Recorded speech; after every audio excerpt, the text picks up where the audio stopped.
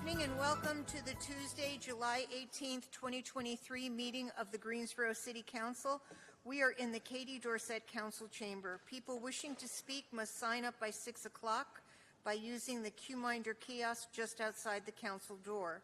Please see the courier for assistance. Let the record reflect that Mr. Matheny is absent. He may join us by Zoom later. May I have a motion to excuse Zach? Moved by Mr. Holston, seconded by Ms. Abuzawader. All in favor say aye.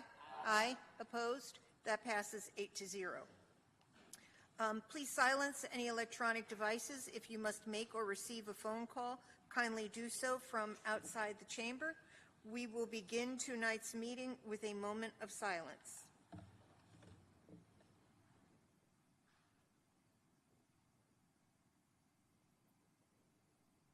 Thank you. Mayor Pro Tem, would you lead us in the pledge? Yes, ma'am. I pledge allegiance to the flag of the United States of America and to the republic for which it stands, one nation, under God, indivisible, with liberty and justice for all.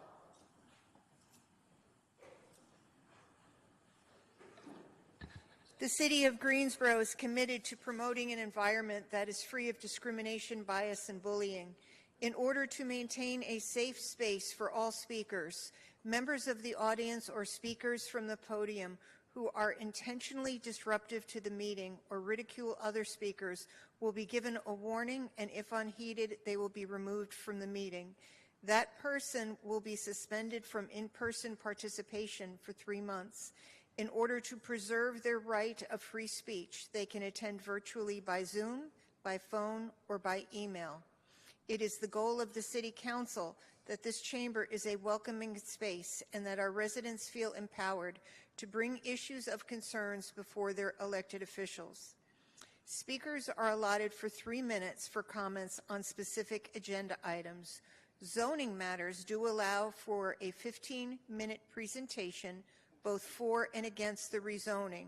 There is also a 5-minute rebuttal. The City of Greensboro is committed to promoting an environment that is free of discrimination, bias, and bullying. Zoom participants are requested to mute their microphones until they are called upon to speak. All meeting attendees are expected to respect speakers and council deliberation. By statute, council members must vote on all items unless there is a direct financial interest or if they sit on a board or nonprofit receiving funding from the city. All votes will be moved and seconded. The mayor will announce the vote total. We do have a consent agenda for items G1 through G18, which are a grouping of agenda items that are voted on with one single vote to expedite what are believed to be routine and non-controversial items. Any council member may withdraw an item from the consent agenda due to a conflict of interest or for the purpose of voting no. Items removed from the consent agenda for discussion will be placed on the August 15th City Council business agenda. This meeting does include closed captioning. Depending on the length of tonight's meeting, we may take a short recess around 7:30. Staff has requested that we postpone item H6, which is a resolution to consider Eastgate City Boulevard Plan public hearing and consideration of adoption. This is to allow for proper advertising. Moved by Mrs. Hightower, seconded by Mr. Holston. All in favor say aye. Aye. Opposed? That passes 8-0. Now is the time for the city manager's report. Mr. City Manager, do you have anything this evening? No, Mayor. Thank you. Thank you. Now is the time for the consideration of our consent agenda. Anybody wishing to remove an item? Do I have a motion? Moved by Mrs. Thurm, moved by Mrs. Hoffman, seconded by Mr. Holston. Council, please vote.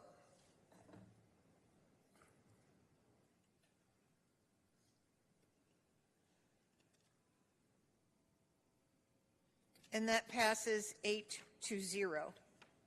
We will now move on to the public hearing portion of our agenda. Items H1 and H2 will be read together. Item H1 is a public hearing for an ordinance annexing territory into the corporate limits for the property located at 800 ZZ, 800 ZZ1, 804, 824-ZZ1, 826-ZZ, 828-ZZ, and 832-ZZ1, Robertson Comer Road, 9.27 acres, Deborah M. Ross and Margaret B. and Leon M. Napper. And item H2, a public hearing for an ordinance for original zoning and rezoning for 800 ZZ, 800 ZZ1, 804, 822, 824, 824 ZZ1, 826, 826 ZZ, 828, 828 ZZ, and 832-ZZ1 Robert Comer Road, Mark Isaacson for Caress M. Motley, Deborah M. Ross, and Margaret B. and Leon M. Napper. Mr. Kirkman, if you could give us a brief overview. We do not have any speakers opposed to this rezoning. Mr. Kirkman? Yes, thank you, Mayor Vaughn. Again, the request is for an annexation, original zoning, and rezoning of a variety of properties off of Robertson Comer Road.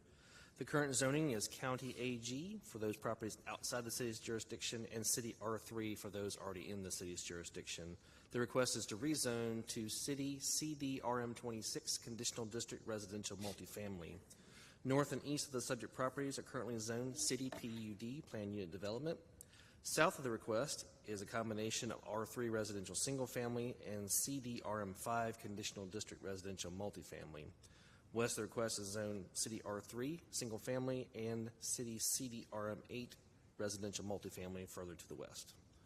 Subject property is currently undeveloped other than one single family dwelling. North of the request are multifamily dwellings. East of the request is Lake Jeanette.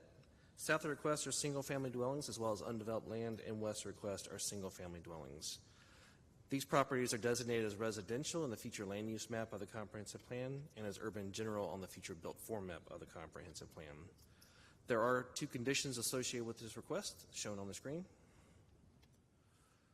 Staff has determined that this request does support the comprehensive plan's Creating Great Places goal to expand Greensboro's citywide network of unique neighborhoods, offering residents of all walks of life a variety of quality housing choices, and the Building Community Connections goal to maintain stable, attractive, and healthy places to live and raise families.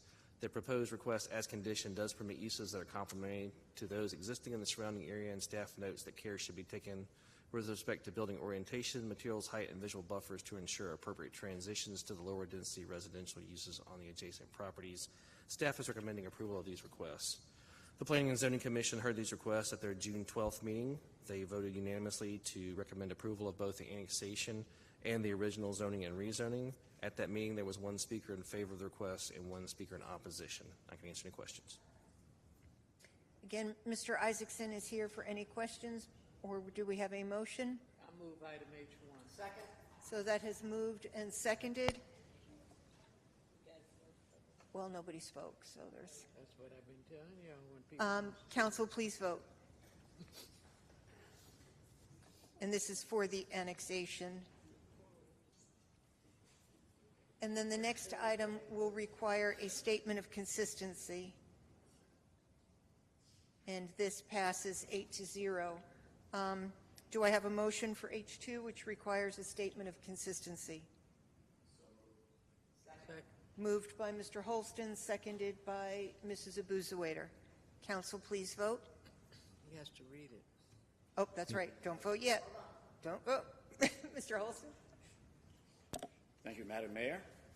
The Greensboro City Council believes that its action to approve the original zoning request for the properties at 800 ZZ, 800 ZZ1, 804, 822, 824, 824 ZZ1, 826, 826 ZZ, 828, 828 ZZ, and 832 ZZ1 Robertson Comer Road from County AG Agricultural in City R3 Residential Single Family 3 to City CDRM 26 Conditional District Residential Multifamily 26 to be consistent with the adopted GSO 2040 Comprehensive Plan, and considers the action taken to be reasonable and in the public interest for the following reasons. The request is consistent with the Comprehensive Plan's future built format and future land use map. The proposed City CDRM 26 zoning district, as conditioned, permits uses which fit the context of the surrounding area and limits negative impacts on the adjacent properties. And the request is reasonable due to the size, physical conditions, and other attributes of the area. It will benefit the property owner and surrounding community, and approval is in the public interest. Council, please vote.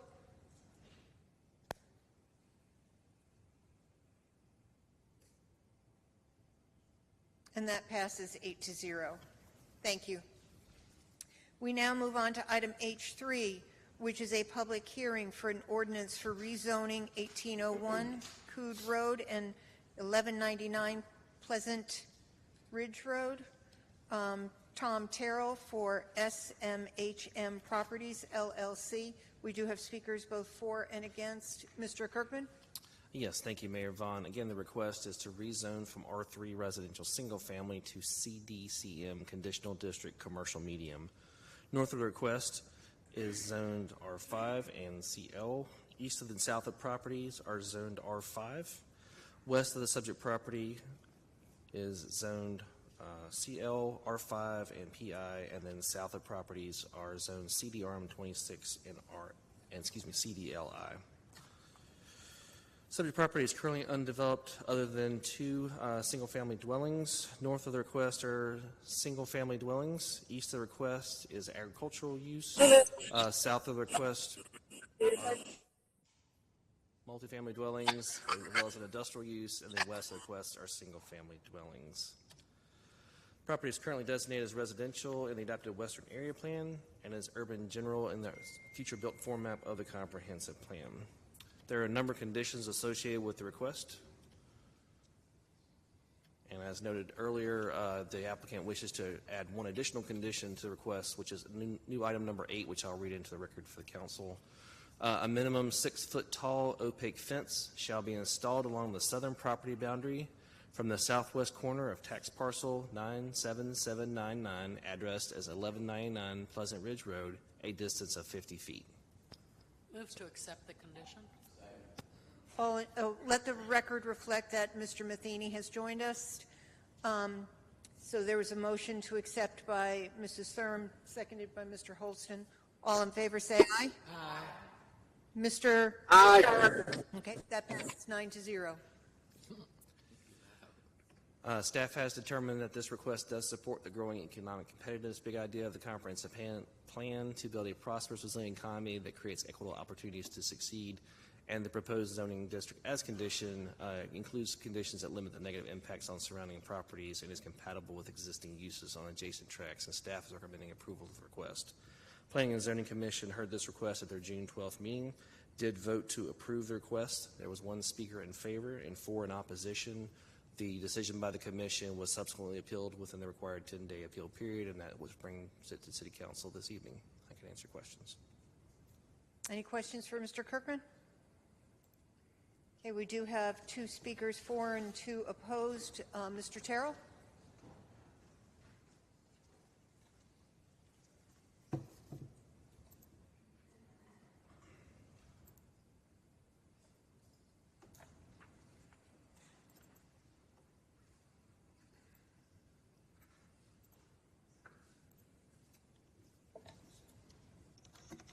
Hit this arrow right here. Yes, sir. Okay, thank you.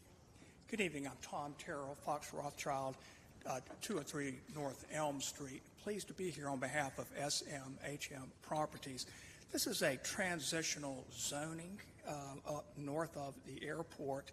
I'd like to show you something that all of us who grew up around here might recognize. This is an aerial in northwest part of Guilford County with the airport down in the very bottom right-hand corner. You can barely recognize it as an airport. And this parcel of land, these 2 parcels of land are just barely to the northwest of that. All of these are farms, scattered homes, but we have had since that time explosive growth that nobody back at that time could have ever imagined.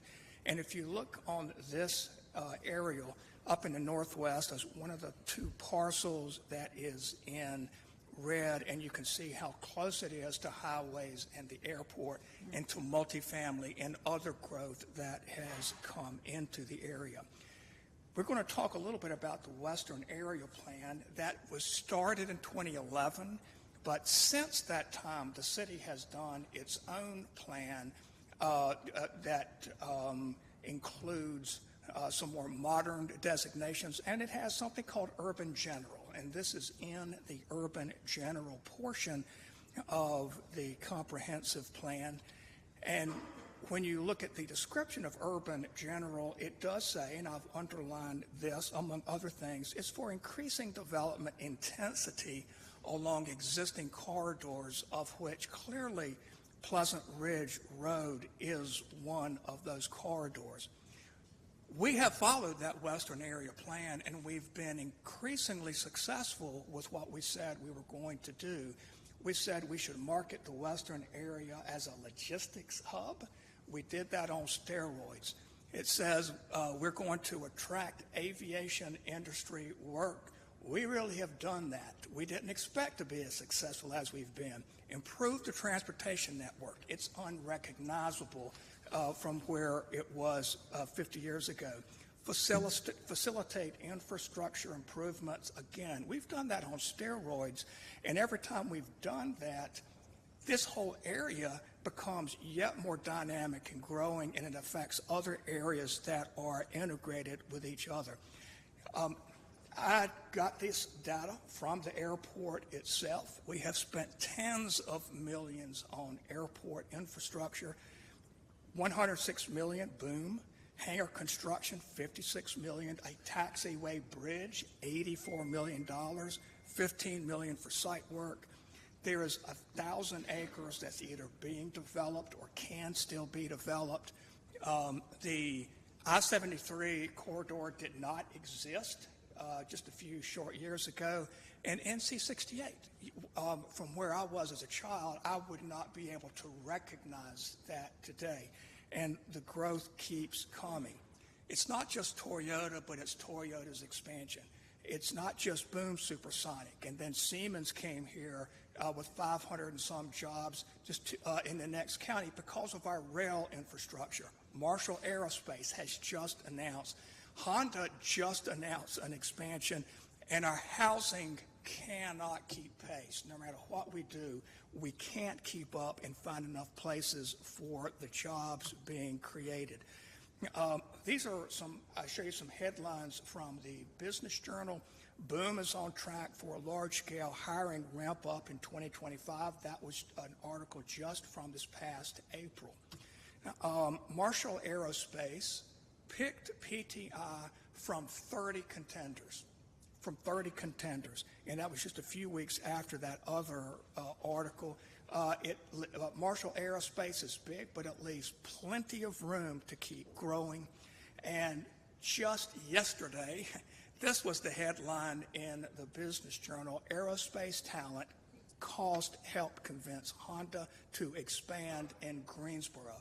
So all of these industries are not just coming in, but they're expanding after they come. Now, what we're looking at here tonight, though, are two lots at an intersection. It's an intersection on a major thoroughfare that's surrounded by other high-intensity uses. I took this from the staff report. It shows you that across the street you have light industrial, you have RM26, there is commercial in that PUD portion, and these are the two lots at Pleasant Ridge and Cude Roads. At the Zoning Commission, it was a unanimous support. I lifted these are direct quotes from the hearing. Ms. Skeen says no one is going to build a single-family home at the corner of Cude and Pleasant Ridge. She talked about the need for conveniences. Richard T. Bryson disagreed a little bit, and he went further than she did, and he says, this area is not changing. He says, it has already changed. It's beyond transition. There is a lot of commercial and multifamily. We don't have amenities. Ms. Magid, she was on the fence, she says, but after I drove out and I saw the location, she changed her mind, and she says, I will be voting for this tonight. And then Mr. Engel astutely said, if you just allow apartments and single family, you get sprawl, and you need to have something that has a commercial component. These properties, each of these lots has a single manufactured home. I think we can all agree that 60 years ago, that was highest and best use for that part of Guilford County. But we are living in a very different world where that's not the highest and best use. This is the property next door on the lot that is the Cute Road address. This is an aerial. It was taken, it's off of GIS, but it shows the Brigham Place apartment still being built, but you see the multifamily next door. This is directly across the street is Edward Jones. It's important to note that there are many architectural conditions that are placed in this zoning request that match this property right here. This property that you're looking at would be consistent with the architectural standards that have been offered. Now, it doesn't mean it would look like this necessarily, but there is consistency. Across the street is a place, there are apartments called the Plantation. They're very nice looking, but they are RM26. They are still looking right now. They have just recently gone up. They are still leasing space. The Brigham Ridge apartments are catty corner across the street. And as you can see, these are not insignificant. These are have a lot of units out there.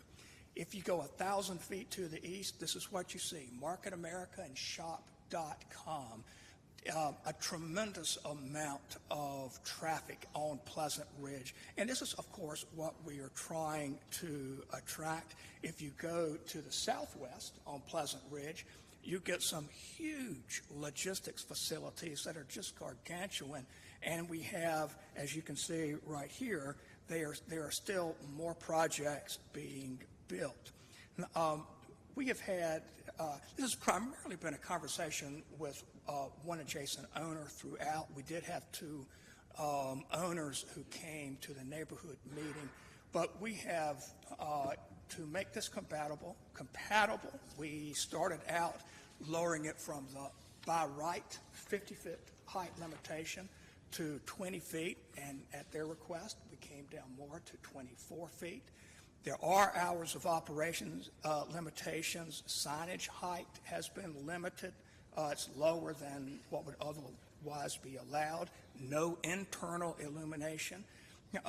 You just received an additional condition of extending that 6-foot opaque fence from the western side adjacent to a residential neighbor on around to an access road by some. It can't go all the way out to Pleasant Ridge because at some point you're blocking the visibility of a business, but that was agreed to, and there is a Type B buffer. That Type B buffer has a lot of vegetation that conceals what would be there. And of course, these are the architectural standards that the Edward Jones building would be consistent with. We offered several uses to be eliminated at the outset. That list grew after we spoke with neighbors. And I would like to make it clear, although there has been a discussion of what is left after everything else has been omitted, there are no tenants. There are no contracts. There are no leases. This is just an entitlement to make it possible to proceed with a development of these two properties at that intersection. I have looked up and down. I have researched some of the rezonings. I do think this would be the most heavily conditioned rezoning on that corridor if approved. So to sum up, this is an area that's not just in transition, it's continuing in a transition, it's continuing to grow. There is going to be more growth out here because we have put money into growth happening in that part of the county. Now, the Western Area Plan proposed growth we have seen. That growth has put pressure on the peripheral land around the airport. Again, 2 lots on a major intersection that's near major highways across from high-density residential and PTI. And the use that it currently is the use from the 50s and 60s. That is not the future of this property. It is going to transition to something, and we believe, and I propose to you and ask you to support this proposal as very heavily conditioned to make sure that it is compatible with adjacent properties. We're glad to answer any questions. Dion Brown is here from Davenport Engineering. She was the other speaker who was signed up, and she will answer questions about transportation if you have them. Thank you. Any questions for Mr. Terrell at this time? Okay, we do have, do you want to use your last 3 minutes, or? I think that I have summed it up fine. We would appreciate your support. Thank There will you. be more rezonings along Pleasant Ridge Road. Yes, that is true. We do have 2 speakers opposed, Brian Hatterley and Kenny Austin. If you could approach the podium, you have a total of 15 minutes.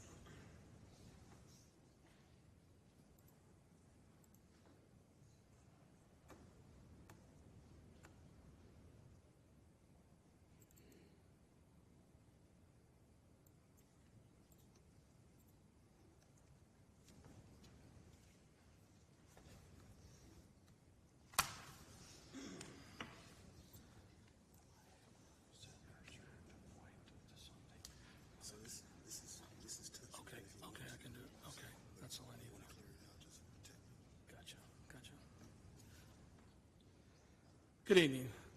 My name is Brian Hatterley. I live on 1197 Pleasant Ridge Road in Greensboro, and my residence abuts this property on 2 different sides. To begin tonight, I'm not a Tom Terrell.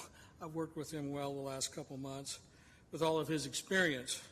However, in the last 2 months, I have researched, listened, and learned much. In truth, I'm not comfortable in these situations.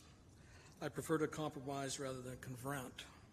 However, when it becomes necessary, like today, I will always choose to defend property rights for my wife, grandchildren, and my family.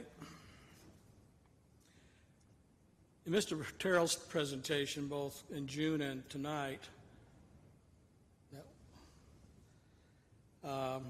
he showed many residential-friendly uses currently along Pleasant Ridge Road. He also stated, I needed to have an application that transitions this property from single-family homes to neighborhood commercial. However, our definition of neighborhood commercial is defined as residential-friendly uses, which we currently have along Pleasant Ridge Road.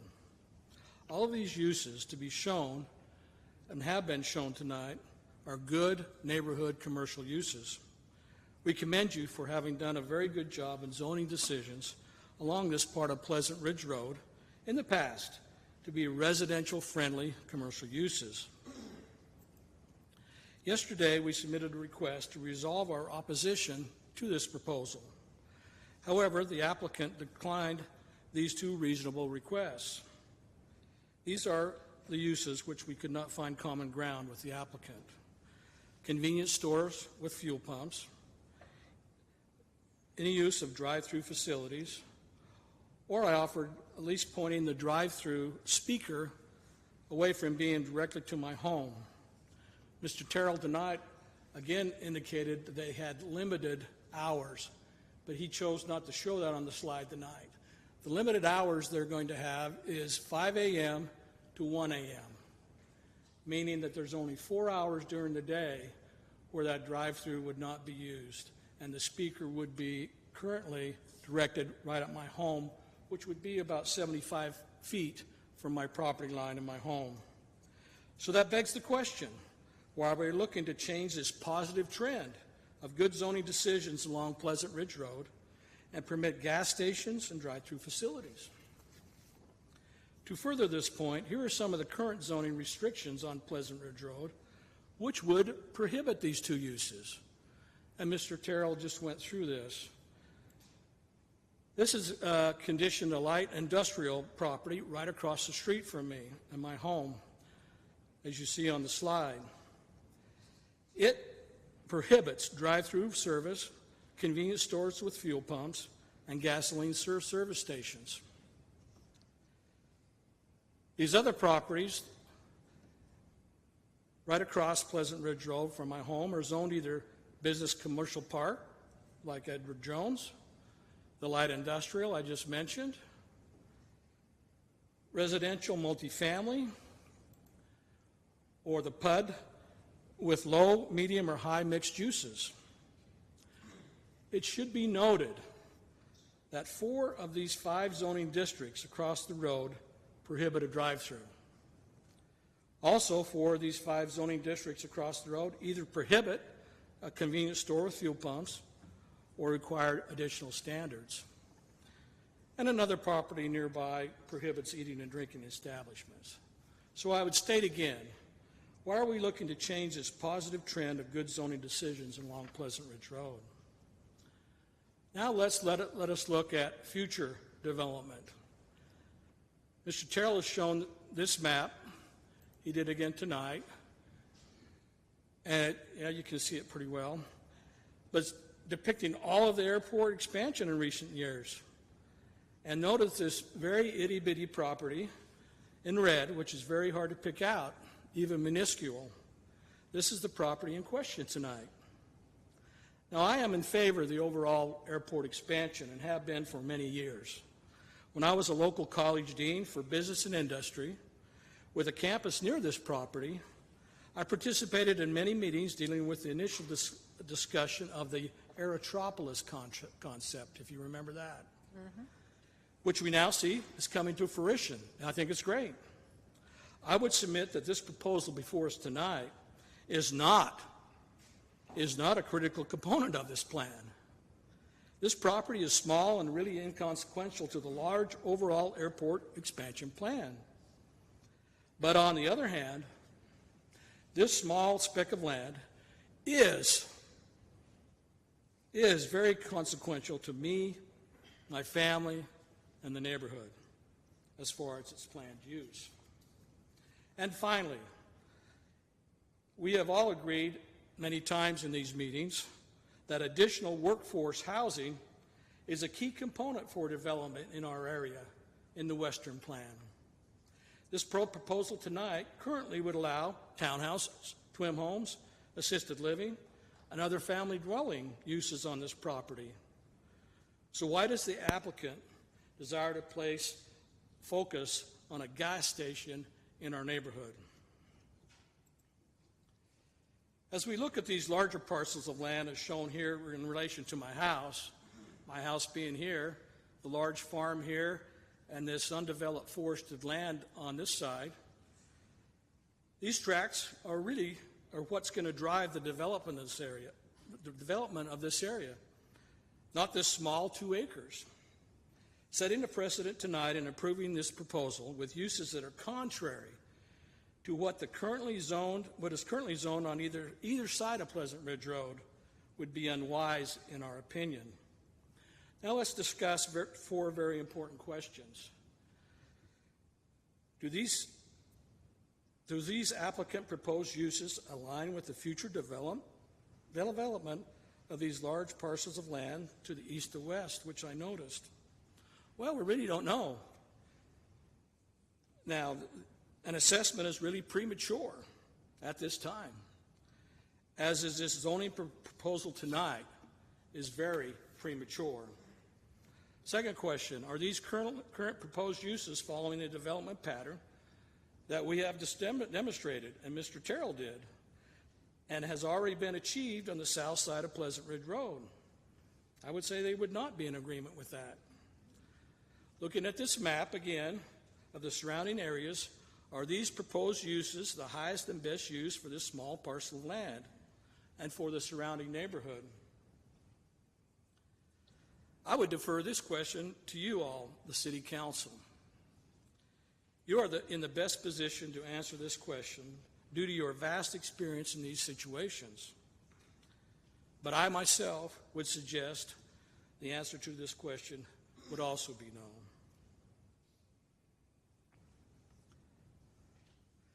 And they have not demonstrated that their proposed uses would be the best use possible for this land. And in 2023, is a gas station really needed neighborhood use? I would also answer no. Technology is rapidly changing the behavior of our society as we transition to electric vehicles and working remotely. We're not going in our cars as much. In light of these transitions, do we really need to focus a gas station as a neighborhood use? I would again answer no. I would submit that a gas station would be much better suited to be located in the designated activity centers nearby on Highway 68 and on West Market Street. Now I would like to refer to a similar zoning proposal which was recently rejected by this body. It was a proposed PUD zoning which included 150 dwelling units, a convenience store with fuel pumps, again, a convenience store with fuel pumps, similar construction materials, limited out gambling, and limited out large truck pumps. This 2021 proposed PUD zoning is also similar to the proposal before us tonight in three ways, or in these ways. It was on a major thoroughfare, South Elm Eugene, just like Pleasant Ridge Road, but much closer to extensive commercial businesses and in closer proximity to an interstate. And it was still denied by this body. In the September 2021 meeting, the City Council wisely denied this request, primarily due to concerns over the impact of a convenience store with fuel pumps on surrounding residential property. We would ask the same decision tonight, deny this request. However, in May of 2022, the same property was rezoned successfully. Could I just, you've got 4 minutes and 45 seconds left, and there is another speaker. Yes, I'm aware of that. Okay. I gave them the time in the June meeting. They're giving me time here. It was rezoned successfully without a convenience store with fuel pump use. Now let's quickly move to concerns we have with this land use proposal. We currently experience flooding and standing water between these properties. So whenever God and Mother Nature sends a good rainstorm, we get this situation. And unfortunately, there's no trout in the stream for me to fish with. My video does not show very well the 10 to 15 foot wide river between our properties. The majority of this water flows on the applicant's property. This water problem brings in many concerns relating to approving a convenience store with fuel pumps. Fortunately for the Vivian Lane property, it was not a concern for them since the city water was present there. But unfortunately for us, for our neighborhood, we have underground wells for our water supply. And additionally, on an on-site visit with a city council member here tonight, this stormwater question came up, and the applicant was asked to respond, but has not shared what their plans would be to mitigate this problem at this time.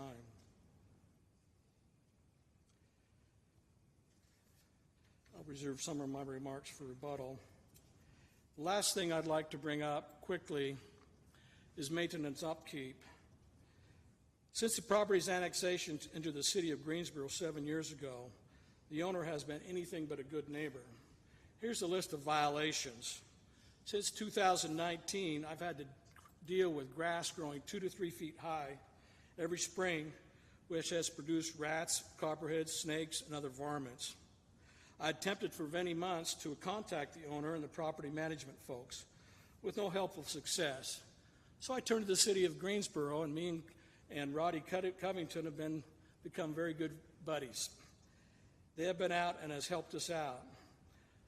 But since Mr. Terrell and I first walked the property, miraculously the grass is being mowed the best it has in 7 years. But they have not mitigated things such as dead trees and unkept yards and maintenance on that property. We ask you to reject this proposal. By doing so, we will better protect our neighborhoods. Thank you.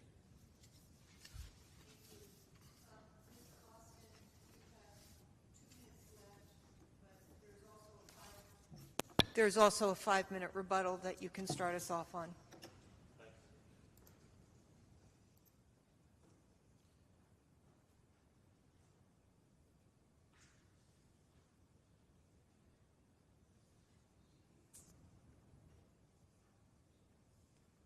Yeah, appreciate it. So my name is Kenny Austin, and 1909 Cross Pond. I am the HOA president for Quail Creek Community. Just very briefly, nobody's against rezoning by any means, but this is all about the location.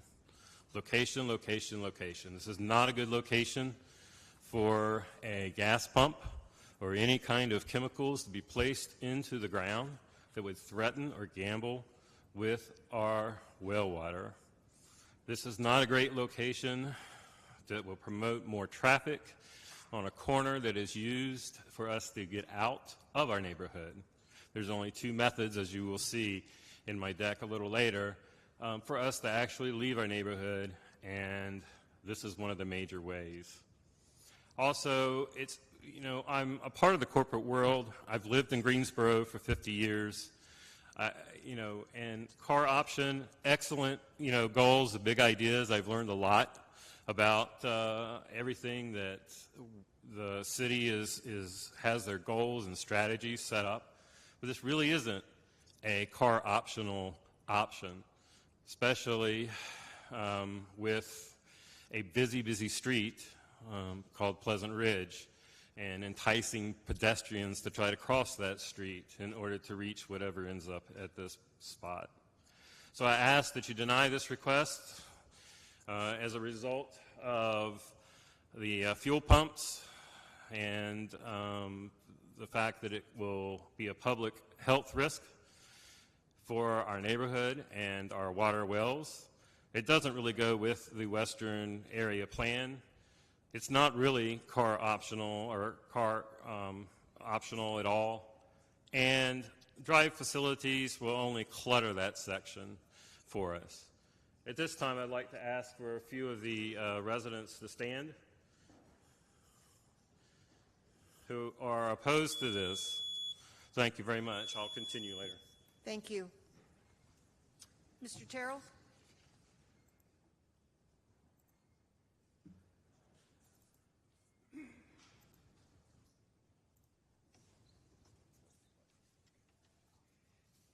It's sometimes easy to send out emails and encourage people to come based upon proposals that are not before you. I would emphasize, though, that at the neighborhood meeting, there were two who came, and that was after letters were sent in the standard 750-foot radius.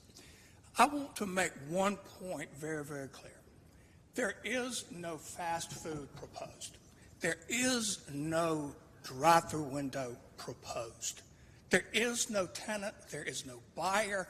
There is no company. That is only a use that has not been prohibited. Now, contrary to the Vivian Lane one, there was actually a developer of convenience stores who was actually proposing a convenience store. Here, there's no convenience store proposed. It's just like any rezoning where you allow certain uses in the district and you disallow. The same goes for the gas pumps and a convenience store with gas pumps. That is not a proposal. It is merely a use that has not been disallowed.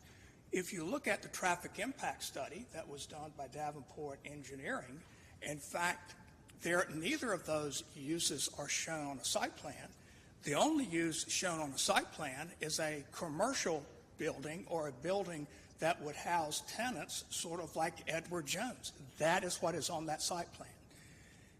But when you have a 2-acre lot, you have to have, and you have to reserve for that 2 acres, certain uses that can fit on 2 acres. You can't fit more than a very small number of townhomes on that, and and have parking and room for the buffers and still make use of the property. The intent here is to have some use that remains so that this is economically viable for a use that will serve everybody on this corridor. And since this is Pleasant Ridge Road that has about 10,000 cars on it a day, the proper way to look at this as it is a regional connector. It is a major thoroughfare. So an intersection and a major intersection, you don't look just next door. You look at Pleasant Ridge Road and what are the uses. You saw MarketAmericanShop.com as being, I'll use air quotes here, residential friendly. Well, those are a few 100,000 square feet of properties on tracts that can allow that.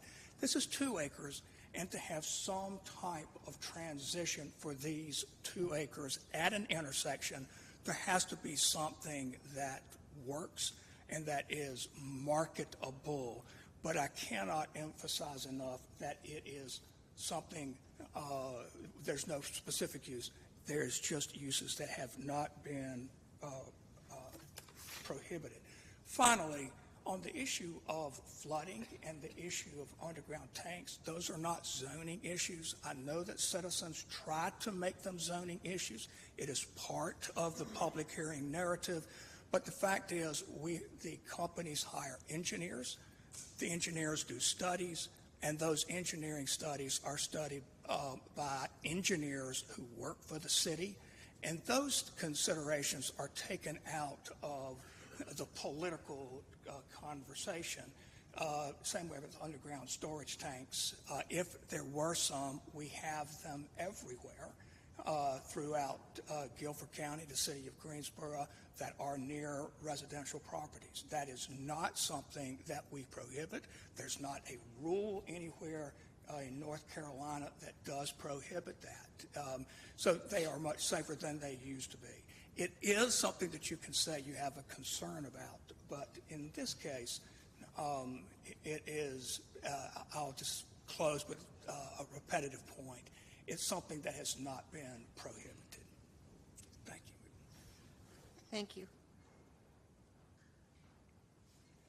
Mr. Austin, if you want to start off the rebuttal period. Yes.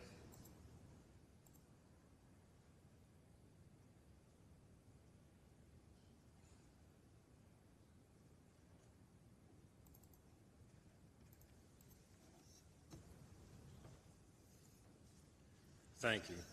It's, again, Kenny Austin, 1909 Cross Pond. It's very comical to me that we have to go back 50 years to start this discussion, to say, hey, this is in development. When we look at the different neighborhoods in our area, these were all created 25 years ago. So by choosing a time way back, he makes a big point that, hey, development is occurring. Nobody is disputing that. But all our neighborhoods have been created 25 years plus and have been using private well water all throughout. We have new housing developments that have been set up that are currently being built, which will be part of the city of Greensboro, all within that area. These neighborhoods are all well established. They all support workforce employees who will support the airport, who will support all the brand new jobs that are going into the airport. Why gamble with their water source? Why take a chance to make this area less desirable for homeowners to move in and work for the airport? There's just no point in taking the chance of having that usage. Yes, there's studies afterwards to try to make things safe. There is no guarantee in life. We all know that. In fact, even the North Carolina Public Health has stated that leakages can happen, right? Leakage of tanks can contaminate our well water. There's a nice slope on this particular land that would have to be dealt with as well. There's just too much of a risk here. If we look at the very public PTI issue with the foam, water is getting contaminated by extra usage that we thought that were safe. WXII even talked about a gas station that was pumping water, and the North Carolina Department of Agriculture states that when you have a lot of development in an area, tanks can be moved, valves can be broken, water can be broken in, and that they're seeing a uptick in these types of issues. So I urge to deny this request. Let's don't take the risk or the gamble of placing a gas station. It's not been done on this road. Let's don't take that risk today. Also, the Western Plan does not promote this type of development. It promotes the residential zoning. When I talk about the car option, Pleasant Ridge, 50 miles an hour. You know, we have lots of residents that are across the street from this land. But again, location, location, location. This is just not the right location to promote as a car optional area. We're asking residents to ride their bike across a 50 mile an hour, no stop sign, no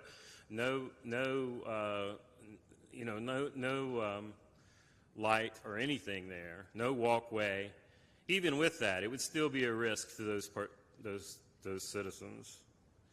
When I talked about only one way to get out or two ways to get out, here is an example on this map of how we get out of our neighborhood. Pleasant Ridge is a key factor here. Adding a drive-through facility of some sort will just clutter that area. All we're asking is just to have those two areas removed, right? It's not like we're asking for rocket science. We're okay with development. We're okay with all of that. I'll yield the rest of my time if Brian wants something. Thank you.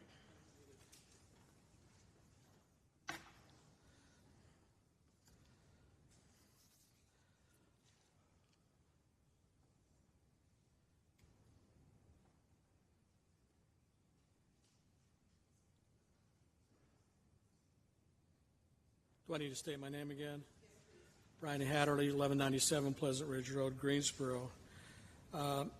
Just quickly on that water flooding. Yeah, I didn't have access to an engineer. It's premature, they say. But I had an experienced land developer share that the only way that water could be mitigated is to do something to the land immediately south of me where all the flood water comes. And that's one of those big parcels of land that I referenced. It's not until that is developed that flood water coming down there, when we have significant rain, could be mitigated.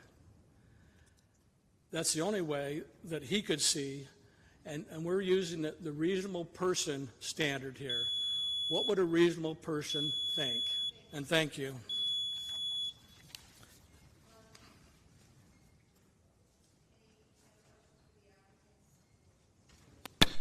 I know, but are any questions for the applicants or the opponents? Okay, motion to close the public hearing? Second. That was motioned by Mrs. Hoffman, seconded by Mayor Pro Tem. All in favor say aye. Aye. Zach?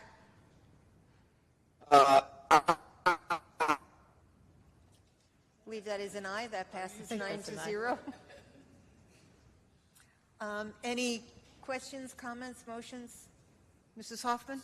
Yeah, I just have just a simple observation. It seems to me that you've made your, the neighborhood, you've made your total case,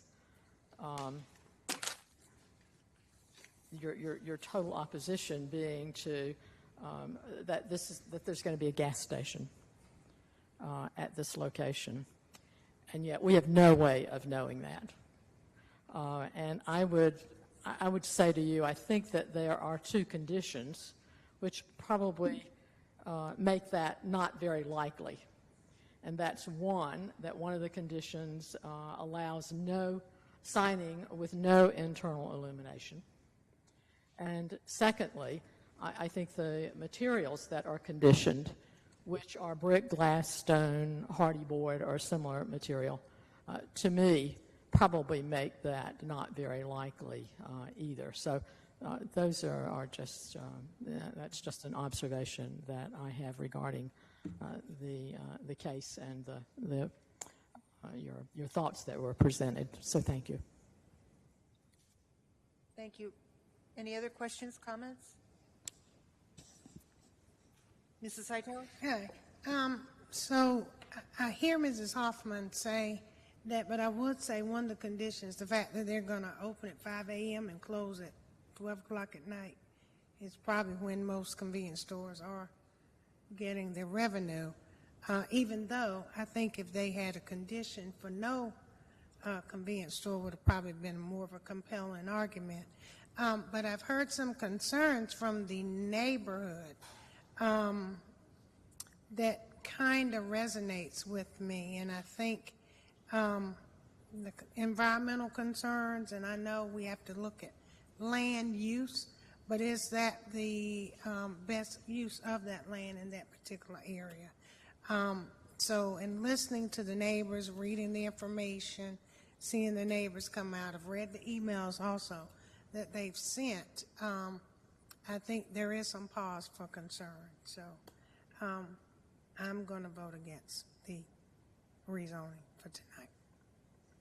Any other? Mrs. Thurm? As I told the neighbors when we met at their house, this is a tough situation because we don't know what's going to be there. It's an unknown.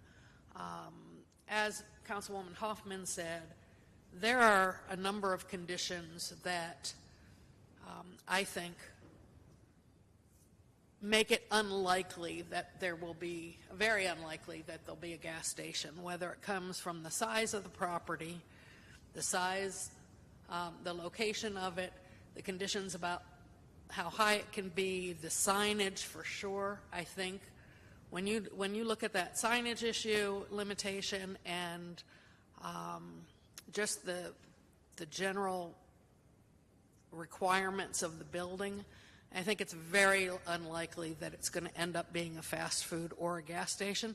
It's not big enough really for a fast food with a speaker drive-through, etc. And looking at that, I just don't see that a business will want to put that there. I want to thank the developer for agreeing to a lot of conditions, a lot more conditions than we normally see, and they have ruled out a number of uses. They have tried to fit in with surrounding property in terms of the construction materials. I anticipate that it will look very much like the strip center, would look very much like the strip center across the street with Edward Jones in it. I don't see that it's big enough to put residential on, and for that reason, those reasons, I will be supporting this rezoning. Echo a little bit of what Mrs. Thurm said. We don't know exactly what's going to go on that piece of property, but we know what's not going to go on it.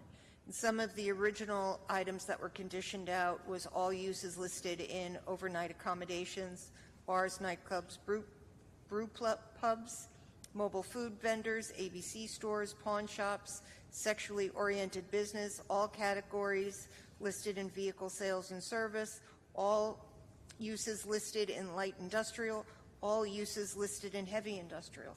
They put some pretty significant conditions on this property, and the conditions stay with the property. So if they were to sell it, these conditions, plus the conditions that were added at this evening's meeting, all live with the property. There has been a lot of conversation about a gas station. We don't know that that's what will be. There are hundreds, if not thousands, of gas stations throughout Greensboro, and the fact is they're highly regulated, and the newer gas stations go in with more regulations and more safety factors, and we don't hear about widespread issues with gas stations. That is only one of possible uses. I think it would be more likely that it would be an office building like Edward Jones right in the near vicinity, so I will support this. Do we have a motion? Move the item. So it is, it will require a statement of consistency. Mrs. Hoffman? Yes. The Greensboro City Council believes that its action to approve the rezoning request for the properties at 1801 Coode Road and 1199 Pleasant Ridge Road from R3 Residential Single Family 3 to CD CM Conditional District Commercial Medium to be consistent with the adopted GSO 2040 Comprehensive Plan and considers the action taken to be reasonable and in the public interest for the following reasons. The request is consistent with the Comprehensive Plan's future built form map and future land use map. The proposed CDCM zoning district, as conditioned, permits uses which fit the context of the surrounding area and limits negative impacts on the adjacent properties. The request is reasonable due to the size, physical conditions, and other attributes of the area. It will benefit the property owner and surrounding community, and approval is in the public interest. Council, please vote. Mr. Matheny, how do you vote?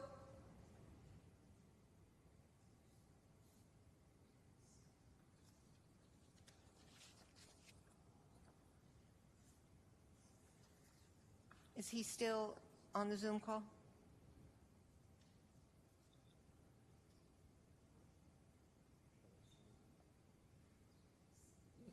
Mr. City Attorney? Madam Mayor, he's speaking, but we can't hear him. Mr. Matheny, can you text yes or no to Tori? He can't do that? I don't think he can do that. In order to be in the meeting, he has to be able to be heard and hear.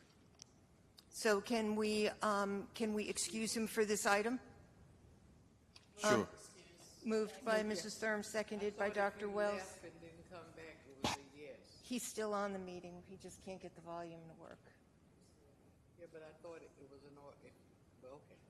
Yeah. I don't want to fight, but I thought that was a rule. It is, but he hasn't technically left the meeting. We just can't hear him at the moment. IT can actually hear him through the headphones, but we cannot hear him in here.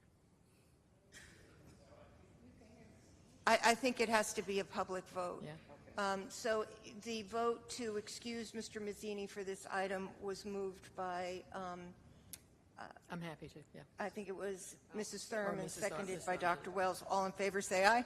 Aye. Opposed? So that passes 7-1. We now move on to item number H4. We do have a number of speakers signed up for H4. It is a public hearing for an ordinance for rezoning 2005 and 2007 Martin Luther King Jr. Drive, Akan Davis for Alice F. Holly Neal. Mr. Kirkman? Yes, thank you, Mayor Vaughn. Again, the request is rezoning from CL Commercial Low to CDCM Conditional District Commercial Medium. North and west of the request is currently zoned R5, Residential Single Family, and CL Commercial Low. East and south of the subject property are zoned R5, Residential Single Family. The subject property is currently undeveloped at this time. North and west of the request are single-family dwellings, as well as a convenience store with fuel pumps, and a school further to the west. East and south of the request are single-family dwellings. The Property is designated as commercial on the future land use map of the comprehensive plan and is urban central on the future built form map. There are several conditions associated with the request as shown on the screen here. Staff has concluded that the rezoning request does support the comprehensive plan's growing economic competitiveness big idea to build a prosperous, resilient economy that creates equitable opportunities to succeed, and the filling in our framework strategy to ensure revitalized sites will be of high quality and complement existing neighborhood character. Proposed CDCM request does include conditions to limit potential negative impacts on adjacent residential properties and is also compatible with existing commercial and civic uses that are located on adjacent tracts. Staff is recommending approval of the request. The Planning and Zoning Commission heard this request at its June 12th meeting and voted to deny the request. There was 1 speaker in favor and 7 in opposition. The decision by the Commission was appealed by the applicant within the required 10-day appeal period, and that brings it before Council this evening. I can answer any questions. Did you show the conditions? I can. Right there. Yep.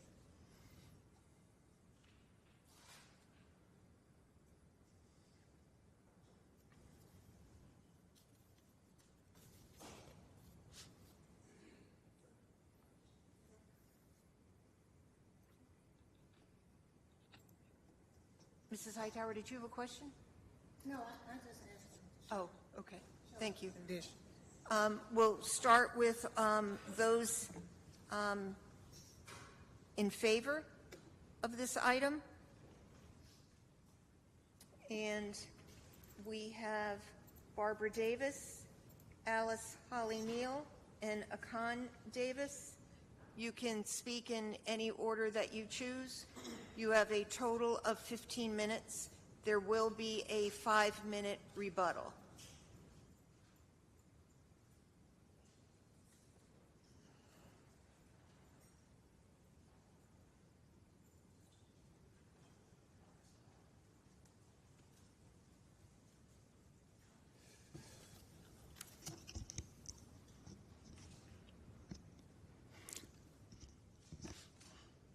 Good afternoon, everyone.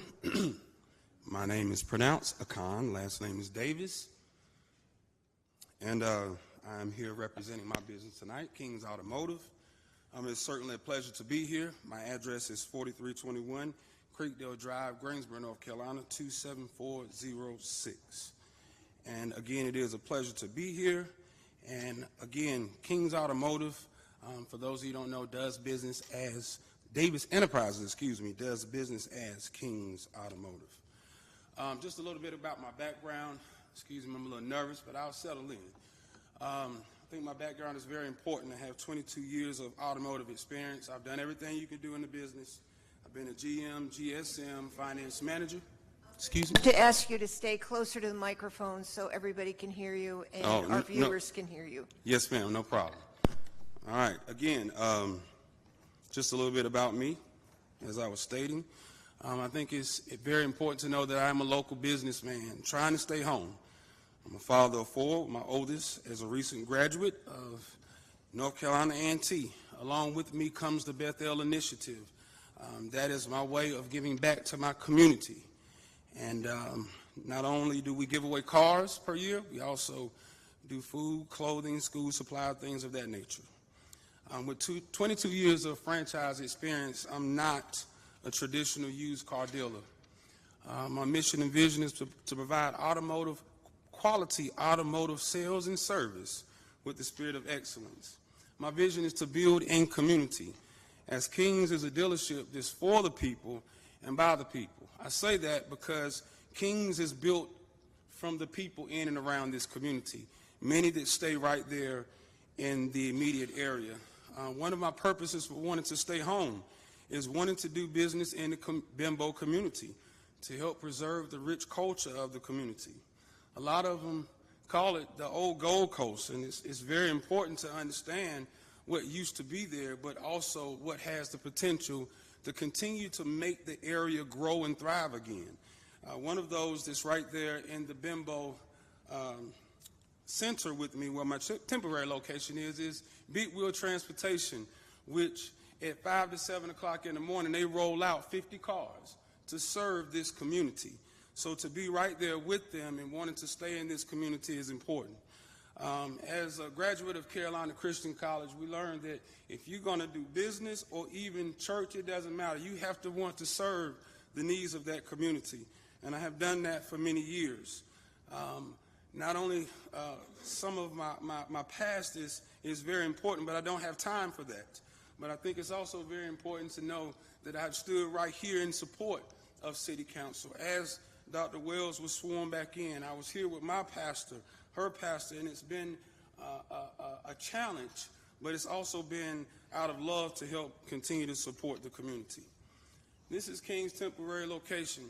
I start showing pictures of what's inside the location because I have a vision for King's. As one that's kind of artsy, I'll talk a little bit more about King's. I also show the current inventory that is properly merchandised. When you come from a franchise dealership, although the inventory is small, it's properly merchandised. These are our recipients from the Bethel giveaway, where I've been proud to be able to sow these cars back into the community, take applications free of charge. This is not something that has no strings attached.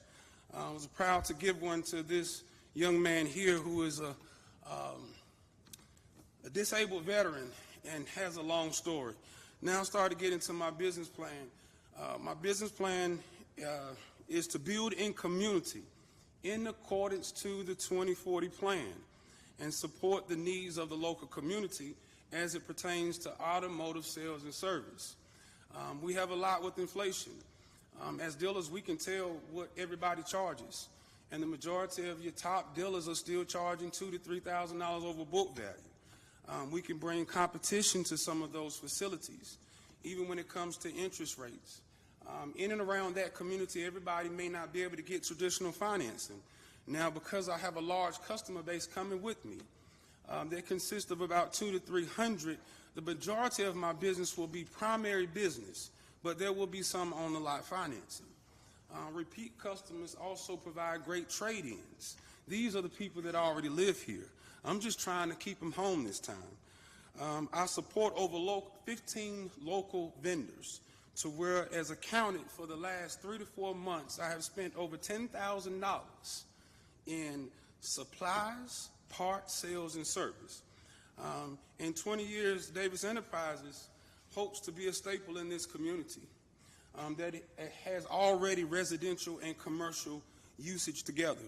There's a difference between retail and wholesale.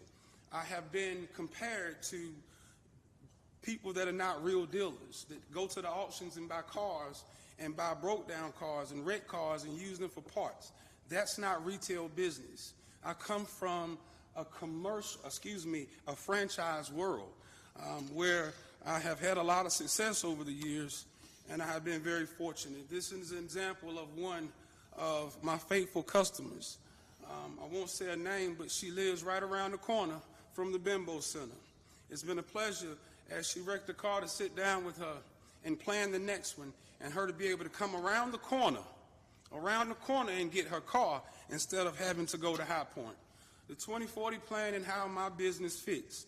In accordance to the 2040 plan, the planning committee recommended my business plan because it fits. It fits a thriving city that is commercial and residential mix. Mayor Vaughn stated when I was reading over the 2040 plan that the vision was for Greensboro to be the best mid-sized city in America. Well, in the car business and when it comes to residential housing, there's a tremendous issue with that. In order to do that, we must welcome businesses of all sizes, even local businesses. I know that I'm a small business owner.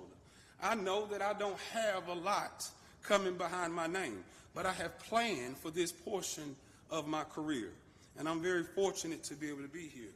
The plan requires us to think outside the box and align programs, policies, with the community's vision for the future. We have to see the future, or we're going to get stuck in the past. The 2040 plan projects that there's going to be 60,000 people over the next 20 years coming into our area.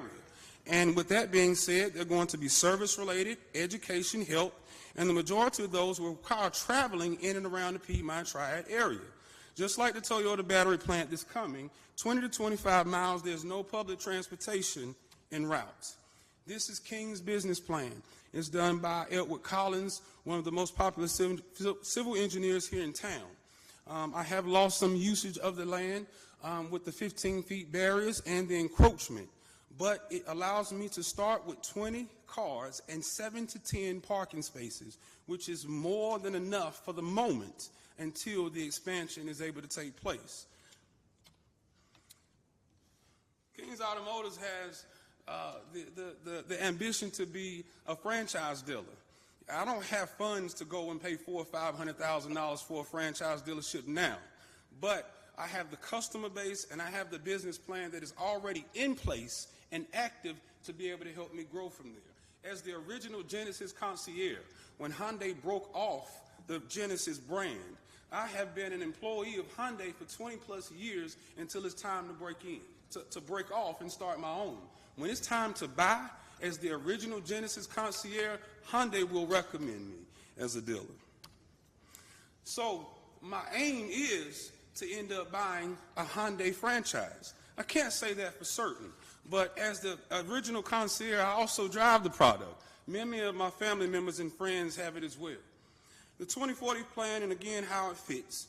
There are 6 parts of this plan, and one that stands out to me is wanting Greensboro to become car optional.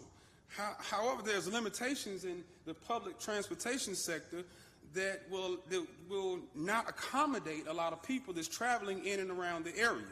This is directly in the plan. We used to have the PART and the shuttles, but now they're closing down. The buses have limited hours, and with social distancing, a lot of people are not wanting to take buses. And then when it comes to families, and I'm not going to read this verbatim, but a lot of families, they cannot get on the bus. And then you have real world families, a lot of them can't be here tonight. And then a lot of people that afford this are not here tonight because of all the politics that go on with it. The immediate neighbors, 715 feet, were all contacted directly by me, all have their signatures for it. And then after another meeting is when it was some people called in that do not live around that community that end up voting for it, against it. And I have looked in this room, and none of the people that live within 750 to 1,500 feet are here tonight. So with that being said, it's very important to understand how we arrive to this point, because the immediate community is being served. They're already being served. And it's very important to understand some of these other things. However, the 2040 plan says that 93% would travel private car. But since COVID, I believe the numbers are going to be a little bit higher. We have to make adjustments and welcome automotive dealers that have a business plan that is good. A lot of dealers, they're in small places with roofs leaking because they can't find anything better. They don't have the opportunity for anything better. So therefore, it presents something that we don't want. And so, again, this is a new facility.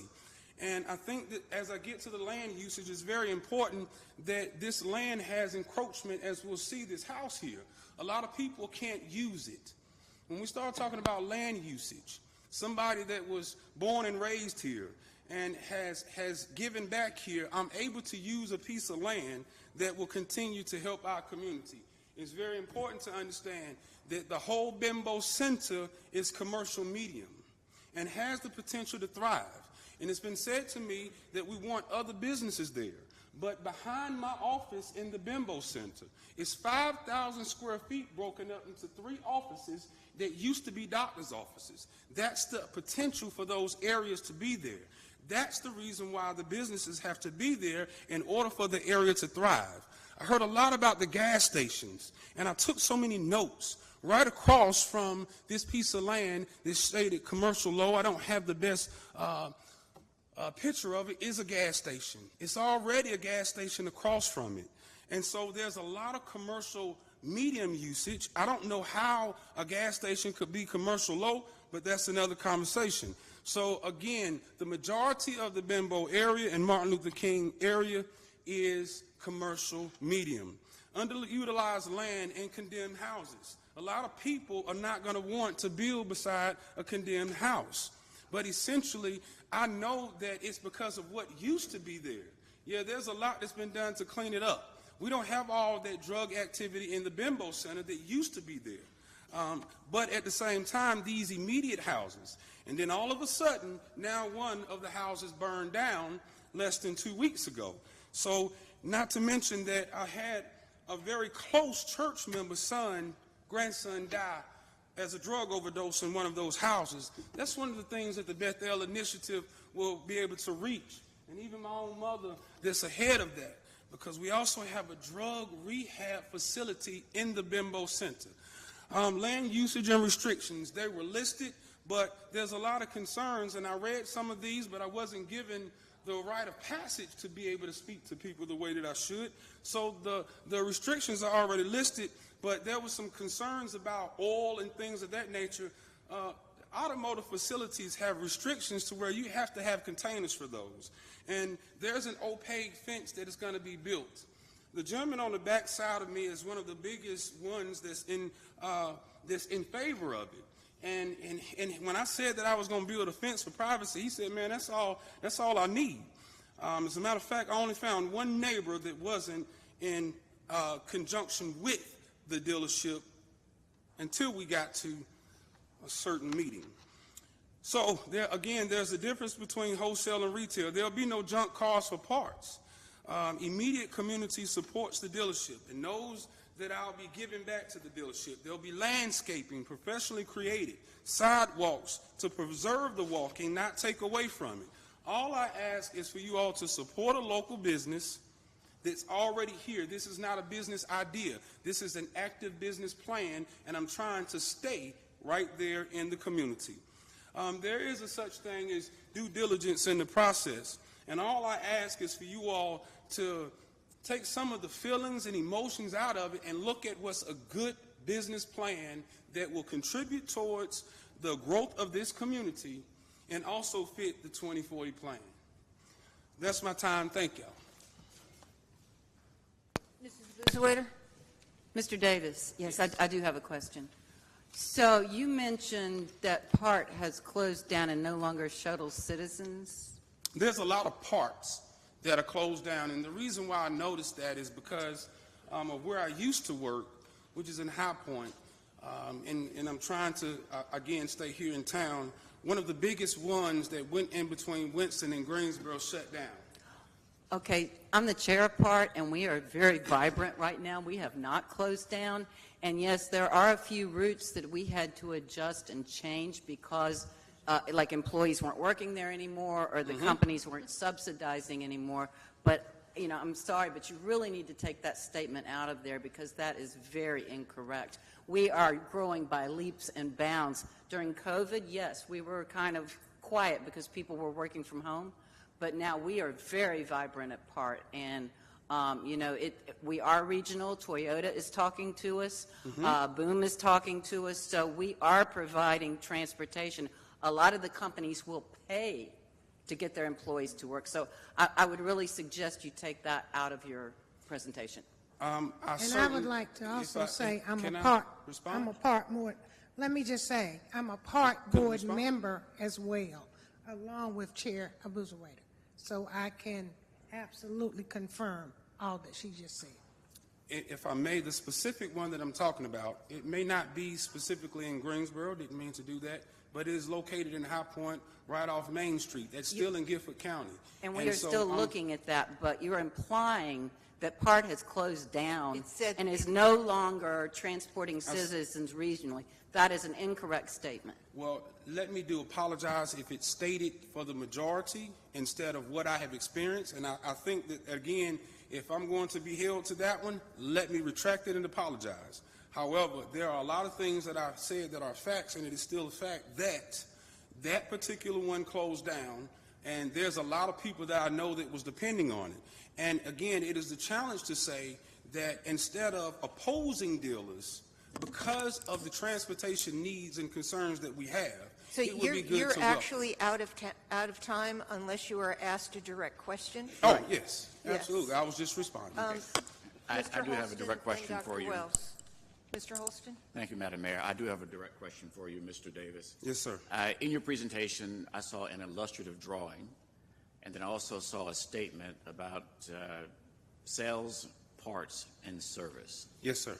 Do you plan to do sales, parts, and service? And is that depicted in the illustrative drawing that you presented? Yes, sir, it is. What's presented is sales and service, and I will also try to say that I tried to minimize certain pictures. I had more of the actual facility, but I thought that there was more things that needed to be covered. And I will say that when it comes to service for me, it's only for my existing customers and the cars that I sell.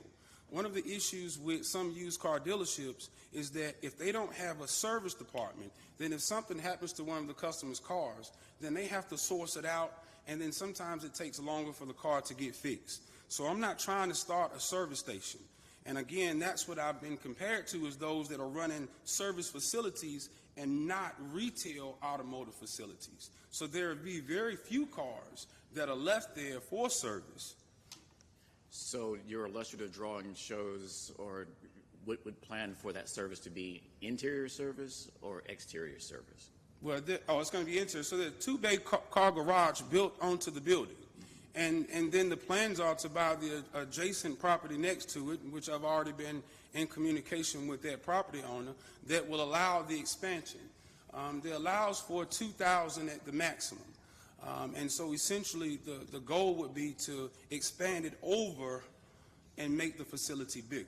So then, in addition to the vehicles that you'll have for sale, you also have some vehicles that are parked outside in preparation to come inside for service? Vehicles do, yes. And so with the opaque fencing, and again, I had that also in the presentation, there's a part of the lot that would be designated to block off where the cars are.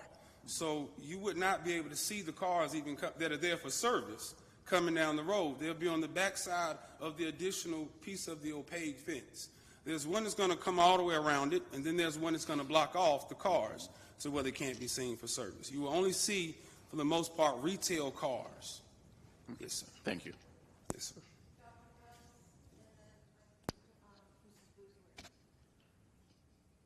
Mr. Davis, Yes, ma'am.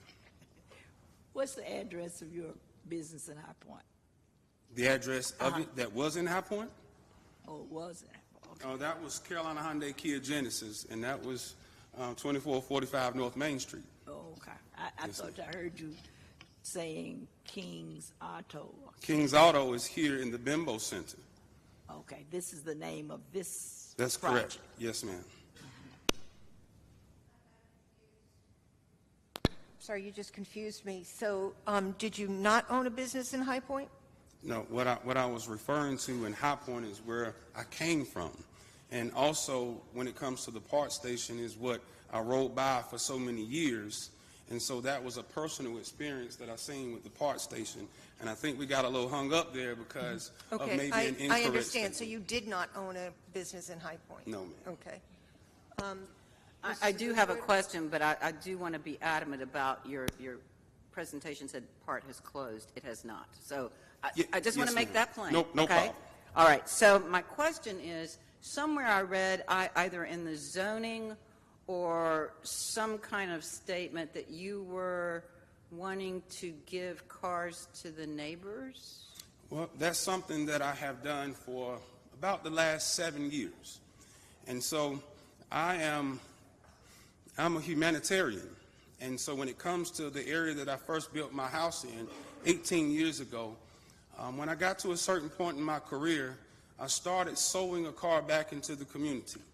And so because of time, I didn't have as much time to get there. But the Bethel Initiative is a nonprofit that comes along with Davis Enterprises that won't be sewing one car a year. That will now go to 3 to 5 cars a year. And so essentially, because the Bimbo Center is less than 7 miles from my home, I initially started it through the church, as I at one time was a pastor. So the church was the one that gave it away, but that was me doing it. And so now that the church is closed, the Bethel Initiative is where the cars are given away through, that again, my mom is now the head of. And so it will aid the community when it comes to food and resources. So my question was, have you promised the neighbors in this neighborhood some cars? Absolutely.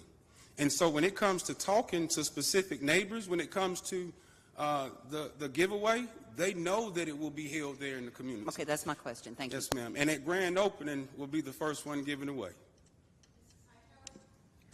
So I heard you say you are already operating a car sales business in Bimbo Professional Center? Yes, ma'am. That is correct. And how long has that been in operation? Since I've been licensed in April. But again, this has been a lot of transition, so I have not officially opened. I'm still working by appointment. So that's why I say that grand opening is when I'll be giving away the first car. But yes, ma'am, I'm there in the Bimbo Center. I'm licensed, insured, and bonded. And when it comes to being licensed, insured, and bonded as a dealer, and we've had DMV Spectre to come out to make sure that my facility and everything is legitimate. Yes, ma'am. So I know you referenced Big Wheel Transportation as being also in the Bimbo Professional Center. So I just had a text from Clarence the other day where 2 of his vans got broken into over there as well. So it seems to me the more cars, and he does business. He's actually running a Medicaid transportation business. So you adding more cars takes away from using that parking lot for other things or other businesses that can be there. So I guess it's a little concerning that you're already running a business. To me, that lot is a little small on the corner, and I saw 5 cars over there the other day in the parking lot that had flags on them. So I was wondering where that came from. So you answered my question. Thank you.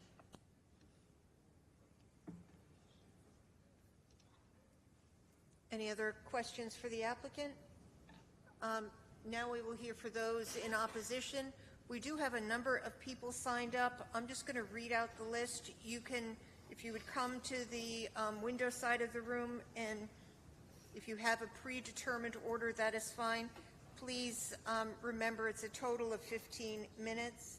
I have Norman Whitsitt, William Evans, Kevin Truitt, Sharon Gaber, Preston Forrest, Pamela Leak.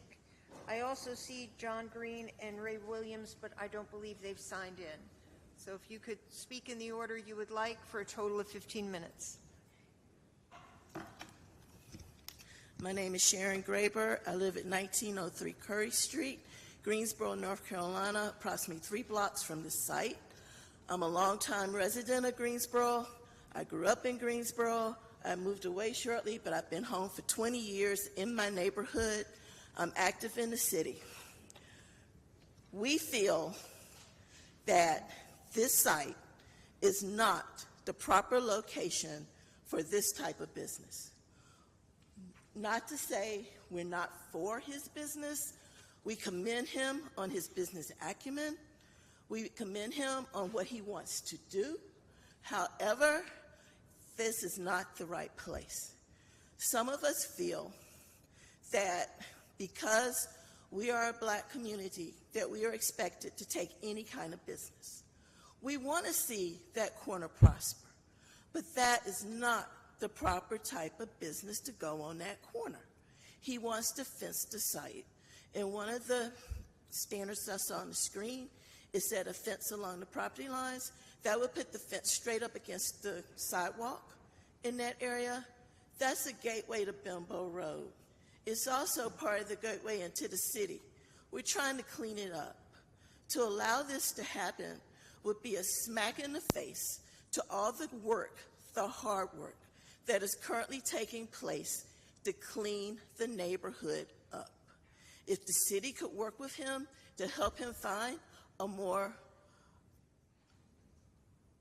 a location that's more in line with what he wants to do, that would probably be the best way to handle this, because we don't want to see his ideas go away, but we just feel it's the wrong place.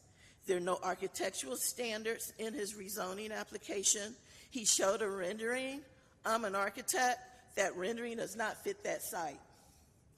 That rendering is for a totally different location.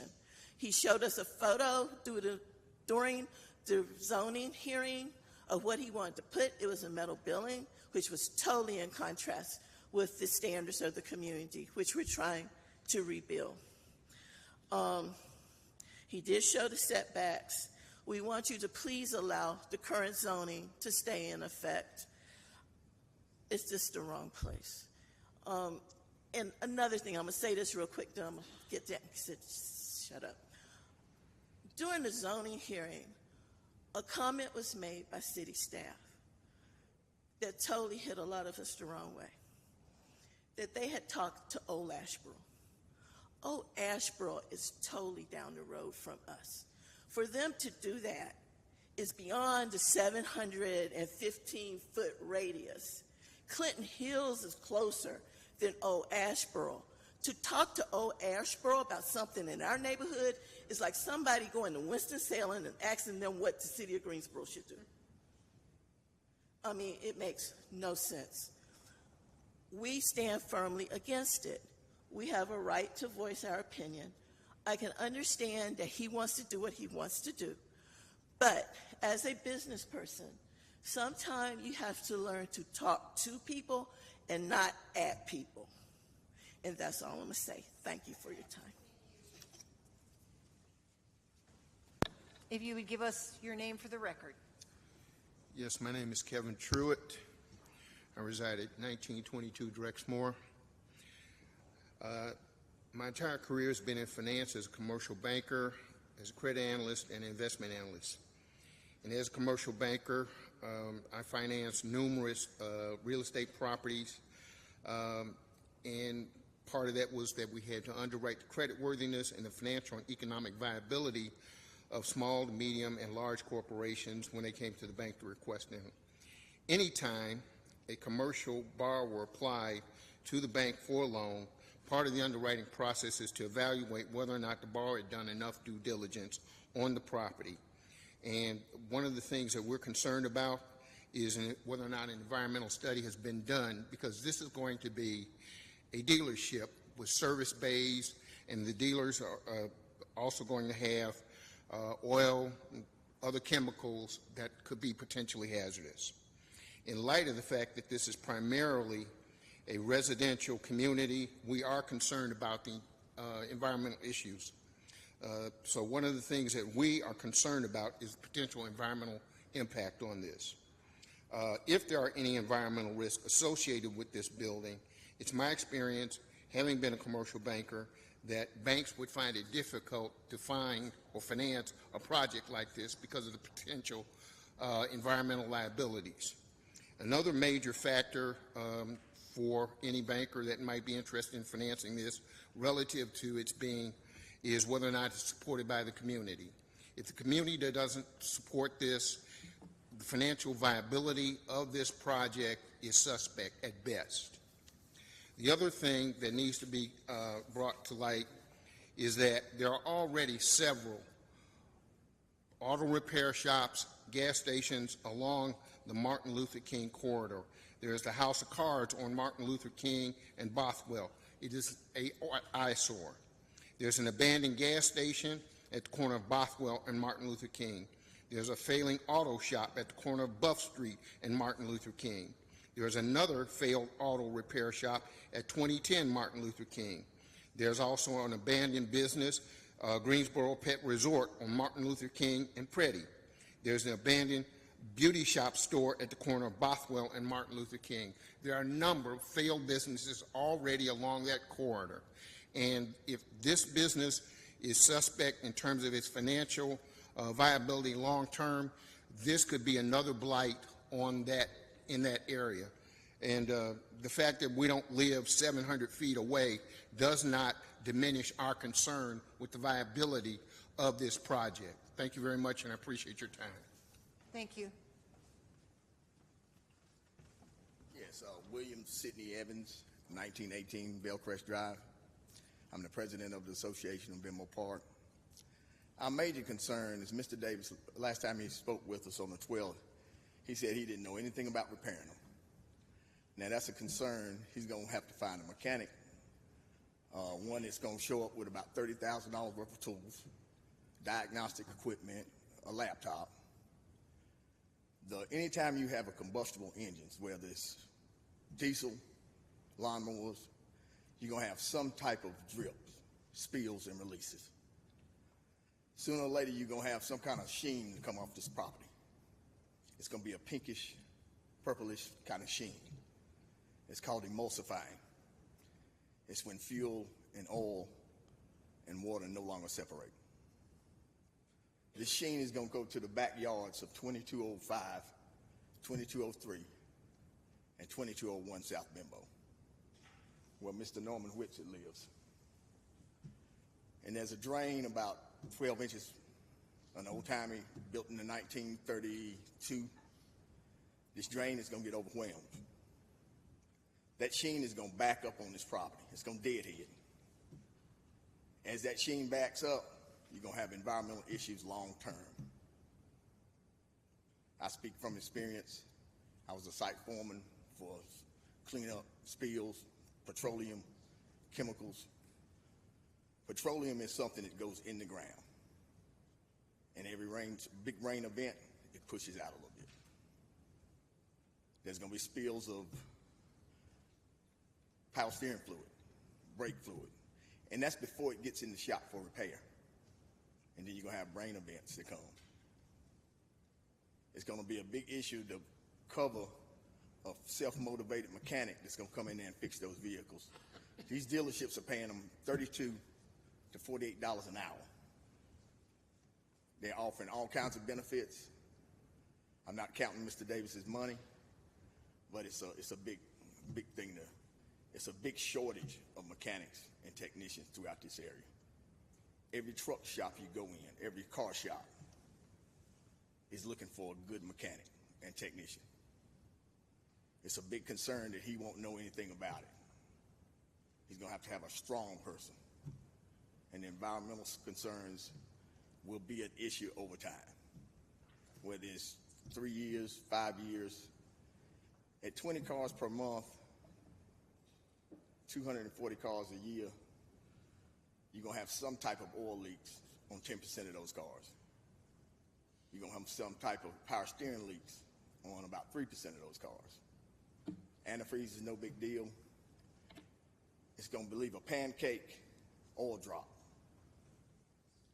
And when a big rain event comes, it's going to be like washing that parking lot down with a fire hose, whether it's dirt or asphalt, and it's going to run off in the yards, not out to the street.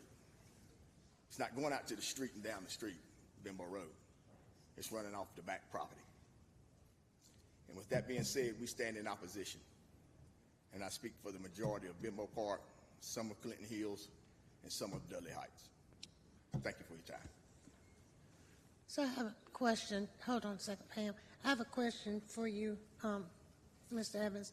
I know you talked about the environmental concerns as well, but as the president of Bimbo Park Neighborhood Association, I believe you grew up there as well, correct? I grew up there.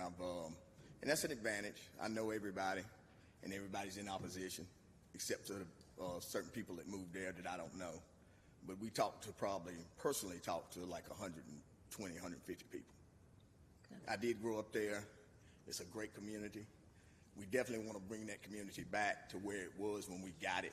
We don't want to leave it worse off than when we inherited this community. Yes, sir. So that's your answer to your question. So you've been working to kind of clean up the area, and there was a reference to a gas station that's right on the corner in that area. We actually just got that Gillespie Park curb market with the help of the city, the Greensboro Police Department, the Crime Stoppers. We just got this place cleaned up probably a year ago. We talked to the owners, and it seems to be doing much better than it has in the last 20 years. And we realized that we, as a community, we let it get out of control. But with the help of the city and the Greensboro Police Department, Crime Stoppers, as I said, we clean that area up. And we do need to it's a lot of work to be done. But we participate in the park cleanups, the National Night Out, Love Your Block. Love Your Block. Yeah, we do all the participations throughout the community, and we're a tight-knit community. And so you meet regularly, Oh and yeah, you've we discussed. we don't meet in July because everybody's usually on vacation. Yes, sir. Matter of fact, I canceled mine to be at this meeting because it's important. We meet about bi-monthly. We even met through the COVID.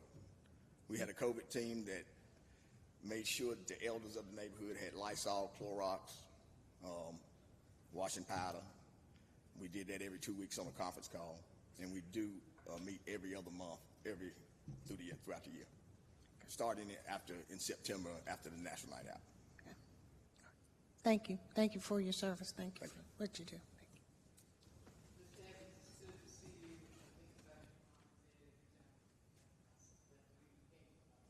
Yeah. Yeah. Thank you. Good evening. My name is Pamela Leek, and I'm here just as a member of the community. I have been in the community over 50 years. I'll just say that.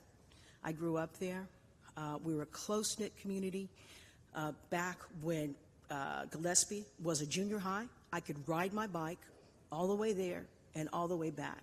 And so what I'm looking at is to see that future generations 30 years from now, 40 years from now, can still do the same thing.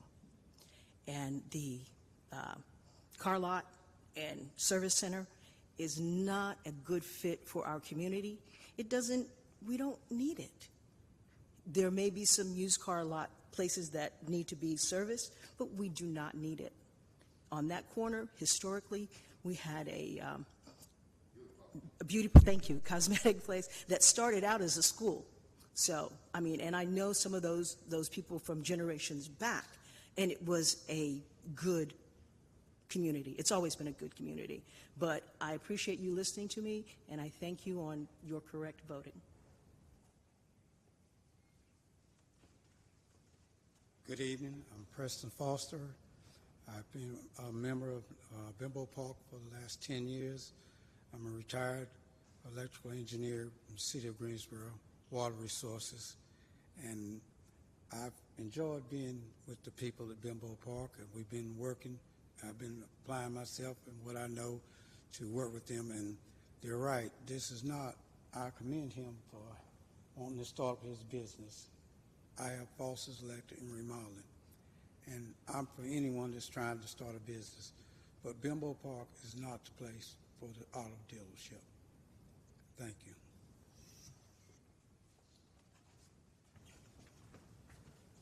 My name is Norman Wissett, and I live at 2201 South Bimbo.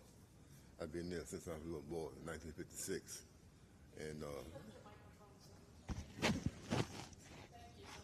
I said I live at 2201 South Bimbo. I've been there since 1956. And it's not a good place for a car lot. And I don't approve of it either. And I ain't got nothing against a man that's trying to have a business, but it's not the right place.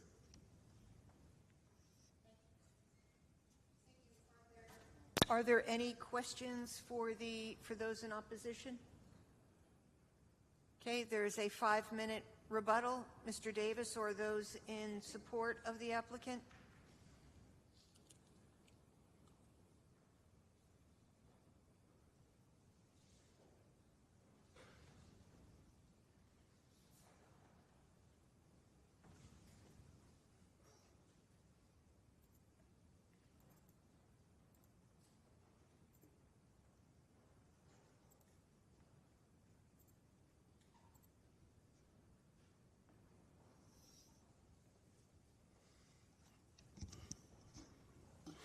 Again, Akon Davis, 4321 Creekdale Drive, Greensboro, North Carolina, 27406.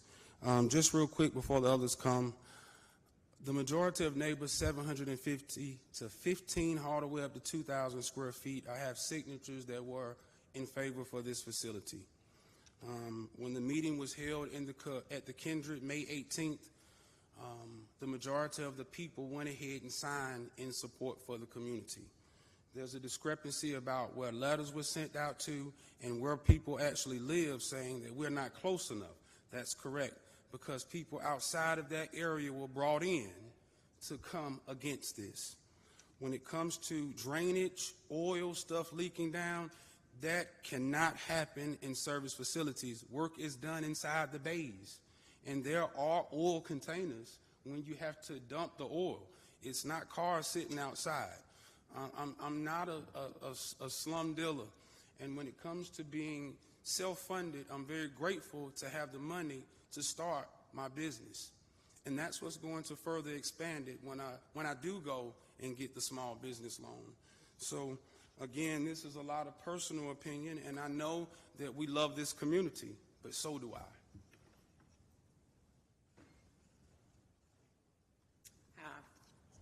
My name is Barbara Summers. I'm a Khan's mother.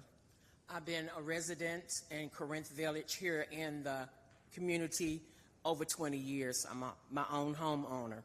My main concern is I'm very proud of my son to represent and to do his own business.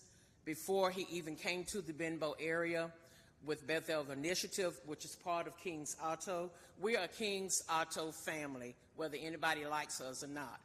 I represent my son well. I work with him in the community with the people. We are the people for the people. My son has given away cars throughout the years for needy families. We have given away food.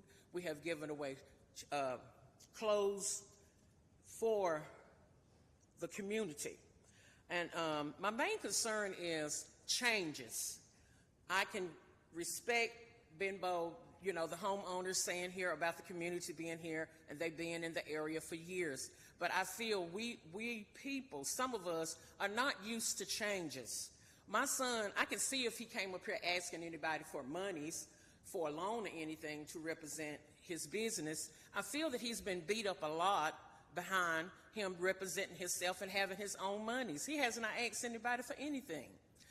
He is already in business temporarily. We do not run a slum business. Just because you have the areas, why put him in the place of where the other facilities are? You know, the ran down service stations I heard a lot of people up here speaking about. But he does not run that type of business. He showed pictures of his temporary business. We run business with dignity and class. So I just want to state that. Once again, I'm very proud of him. He's been doing this for years. He's not unexperienced, and he's wanting to build his business with his own monies, and he's not asking anybody for anything. So I can respect everybody else's wishes, but he's doing a great job, and I'm very proud of him, and so is others. Thank you.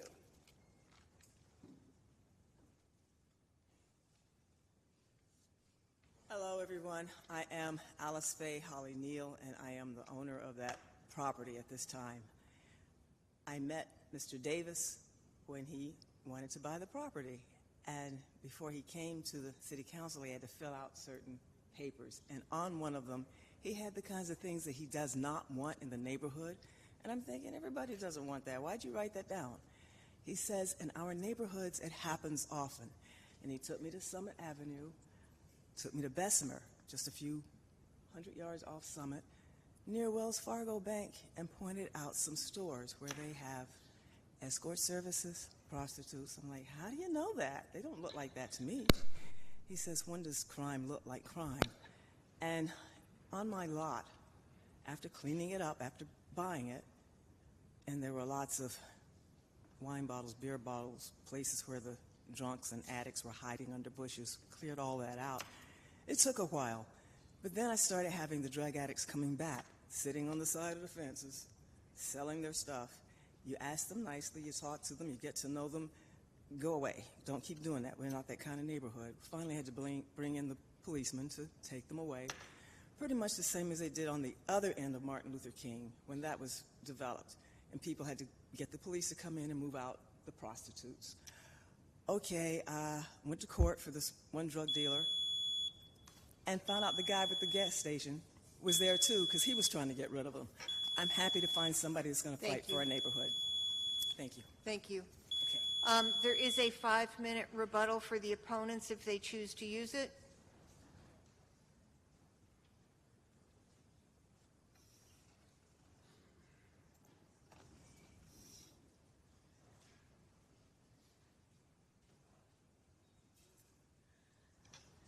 Sharon Graber, 1903 Curry Street, Greensboro, North Carolina, Clinton Hill Neighborhood, District 1.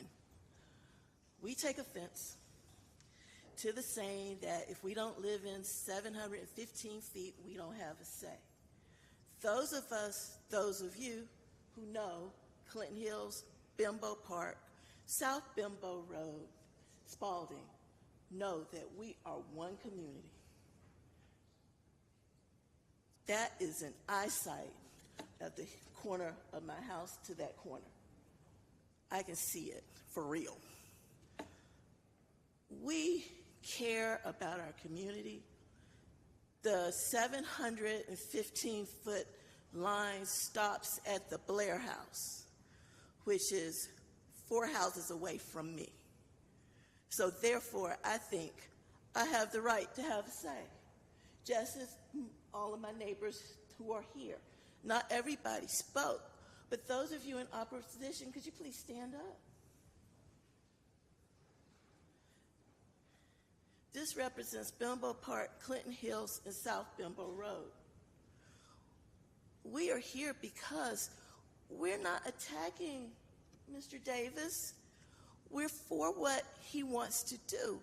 We're just saying that site is not the proper location for it.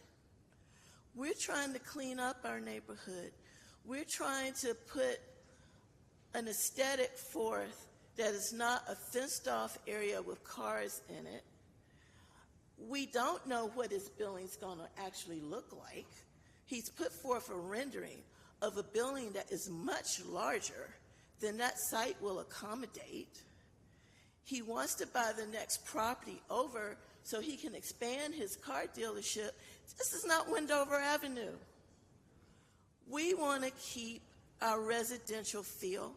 We want to keep our low commercial classification, because in that low commercial classification, there are a lot of businesses that can go in there. We admit as a community, we have to do a better job of getting a message out that, that site's available and help Ms. Holly sell her property. But that is not, that car dealership, repair shop is not a proper fit. Thank you. Yes, William Sidney Evans, 1918 Bellcrest.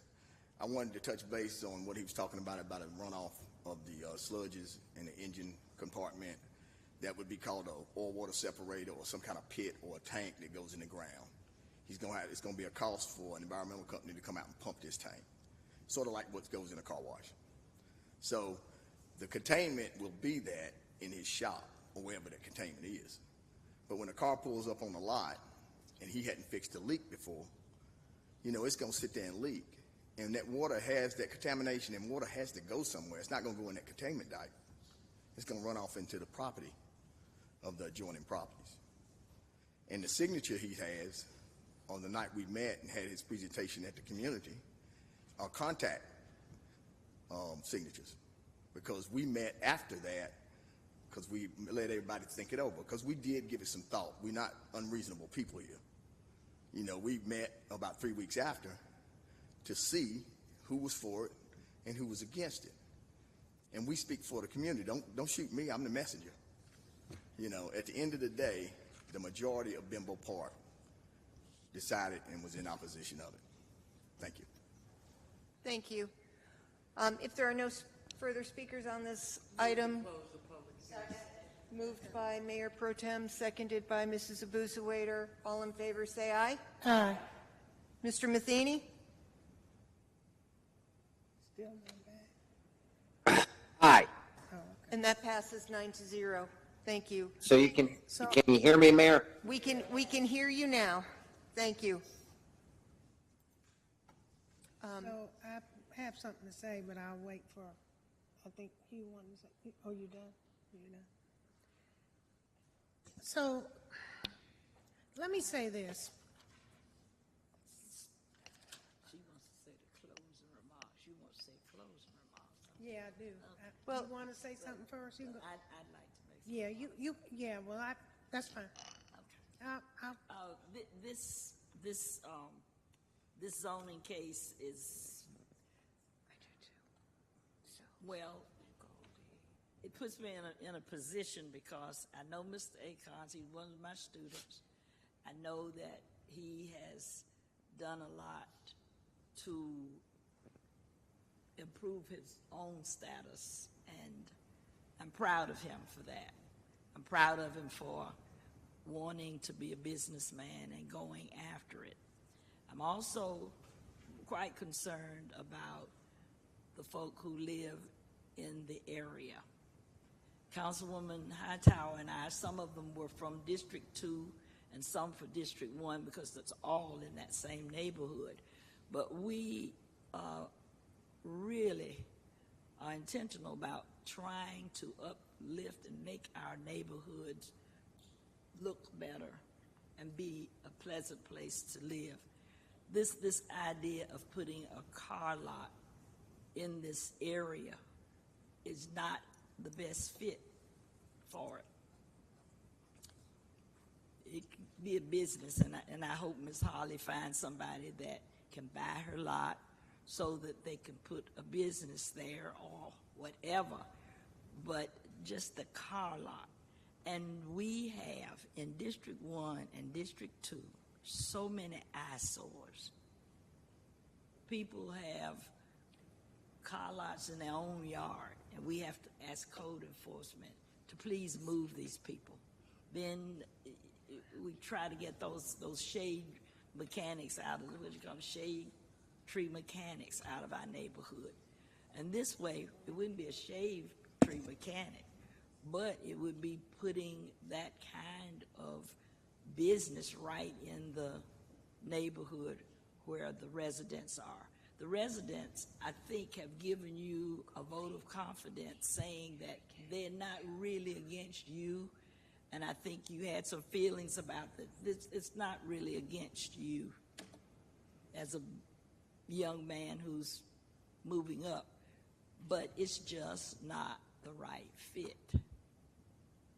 And I hope you find the right place, because you have a lot of good ideas and plan to do a lot of good things for people who need it and would like to have a car, and you could help them with their finances and even give some of them cars. It's a good plan, and I'm praying that this will happen for you. But when it comes to this zoning, that's just not the right place. So I hope you understand that. Don't be mad with your teacher. I just want to make a couple brief comments, and a lot has been talked about the 750-foot notification. That is a minimum. It's not a maximum. People come from neighborhoods around on zoning issues, and they should be heard equally. We have a neighborhood that is very close and will be impacted. They were out of the 750-foot range, but they are still in the neighborhood. What's important to me is that when we do a rezoning, we are making significant changes in communities, and we always take our time when we make these decisions. And there are a couple things that have concerned me. One was the comment that part has closed. That is a really big deal, and that is a very big fact that was incorrect. Part hasn't closed. That shouldn't have been part of this discussion. But we also asked about your automotive store in High Point, and then you mentioned that there wasn't one. But in the zoning minutes, it says, stated that he is seeking to move his automobile sales business from High Point. To me, that's important. It's important to know that when people are bringing facts before us in a zoning matter, that they are true, because we have to depend on people and their word. So I cannot support this rezoning. I hope that you can build relationships with the larger neighborhood and maybe come back at a later date. But right now, I just don't think it's ready. Mary Kay, and then I think Hugh, and then Sharon. Mary Kay? Yes, so Mr. Davis, I thoroughly commend you for being a small business person and wanting to go into small business. I was one for 22 years, and it's a tough thing to go into small business as an entrepreneur, but yet it's also very rewarding. I would highly suggest that on your way to this endeavor, which I do hope that you can move along and open your small business somewhere, you've got to make very, very sure that you first, before you even bring it to zoning or council, talk with the neighborhood. Find out what the neighborhood's feeling is, because if you don't have a neighborhood supporting you, they're not going to speak very highly of you to other people. And I know, being in the restaurant business for 22 years, one person who walks away happy may tell 2 people, but one person who walks away angry is going to tell 20 people. So you've got to think that the neighborhood and the people, it's all about building those relationships. So I would highly suggest that, and once again, I commend you. And I also want to say that everyone sitting here and everyone who's called me or everyone who has emailed is part of that community. The Benbow community is not just, as the mayor mentioned, 750 feet. I think in your excitement to get everything going, that kind of comes out in your statements. But the Benbow community is not just 750 feet. It goes way beyond that.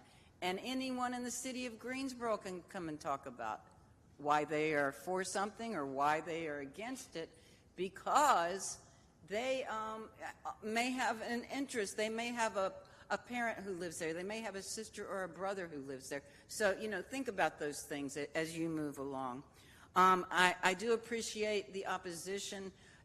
You were succinct. You were talking about exactly what was concerning you. And I also appreciate the plug for Crime Stoppers, because I'm on the board of Crime Stoppers.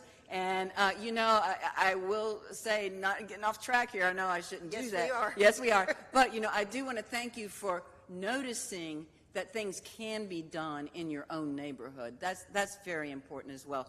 So, yes, I will be voting against this, Mr. Davis, but I do want you to know that I wish you good luck, and just be very careful, as the mayor said, not only what you put in print, but also how you build relationships with the community. So, thank you. Mr. Holston, then Mrs. Hightower. Thank you, Madam Mayor. Mr. Davis, I won't bury the lead and share with you that I will not be voting in favor of this request. But I am stating to you that I really do appreciate your vision, your drive, and your expertise. And I know that there is going to be a plan that is going to work. Not on this on this case, I don't believe, but I do know that you have the skills and the tools to make this work on some site somewhere here in Greensboro. So I really appreciate your efforts. When it comes to the opposition in the community, you are a community. You are a consolidated community, whether or not it's Clinton Hills or Benbow or whatever it may be. And thank you for expressing your thoughts and your opinions. And to both of you, both camps, thank you for coming to City Council and expressing this is what this democracy is all about. We don't necessarily have to agree, but at least we have an opportunity to understand each other. And I think that's very, very important. So thank you very much. Thank you. Sharon, before you speak, I see that Mayor Pro Tem and Mrs. Thurm. So, Yvonne? Is that all right with you? No, you go ahead. I thought you wanted ahead to then. close out. You go ahead then.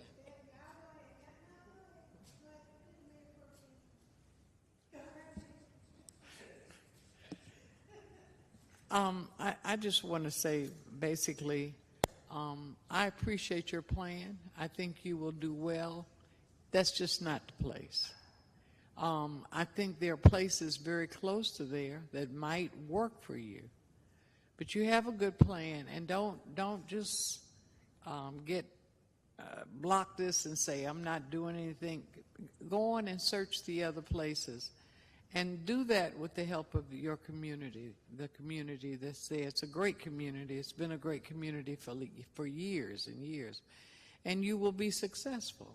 But this happened not to be the place, so I will be voting no. Thank you. Mrs. Thurm? I wanted to congratulate you on your business plan and the approach that you're taking. I particularly liked the idea and the concept of stage 1 and stage 2 of growing your business. I think that's commendable and very impressive that you're wanting to go that route. But that's also one of the things that really bothered me about this site selection, because as you showed growing,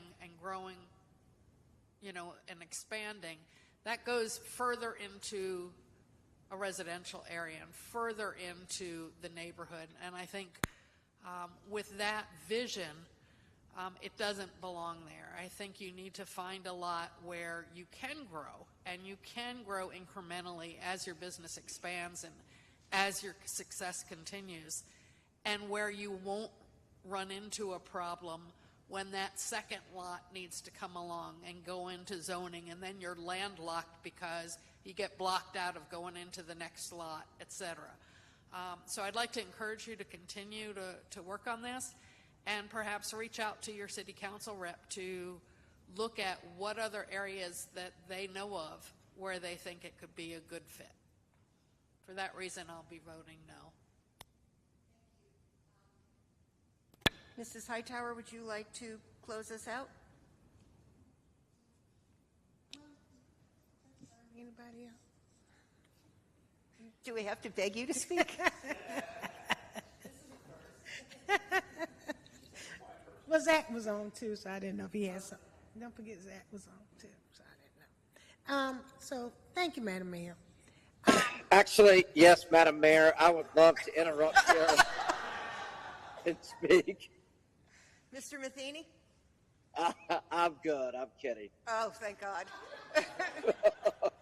Come on now, turn my mic off. Mrs. Hightower. Thank you, Madam Mayor. First of all, thank all my colleagues, because you all had very excellent points you made tonight. But as the District 1 representative of this area, this was very concerning to me. So let me say to the applicant, yes, he has a great idea, great suggestion. This is not an indictment on you as a person. I don't know you as a person. What I said to you originally when you first said this plan to me is I said, that's not a good fit on that corner. I don't like that idea of a car lot. Couple of things, because I knew it was a narrow space. It was a small lot. It's a busy corridor going down Bimbo Road. They are working on a historic plan for the area and the neighborhood with the city. It does not offer the best use of that property. A car lot is not something that community actually is suffering to need at this time. Another location maybe is it would work better for you, but in that particular area was not and is not, and I still say today, and the two times I've talked to you, I've said the same thing consistently, it's just not a good fit. The Bimbo Park Neighborhood Association, some members you saw tonight, some members you met with, but they all are a community of hardworking individuals who all they want is safe and stable neighborhoods. And they have worked very hard, very diligently to help clean up the area. In some instances, not only have they spent their time, they've spent their money. They've cut their neighbors' grass. They've cut grass at vacant houses when our code department moved too slow. They got out there and did that. They've worked with the store owner to clean it up, to get the drug dealers off the corner. So when they speak, they know what they're speaking about and what they want to see in their community. And so it's not personal against you as an individual. It is the business, the type of business, and the location that is concerning. I am very proud to represent Bimbo Park because I have seen what they do and the work they do. They've done 2 Love Your Blocks already, which means they're serious about cleaning up their neighborhood in that area. But they're concerned about the car lot and what it may look like in the future sometimes is you can just drive to East Market and English Street. You can drive to Cone and Summit, and you can see what happens over time. May have started out as a car lot, but now it's a car storage. And it just doesn't enhance and lift our community. In a better location, probably be a great place. But on that particular corner, the environmental concerns, the runoff of gas and oil and other car fluids are concerning. The neighbor that is right adjacent to that has drainage issues in his yard. Yes, he may have wanted just a fence, but we've been out there a couple times and looked at that property to see how do we help him with drainage issues. So all these things factor in the fact that this lot has some issues and will probably present some greater issues in the future. So I just want you to better understand that. And sadly, you and I couldn't talk about it because you were somewhat upset and you discontinued the phone call. So we never had an opportunity for me to really share with you some of the concerns that I've seen and know about by working with Bimbo Park. We are currently in a healthcare desert. We're in a food desert over there. Some other things that we need more, in my opinion, and in talking with neighbors, is a nice business, a small coffee shop, a small office, something along that line. We recently lost a health clinic. We could use another little doctor's office, something that's going to help treat people's health. We're in a food desert. Only thing up and down MLK corridor is fast food.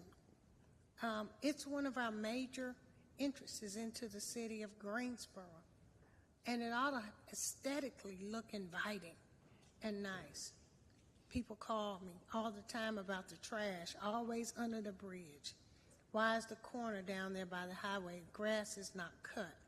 So these are continual issues that we have over there. So I just want you to understand this community really wants to address the blighted conditions they have. And it's not to say that you're going to be blighted, but they know what they've experienced in the past.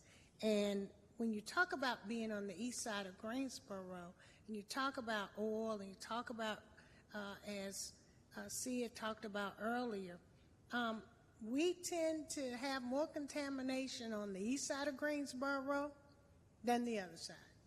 There's an old dry cleaners on the corner there, and we don't know what's under that building. So I just think a car lot on one corner and then a dry cleaners on another could really wind up being an environmental hazard. I'm sorry, yes, that we and I couldn't really talk. I support black businessmen. Yes, I do. But everything that somebody proposes is not good. And regardless of whether you're black, blue, green, purple, or yellow, on that corner wouldn't work at all. So I cannot support it. I've been very honest a couple times. I've spoken with you about what it didn't look like and would look like, because I've talked to Bimbo Park for the last 10 years. I go to their meetings and I hear their concerns. And I hope that you will start to talk with them and work with them so you better understand some of their concerns. And I would wager to bet that there's a lot of brilliant people in this neighborhood. Tonight you hear engineers, financial analysts, and environmental people that could really add to what you're trying to do. And so with that, I cannot support this rezoning. Do we have a motion? Yes, I move to deny the rezoning. So that has been moved and seconded. Council, please vote. There needs to be a statement of, I guess, inconsistency with the comprehensive plan. Okay, I've not seen a statement of inconsistency. Mrs. Hightower? So the zoning amendment statement by City Council on consistency with adopted comprehensive plan and readiness. The Greensboro City Council believes that its action to deny the rezoning request for the properties at 2005 and 2007 Martin Luther King Drive from CL Commercial Low to CD Conditional District Commercial Medium to be inconsistent with the adopted GSO 2040 Comprehensive Plan and considers the action taken to be reasonable and in the public interest for the following reason. The request is inconsistent with the Comprehensive Plan future built form map and future land use map. The proposed CDM commercial medium zoning district as conditioned does not limit negative impacts on the adjacent properties, nor does it permit uses which fit the content of the surrounding area. The request is not reasonable due to the size, physical conditions, and other attributes of the area. It will be a detriment to the neighbors and surrounding community, and denial is in the public interest. There are other factors raised as well. Thank you. So the vote, yes, is to deny. Mr. Matheny?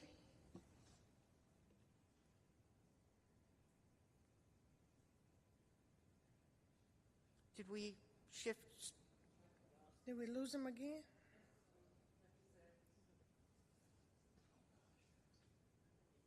Mr. Matheny, can we have your vote, please?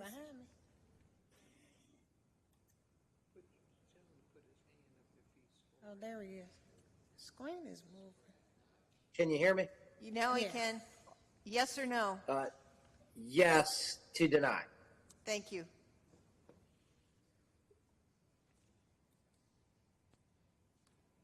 And that passes 9-0. We are going to take a break. We'll be back in 10 minutes. We do have a long agenda still ahead of us.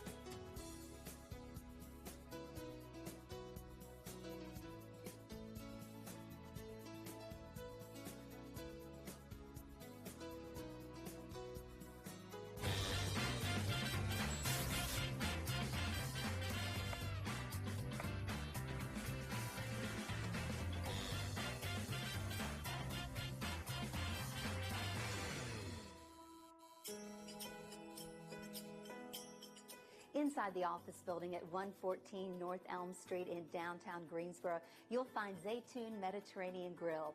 You'll come for the food. It's fresh, it's clean, it's organic, it's local, and you'll stay for the stories behind the food. So I grew up in the Holy Land, so we are family oriented, meal is very important to us, So we gather and everybody around the table and we centered and we eat together and we chat and we lived in a very sustainable community and everything comes from within very small distance, everything local and everything is delicious. Since I'm health coach and I'm really health oriented about a lot of things, I try my best really to use the best ingredient to feed my customers because that's how I eat and I want my customer to eat healthy. So we focus on food as medicine in general. Our restaurant started in 2000 actually. I came to America in 1989 to finish my master. But for some reason we couldn't go back and I finished my master, but we stayed here. I had 3 children. So I have to do something and I never knew how to cook really. I went to college in Jordan University, finished my 4-year college and how I lived college life and all of these kind of things. Went to Kuwait. I taught in Kuwait for many, many years, came in 1989. So we started going to the farmer market. There, the seeds of Zaytoon started. And then I become very health-oriented. I went to Duke. I finished my health coaching. And we started the restaurant. Well, Zaytoon means in Arabic, olives. And it's kind of universal language. We chose that because in Spanish as Zaytoon and Hebrew Zaytim, Arabic Zaytoon. So it's kind of everybody will understand it. So it's olives. Jaddara, which is the rice and lentil pilaf with caramelized onion, is really very famous. We've been doing it, I'm telling you, for almost 20 years. And people like it. First of all, it's vegetarian, vegan, it's kind of universal. For people who want it to be vegetarian, it will be served with tzatziki. If it is vegan with no tzatziki, it's been in our culture I grew up eating it and it's delicious, it's good, we like it. We eat it either with plain yogurt or with cucumber, which is the tzatziki. We eat it with the cucumber and dill and all of these kind of things, or with salad, fine chopped salad. Again, everything we used to eat local, sustainable. So it's very famous back home and famous here, and people like it. The soup is called carrot lentil. It's one of the dishes we serve it here as Zaytoon. We use in our culture a lot of lentils because we grow it locally and people use it. So this carrot lentil soup, they used to do it traditionally from the rainwater. So rainwater, it's for some reason, it has different flavor. Specifically, they've done it this way. The molds, we use them for ma'moul, and ma'moul, it has really very unique story because we use those molds around the celebration of after as a Palestinian, we have Muslim and Christian.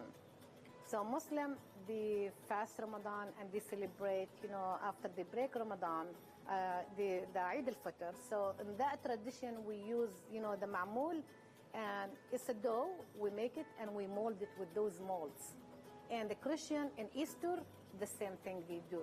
So it's very, around that time of the celebration, traditionally long time ago, because it's a small communities, not very big and not many cars and stuff like this. So you were sitting in somewhere in your neighborhood, where in your house, and all the neighbors, they gather and they do, the ma'moul, and all you hear is just like those molds, it's just like tick, tick, tick. They just like, it's a very beautiful memory. Those molds, very specific, and it's really very unique. I look at food as food is very spiritual also. You know, if you put love into food and you serve it people, people like it. I mean, feel it. So it's, we use pure ingredient, and people, you know, for many years they've been eating it and sensing it. So I take pride about our philosophy and about our cooking and all of this kind of things, you know, people sense and use and like. So we've been doing it for almost 20 years now.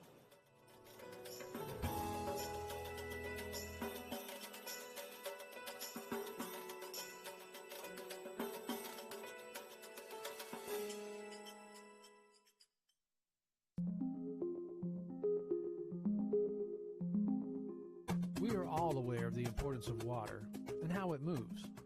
From the highest points of land, it moves downstream, through streams and rivers, eventually making its way to the sea.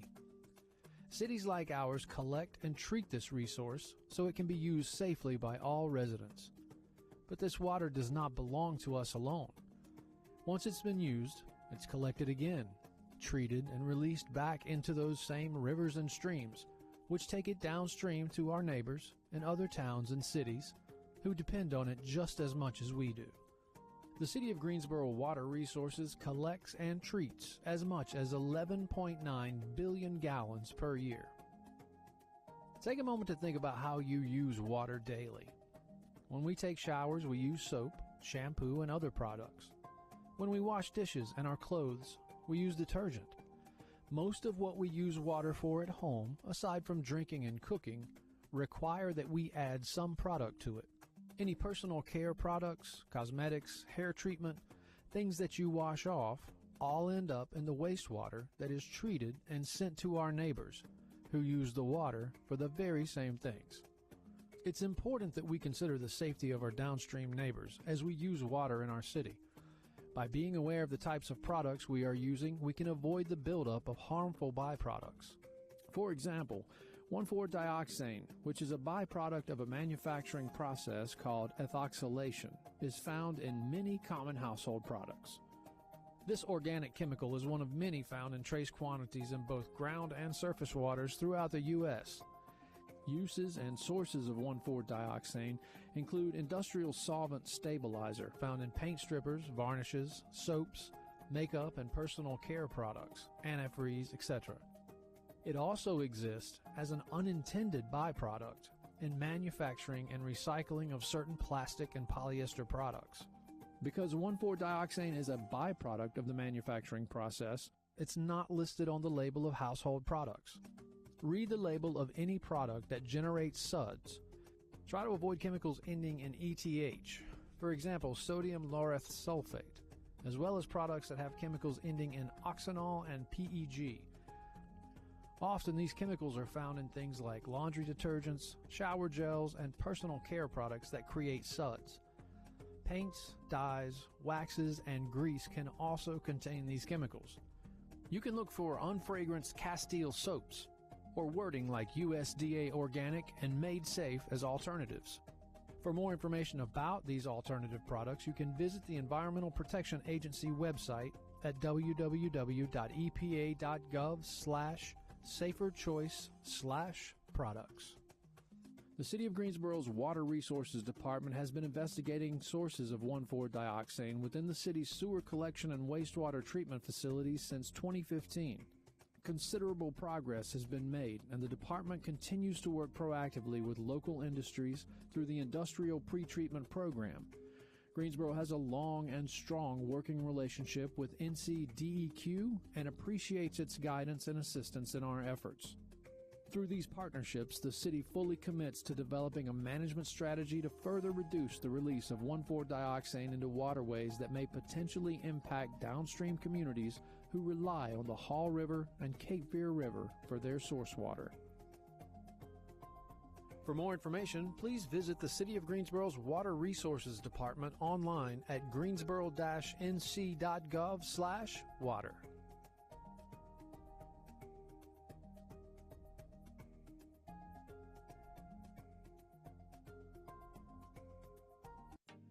Phase 1 of Battleground Parks District District is officially open, with it a brand new shelter. Of course, you know its proximity to the beautiful Science Center and the carousel, and a brand new boardwalk promenade that leads to what might be the biggest attraction yet, a zip line over the pond.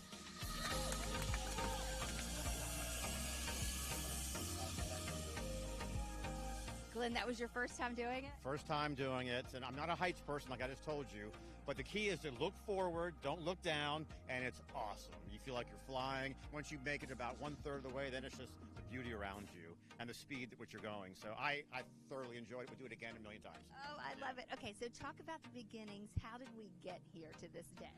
Well, it started 2009 talking about Battleground Parks District.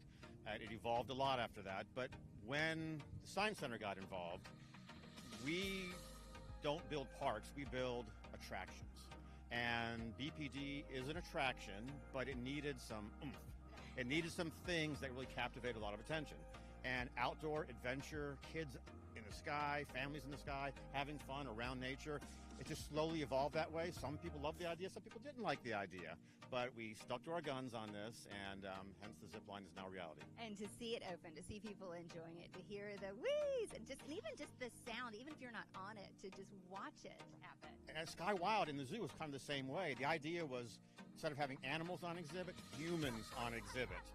It's just as fun, watching people. Maybe more fun. Maybe more fun, watching people's reactions. Or like on Sky Wild when they're up there with their kids or their families, or they're training kids to be more confident. Whatever it happens to be, it's a wonderful thing to watch. This will be the exact same thing. All right, I love it. So it's the big question always, what's next?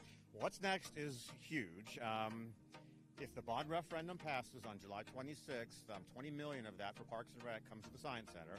And we learned during COVID and before that this community now expects big wow projects. And that we opened the aquarium, major impact. We opened Revolution Ridge, major impact. So we decided to go back to the drawing board a little bit, and we've unveiled now Rainforest Expedition Greensboro Biodome. So a biodome atmosphere with sun penetrating through, where we have living creatures from 3 rainforests across the globe. It's also a major conservation effort. Connected to the ARC, which would be an aquatic life rescue and rehabilitation center. So imagine we have 20 stunned sea turtles. They're coming to Greensboro. You'll be inside the area with them, with the veterinarians, the keepers, the aquarists, learning about all the aspects of caring for aquatic life on our coast and coasts around the world. So those 2 major projects will start the process. After that is then a transformation more of Country Park with boardwalks around the lake that isolate pockets for frogs and turtles and fish and all the things that kids want to see, as well as art in the park, an amphitheater which goes right behind you that is overlooking the water. So there's so many things we can do here, and I anticipate over the next 10 years another $45 million of investment. Wow. And so where is this dome going to be, and So kind of orient us a little bit? Inside the zoo area, that you turn right, there's a greenhouse. Yeah. That greenhouse goes away, and the fountain behind it will be modified to a different location. So from that greenhouse all the way out to Lawndale, which is a lot of space, will be this giant complex of the biodome and the ARC. Yeah. It's a lot of fun. It's a lot of fun. I mean, why not? Life is short. This community wants dynamic wow factors. We're going to give it to them. And it's part of your mission as far as conservation and exposure to these animals and to our world. It fits our mission perfectly, which is the beauty of it. And we found that the Gateway Project, which is the fusion of the arts and sciences, fits this as well, because we're going to bring in art and exposure to the cultures around the world in different ways. Not typical ways, but very different ways. So, yes, we're very excited about it, and the future is just beginning again. Well, we'll ride with you anytime. So take us along. Thank you so much. I appreciate it. Thanks. The imagination that comes out of the Science Center, I think, is unequaled anywhere. The very essence of this space is to recreate and inspire.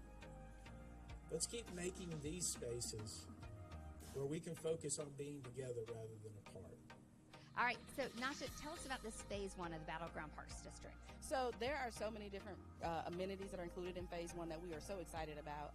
The Flyway zip line, which is a one-of-a-kind amenity that we have that I got to experience, which is so amazing. We have the canopy walk that allows you to traverse through the trees down to the lakefront from the top where the Science Center is located. We also have a food truck promenade and festival plaza because, as many of our residents know, we've disallowed vehicle traffic through the park because we have a lot of walkers and bikers and parents with strollers that like to walk and use our park. And so we wanted to also create an opportunity for festivals and an event space, but also provide a food opportunity because, you know, when you're here in the park, you don't want to leave to have to go to get something easy. We were thinking about the convenience of our visitors. So that is also another amenity. We have a new shelter, so that can seat up to 100 people. Which is awesome. Some new restroom facilities that are here in the park as well. And then some of the other amenities that we've already had. So you have our pedal boats. Of course, you have the Greensboro Science Center and the expansions that are planned there, which are equally exciting.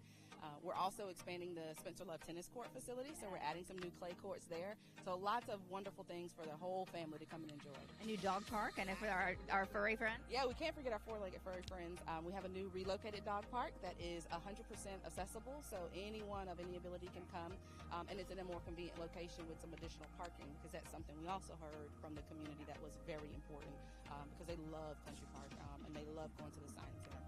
And I mean, and this is so unique because it's not just Country Park, right? I mean, we're bringing in the Guilford Battleground Park, the Science Center, Spencer Love, all this. Absolutely, and it's so interesting, and it's such a unique destination because there's so many destinations within the destination. So it's literally something for everyone. So from the Lewis Community Recreation Center, we have Safety Town that's actually happening right now. We have Forest Lawn Cemetery, which is one of our historic cemeteries here in Greensboro, the Military Park, which you just mentioned, Country Park, JC Park. We have athletic fields at Stoner White Stadium, the Greensboro Science Center, of course, which is one of the state's top tourism destinations, the Rotary Carousel, which is also a gem and is the crown jewel of the district, the Atlantic and Yadkin Greenway, right? So you could get here from anywhere, whether it's by car, on wheels, by foot, you name it, everything is right here. Okay, so what's next, Nasha? So we are excited and looking forward to some more expansions inside the Greensboro Science Center. So new exhibits, really cool features. So you always know Greensboro Science Center is cooking up something really innovative. And then our hope is to do some additional promenade spaces around the lake so we can really capitalize off of that. Adding in, of course, some new shelters, some playground features, and some fitness features. So you never know what we got up our sleeve, but we're really excited, and it'll be based off of what we hear, the demand from the community. Because it's not just here for us residents, but it's a tourist destination where we can welcome people that come and visit us in Greensboro. And it can be a place we can be proud to welcome people as well. Absolutely. It's absolutely transformative, and we want to be a major part in creating those memories for generations to come. Thank you. Awesome. You're welcome.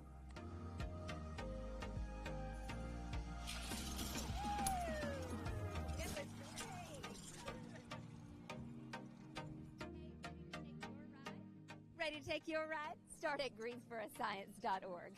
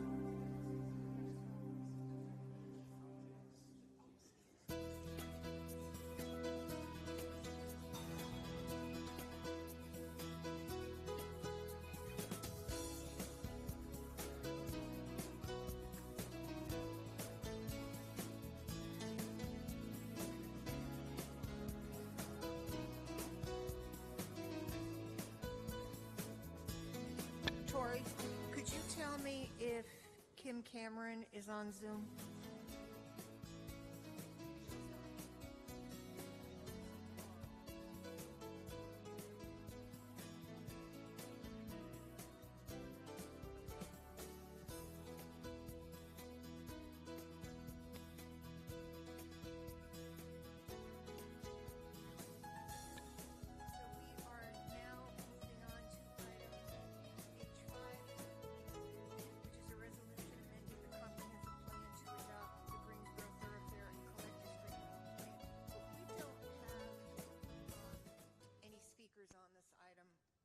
Any other speakers on the public hearings? We do have some speakers on the general business. So let's take the, I'm going to take prerogative of the chair and move the I-8 up. Phil? We're going to do I-8. I-8 is a resolution accepting and approving the installation of sculpture honoring Justice Henry E. and Shirley T. Frye at Center City Park. Come on, I moved it up now. And of course, along with Phil, we see some familiar faces.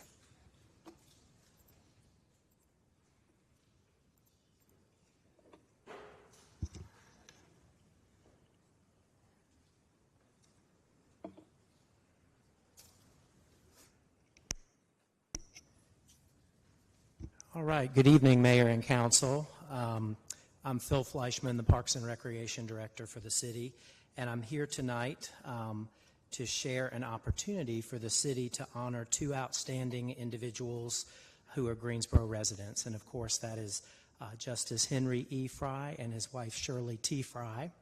And tonight, let's see, you have before you a resolution that you're considering to accept and approve the installation of a sculpture honoring Justice Frye and Mrs. Frye at Center City Park. The Bryan Foundation is a principal sponsor of this gift. This item has been considered by the Greensboro Downtown Parks Inc. Board in April and the Greensboro Parks and Recreation Commission in May, and both bodies support this action this evening. And joining me tonight, as the mayor mentioned, are Justin Outling and Ted Oliver, who have been instrumental in bringing about this opportunity and who will speak to how this came to be. So, Justin? Good evening, Council, City Attorney, City Manager. In the words of Elizabeth Taylor, as she said to her sick husband, "I will not keep you long." And I recognize, as a former council member, appreciate the long hours you all put into serving our community, including at these meetings. Obviously, my name is Justin Outling. I'm a partner at the Brooks Pierce Law Firm, where our offices are at 230 North Elm Street. My personal residence is at 1016 Carolina Street, and I'm here with Ted Oliver of Davenport and Company. Very quickly, we'll cover three things. We'll cover a little bit of background about Justice Frye and Shirley Frye, discuss how this project came to be, and then also discuss the wonderful work city staff and your volunteer boards and commissions have done to bring you a recommendation to accept this wonderful statute. Justice Frye and Shirley Frye are two of the most remarkable people I have ever known. And I know many of you know them very well as teachers, political mentors in service to our community. And I fortunately also got to know Justice Frye and have known him very well as an attorney. Justice Frye was the first African-American Supreme Court justice, the first black person to serve in our General Assembly post-Reconstruction. In the legal field, he was one of the first assistant United States attorneys in the South, one of the few at the time black bank executives in the country, and the list goes on and on. But as remarkable as Justice Frye is, there's one person perhaps with even more stellar credentials and equally, if not more remarkable, and that's Shirley Frye. Shirley helped integrate the YWCA here in Greensboro, worked for a local TV station, and advised and helped lead our community in a number of roles, including as a member of the Joseph Bryan Foundation. And she was my Girl Scout leader. And she was your Girl Scout leader. the highest of all the accolades, a trailblazer even among and for trailblazers. And so with Justice Frye and Shirley Frye's wonderful accomplishments in our community, both statewide and nationally, many people in our community at a single point were thinking about how do we recognize these titans, and really things just came together naturally. Alan Johnson of the News and Record happened to write a piece about it would be a great idea to recognize the contributions of Justice Frye. At the same time, at Brooks Pierce, again, where Justice Frye and I practice law, we were thinking about how we can recognize Justice Frye's contributions to the legal community upon his retirement. And Ted Oliver, likewise, consistent with an editorial that he submitted to the News and Record, was thinking the same. And so Ted and I met and discussed, and like with many things in the Greensboro community, if you want to see something get done, and get done quickly, the Bryan Foundation gets involved. And Jim Melvin of the Bryan Foundation not only got involved, he did so in a very decisive way on behalf of the foundation board and really led the fundraising and paying for the tremendous expense for this wonderful statute. Consistent with that, moving to the final and third point, we have been having discussions with a number of your volunteer boards to hopefully result in a recommendation to you all to accept this wonderful gift and sculpture of both Justice Frye and Shirley Frye. Consistent with that, your volunteer boards, Greensboro Downtown Parks, Inc., which you know manages and operates Center City Park and LeBauer Park, unanimously voted in favor of recommending to you all to accept the gift, with Honorable Mayor Nancy Vaughn and District 3 Council Representative Zach Matheny, as well as Tammy Thurm, represented on that board. Moreover, your volunteer Parks and Rec board also recommended that you all accept this gift. In that regard, as someone who was probably comparatively a stickler on finances, I will also note that your Parks and Recreation staff also did a wonderful job protecting the interests of the city in all regards. One of the things that I came to appreciate as a council member was there are gifts, but everything costs money.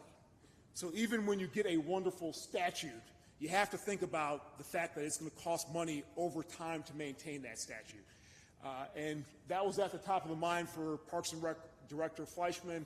And so he, working with the Bryan Foundation, made accommodations for the maintenance of the statute during the life of the sculptor, who also was a sculptor that created the statue of Mr. Melvin at the baseball stadium, Mr. Bryan at Bryan Park, so on and so forth. So I recognize that. I'm going to end it right now because it was one of my pet peeves when people went over. But again, thank you for your consideration. Happy to answer any questions should you have any.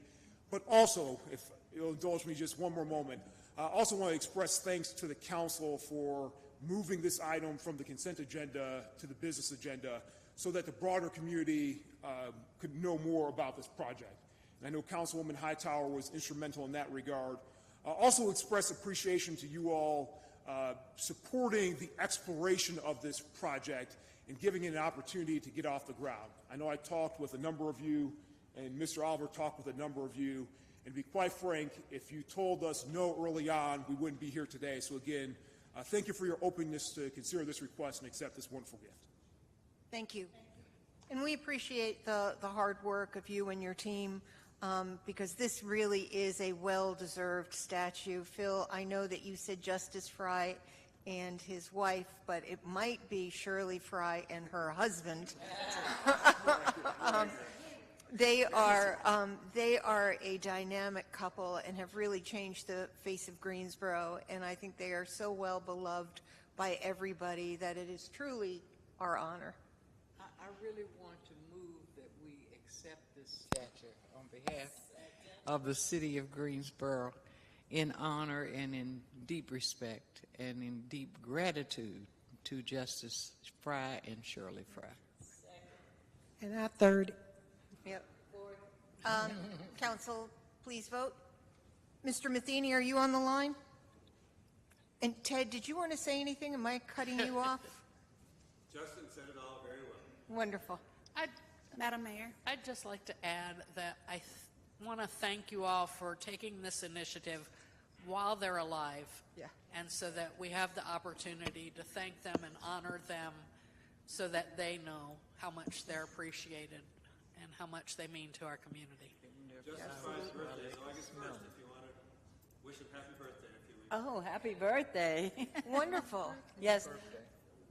Madam Mayor.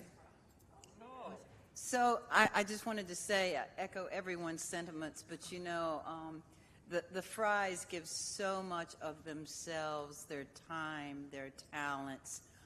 They give deep within themselves, and I think everyone in the community loves and appreciates them for all that they do. And to me, they're both trailblazers as well, so I think that's very important to note. So thank you all. I'm glad this is moving forward. So I just want to say as well that I think this is a very good honor. And you're right, Mayor. I think we talked about giving people their flowers while they're here. You would do a lot of resolutions, and the people don't hear it, just the family. But it's always good for you to hear from people and how they feel about you, you know. So Maya Angelou says it well. People may forget what you say, but they never forget how you make them feel. So I think that's something that we have to let the Fryes know how we feel. And this is a great way to do that as well. And I'm also proud to be their council person in District 1 on Bimbo Road. We heard a lot of Bimbo tonight. So thank you all for pulling this together, and I look forward to the unveiling. I think that's... Excuse me? The unveiling. Do you have, it is in September, isn't it? Yes, unfortunately, the statue itself is here. We are now waiting on the granite, and the unveiling will likely be in September. Who's the artist again? It's Maria Kirby Smith. And she did Mr. Melvin's statue. She did Mr. Melvin's statue, the statue of Mr. Simpkins, the statue of Mr. Bryan, so as well as O. Henry. So she's a really wonderful sculptor. Good. Well, I'm sorry, you finished? No, I'm just saying I'm glad we were able to take it out of consent and put it on as a business item so we could highlight tonight. No, thank you. Yes. And then I'll add what a wonderful, wonderful recognition and honor for two individuals in our community who have given back and given to others. And if you ask them, should they have a statue, they would have said 27 hours a day, absolutely not. But this is a true testament to the point that if you treat people well, other people will treat you well. And so to you, Justin, and to you, Ted, and Parks and Rec, and all of those who collaborated with, this is a true testament to exactly how things really should work. Thank you so very much. Thank you. Okay. Council, please vote. And I believe that Mr. Matheny is off the line, so, but we are not going to excuse him. You said he's offline, right? We're not going to excuse him, so he will be recorded as a yes. Yes, thank you. And then you. we'll excuse him after this. I think I voted. Madam Mayor, I'm just waiting on your vote. Oh, you're waiting on me? Yes, ma'am. I think I voted.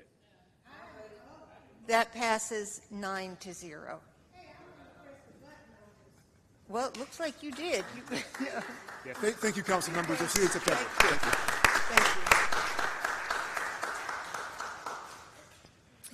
Madam Mayor, Yes. there's another item on the agenda that has someone here, a business person here for it. Item I-4, Mr. Levy's here for that item. I don't know whether we can we do the same move that favor up. We him. can, you said I-4? Yes, ma'am. I don't have Mr. Levy signed up to speak, but let me. It's just involves him. It is, first, can I have a motion to excuse Mr. Matheny? Moved by Mr. Holston, seconded by Mrs. Thurm. All in favor, say aye. Aye. Opposed? That passes 8-0. Now we're going to move up item I-4 as well, which is a resolution authorizing commitment of $1,735,642 to Affordable Housing Management, Inc. for Oakwood Park.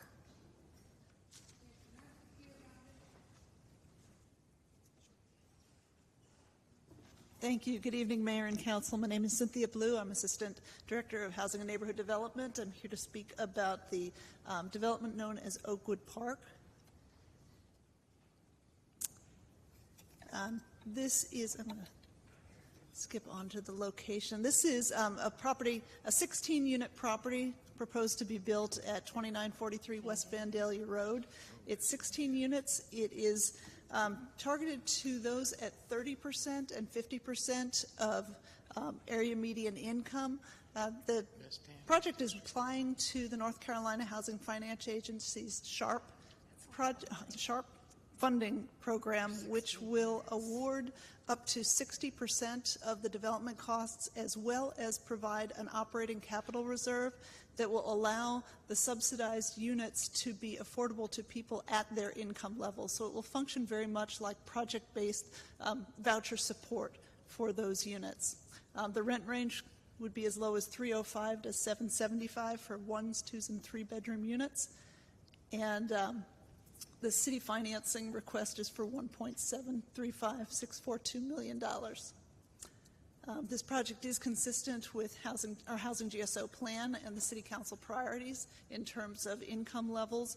It will be a fully Energy Star and quality design unit, and will provide permanent supportive housing units in conjunction with the Greensboro Urban Ministry, which will provide the case management support for the families that will be referred to these units. And these units are targeted to the home qualifying populations for the Home Art program, and those are homeless, at risk of homeless, those fleeing violent situations, or other populations that are in need of those supportive services and affordable rents. And I will be happy to take any questions about this project. So how many units did you say? It's Am 16. I hearing 16? 16, yes. It's one building, similar to the Hope Court project, if you remember that project that was built off of Boulevard Street. And this is ARP money? It is home ARP money, yes. Home ARP money, not the money that we got in for the other ARP. So, did this go out as an RFP? It came in as an application under the city's American Rescue Plan funds application process. So it was reviewed and scored and was placed on the green light for recommendations to council. However, there were not sufficient funds available through that funding stream to be able to fund this project. Right. I thought I remembered this from the last few council meetings back, when the council, some of the council wanted us to hold our money for this. Wasn't this one of those? This was one of those projects, was it not? No, that was Southwoods. Was, I think, the one you may be thinking of that was funded with ARP money. There was 3 projects that were, and we only funded the one, which was down Elmsley, off Callumdale, for the seniors. But there was 2 that they wanted us to hold money for. Isn't this one of them? Because I've seen this Vandalia Road before. Oh, this is where Red Hill Point was just built. It's the same location, the old Sedgefield Showgrounds. Yeah, because he's got 2 proposed more ones. One for down Vandalia Road, which I guess jumps out of District 1 into 5, but there's another one out there, that same identical area. They're all right there together. You're correct. It's all one site. It was broken out into 3 phases. Red Hill Point was the first phase. Vandalia Acres was the project that was proposed for the second phase as part of a tax credit award application. And this is the 3rd phase, which is supportive housing, and is Oakwood Park. And he needs 1.7. What is the total project? 4.3 million. For 16 units. It's awful high. Not that I'm a builder, but whatever. That still seems awful high to me. This one, how much money is left out of this home ARP money? Is any more money there? Is this all you got? There's money in supportive services for permanent supportive housing. There's some additional money for development. This will not be the full amount of the development money that was in the home ARP plan. And there's also money for tenant-based rental assistance. Rental assistance. Well, I could spend that quickly, as you know. I'm just wondering about this, though, if how many people actually knew about this? We've got some other housing developers that are still waiting.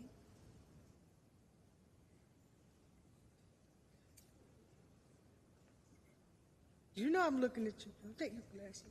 So I'm just wondering how many know about this. The home ARP? I'm not sure I understand the question. Yeah, because not that I have to know everything, but there are other developers out there who are also doing some work and would like to do supportive housing if they knew there was funds available. The way I understand it, there were a number of submissions that went through the ARP process, and they were scored. There were 2 submissions within the city's ARP funding recommendations that were for supportive housing. The other was the Servant Center, but the Servant Center does not have sites under control or development plans. This project owns the site, has development plans ready to go, and is ready to build, and is ready to capitalize on the NCHFA opportunity for 60% of the funding costs. So is NCHFA already approved? No, they have to apply. The deadline for application is this Friday. So this project will come back to council for approval of loan terms and MWBE and all of that once they receive an NCHFA award. This is only to do a time-limited financing commitment to allow them to be able to apply.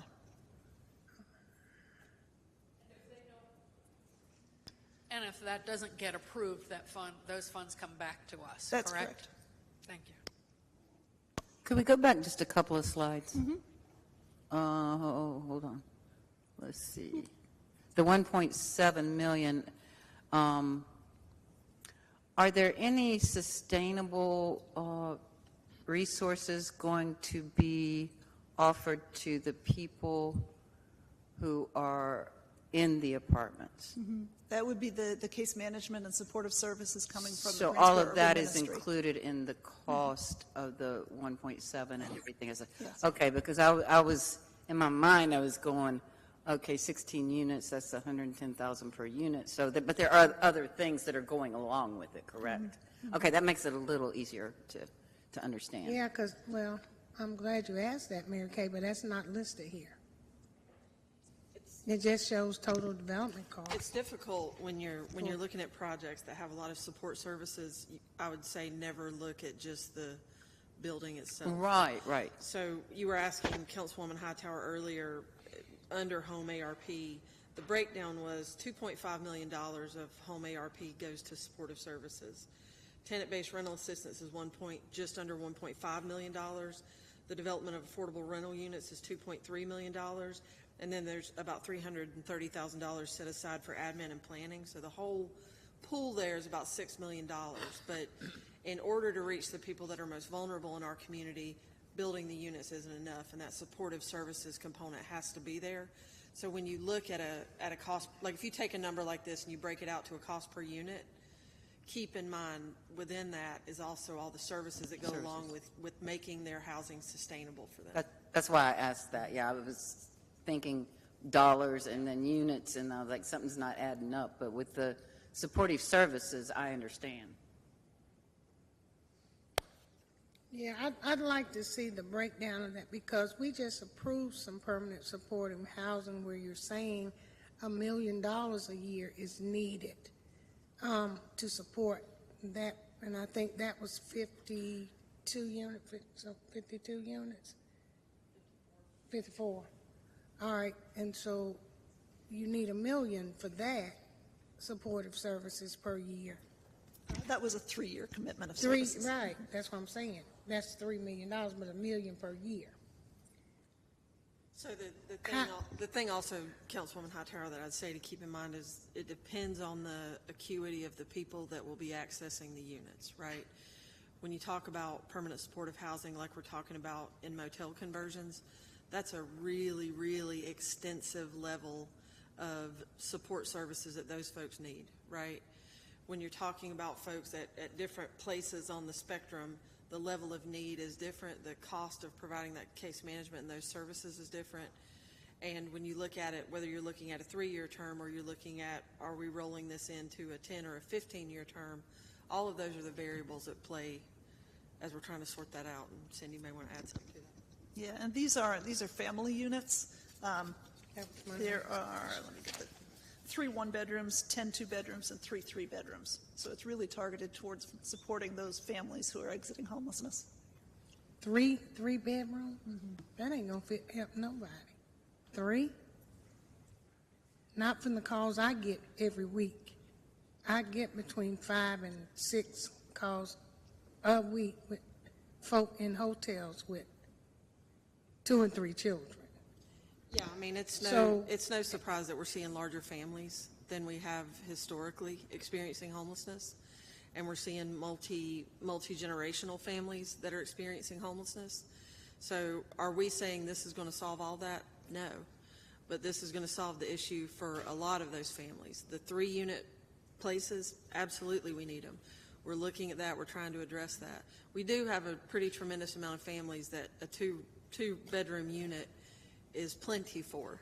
But you know, Councilwoman Hightower, as well as I do, we also have families that a 4-bedroom or a 5-bedroom really wouldn't accommodate the need of some of the families that we see on the streets today. So that unit production really has to address the whole, from a single parent with 1 child to really large multi-generational families that are experiencing homelessness and poverty. And we won't ever have a project that makes a big enough dent in those bigger family categories to make it work financially.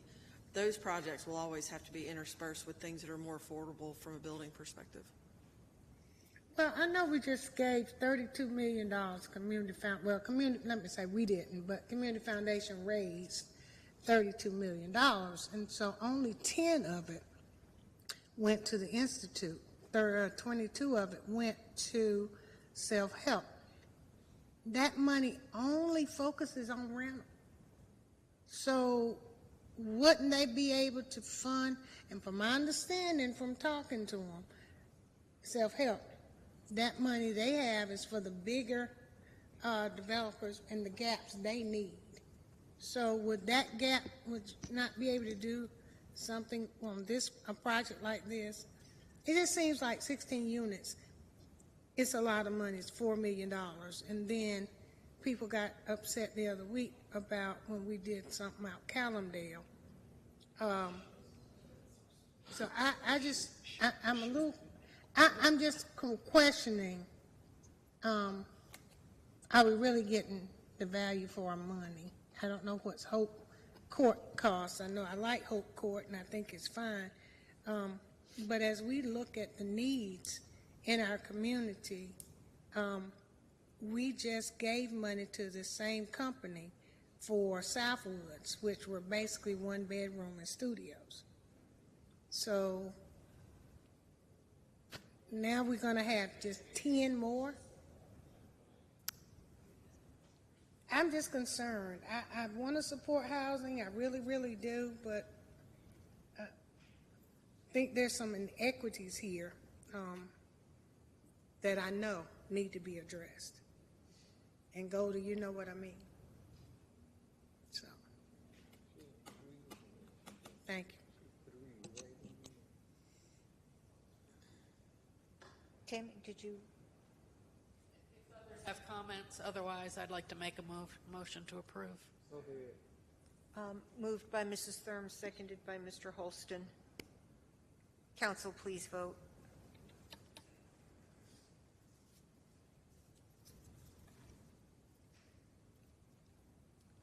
Madam Mayor, Mr. Matheny has returned. Say that again. Councilmember Matheny has returned. And never mind, he has dropped again. Yeah, he's off.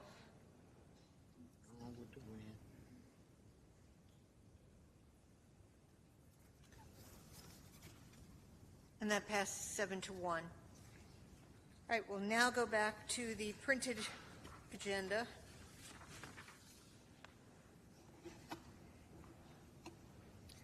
Item H5, which is a resolution amending comprehensive plan to adopt Greensboro Thoroughfare and Collector Street Plan. Second. Yeah, I'd like to see the plan as well. The presentation's short. Thank you, Madam Mayor and members of the council. Tonight, we are asking for your support of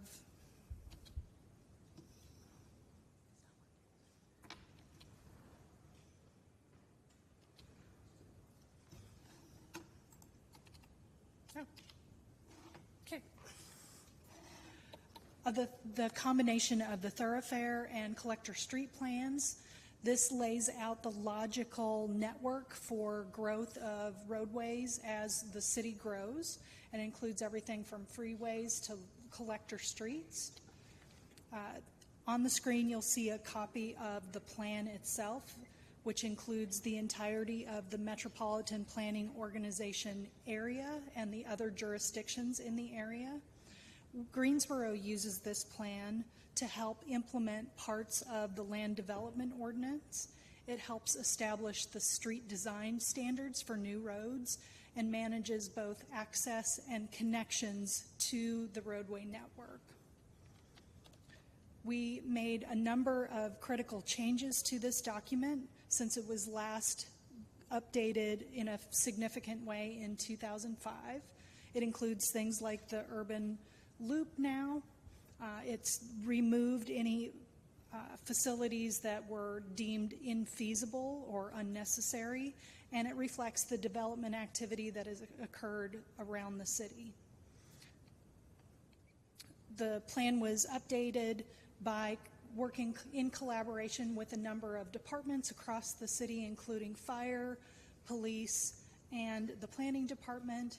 It was coordinated with the other jurisdictions in the MPO, and it cross-references a number of other planning documents, including our biped plan and our transportation plan. We used an online tool to gather public feedback and included both virtual and social media outreach, ads in the newspaper. We did online meetings and in-person meetings for representatives of the development community. We received 53 comments in total and made 401 total revisions to the plan. The plan was adopted by the Transportation Advisory Committee on May the 10th, and the Planning and Zoning Commission reviewed the plan and made a recommendation to approve at their May 17th meeting. Staff recommends approval. If you have any questions, I'm happy to answer them. So that has been moved and seconded. Council, please vote. Mayor Bond, can I get the motion, please? I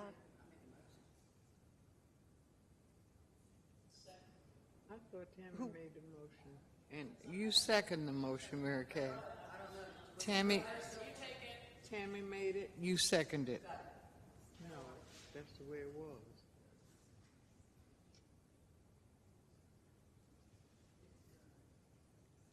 That's the main thing.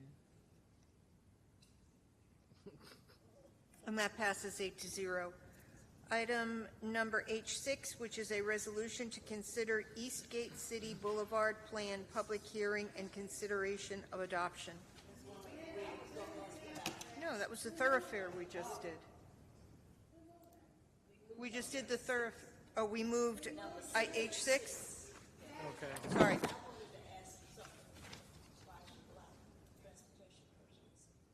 Okay. I know that Dr. Wells had planned on bringing this up as council comments, but this might be, well, since Hannah is here, I think it's best to do it now.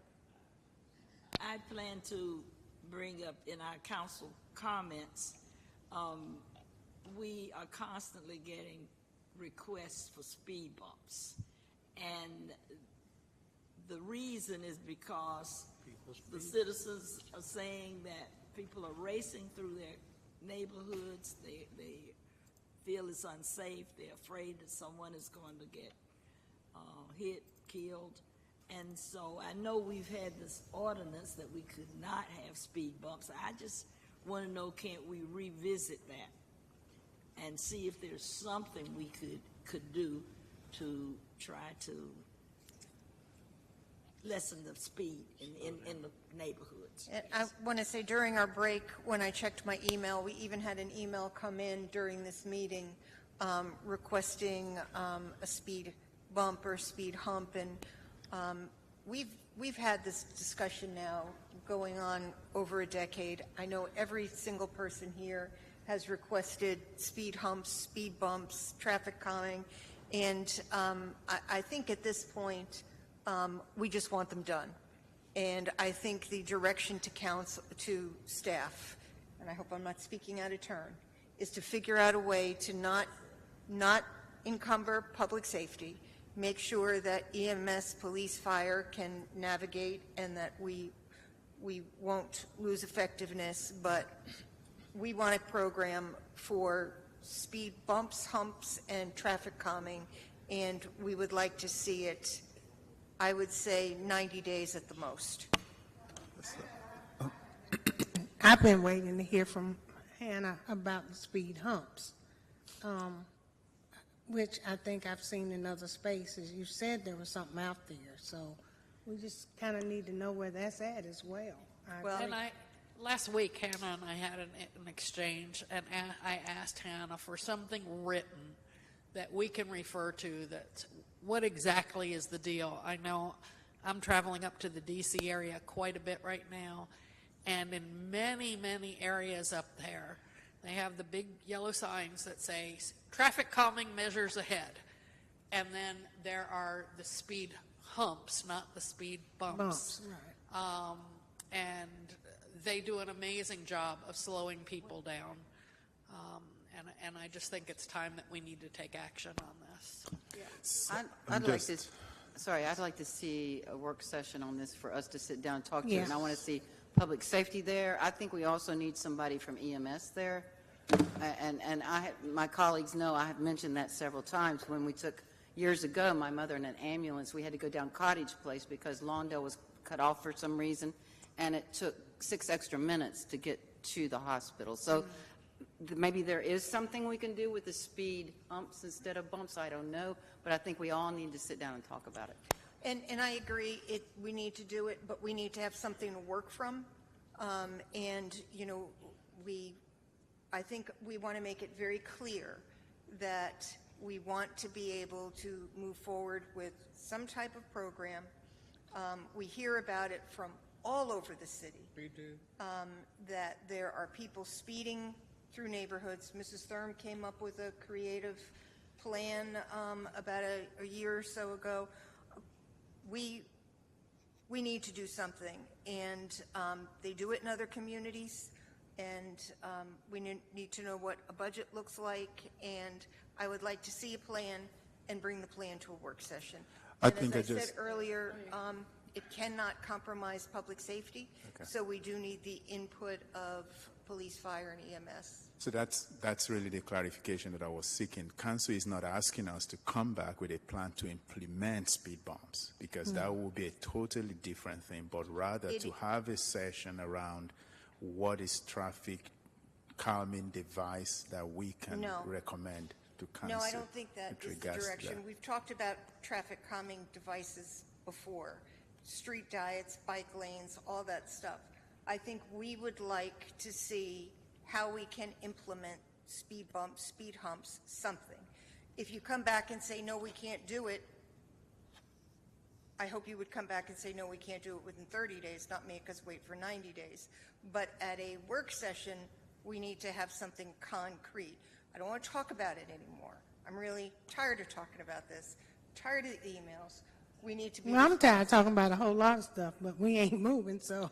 We have them in the city on private property in a number of private neighborhoods. What? They have them over there, And you know what we get all the time. The other side of town has them, but we don't have them, but I try to tell them. But there should be something that we can do. And I've talked to Hannah about it too, and we also understand that a speed bump, people speed in between the bump. So maybe the hump, I know you talked about, so I'd like to hear from you about that. Sure. But I get it because people do want it, but people have been asking for stoplights too. I could talk about Bimbo Park again. They want a stoplight at Julian and Bimbo because we also have what I think are long thoroughfares that are just speed, where you just go from one point to the other, and it's a long way, and they don't have anything to slow them down in between, and they speed. So you can lower the speed limit, but nobody's reading a speed limit sign. I just came back from down east earlier, and I noticed on the highway they had speed signs, but they were digital.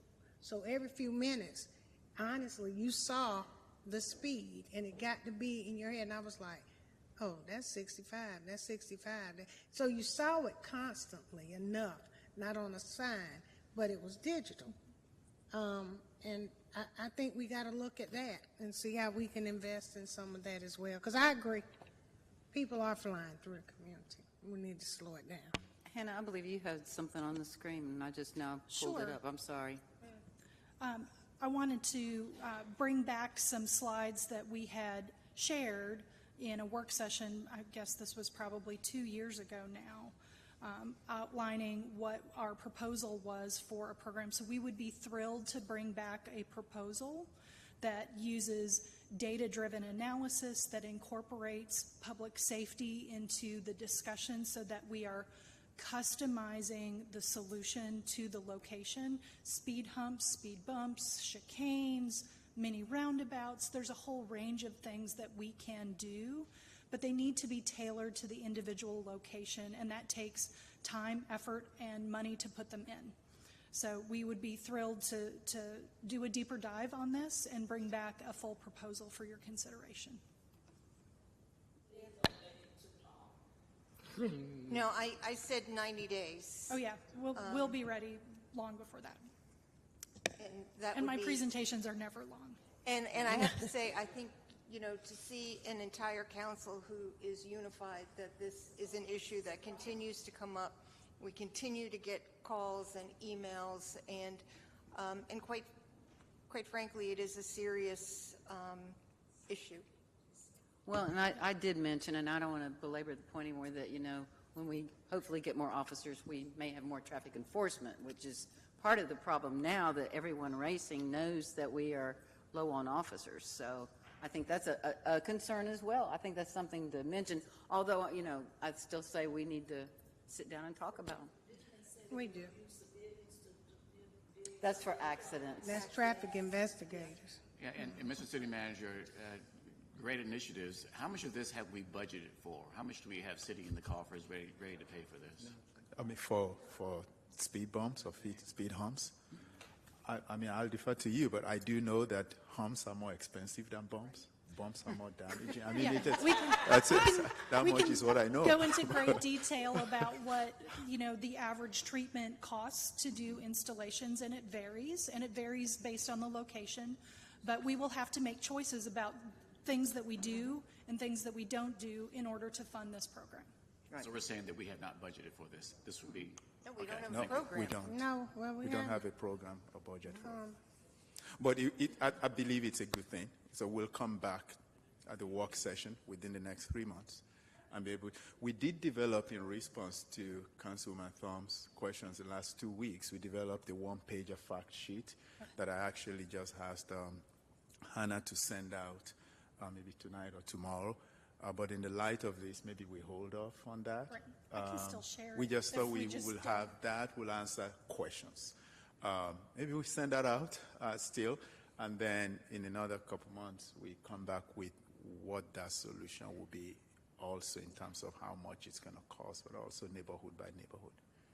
I would also add that in our list of wishes for the state legislature, even more successful than the traffic calming signs and humps up in that metropolitan area are the signs that say speed cameras ahead.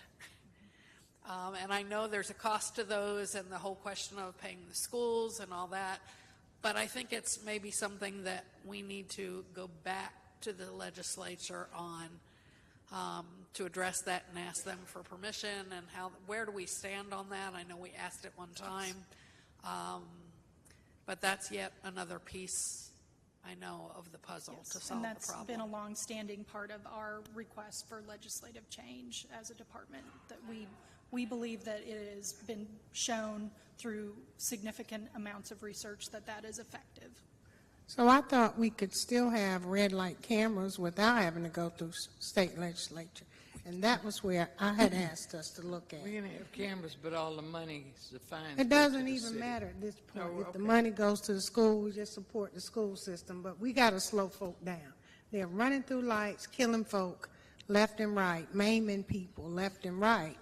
And so I think we can ask the county to share in the maintenance of it. I know when I first talked to the superintendent about it, she did kind of like the idea of the cameras. These folks are flying through school zones. I mean, literally, I'm watching them.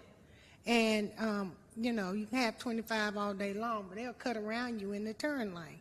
And they'll go right through a light in a heartbeat.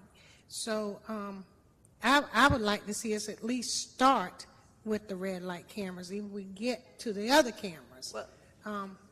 Because we have to put some measures in place here. Councilperson Hightower, we are working on that.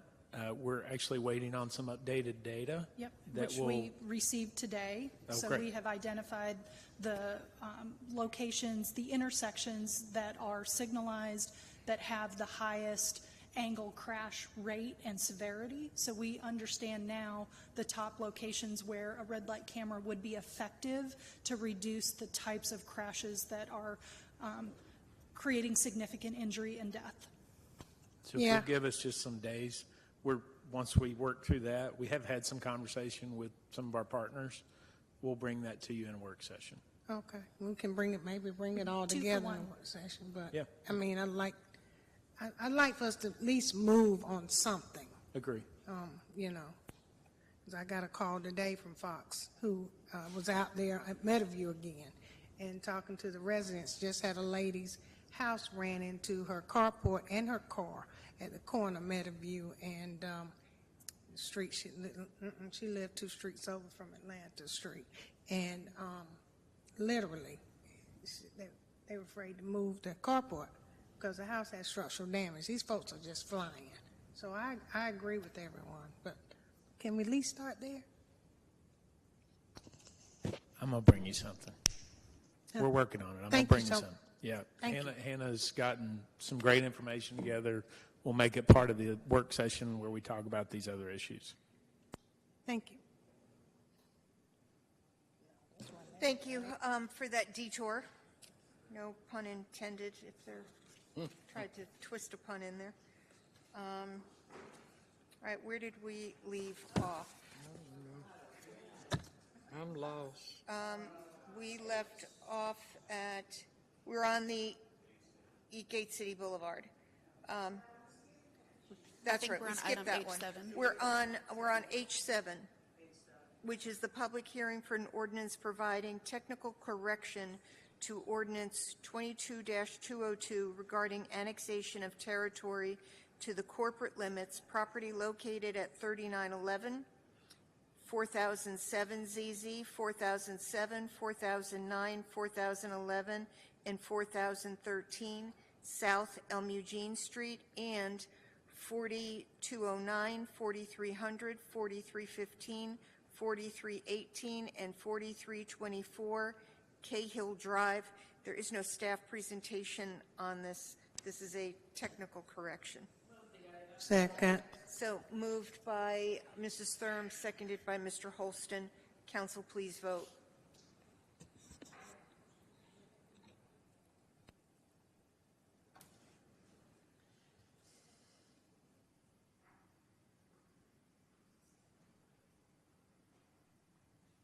Councilmember Hightower? That passes 8-0. We will take item I-1 and I-2 together. I-1 is a resolution approving professional services contract 2023-0300 with Arcadis G&M North Carolina, Inc. in the amount of $3,211,414 for the Big Alamance and Liberty Road Lift Station and Force Main Improvement Project. And item I-2, ordinance to amend the Water Resources Capital Project Revenue Bond Fund budget to establish funding for the design of the Liberty Road Big Alamance Lift Station and Force Main Construction Project in the amount of $3,211,744. Second. Any comments? Council, please vote.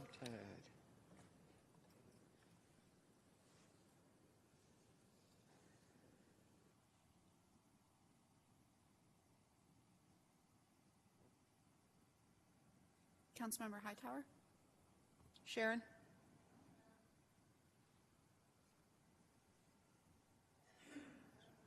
You need some pep pills. I just need to see a little bit better when I'm singing. MWBs are not getting what they need. I'm a little tired of it.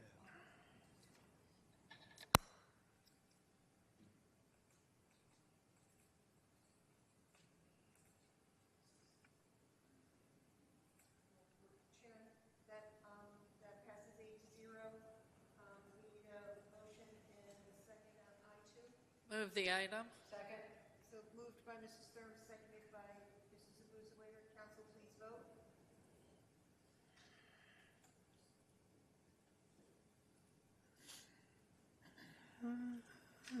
Step out.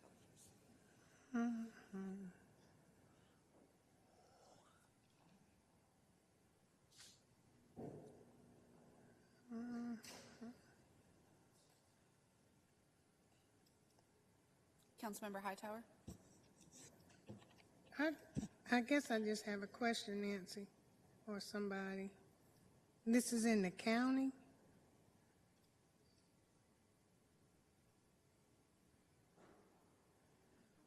Are we getting revenue from this, or we just putting money in it? What's...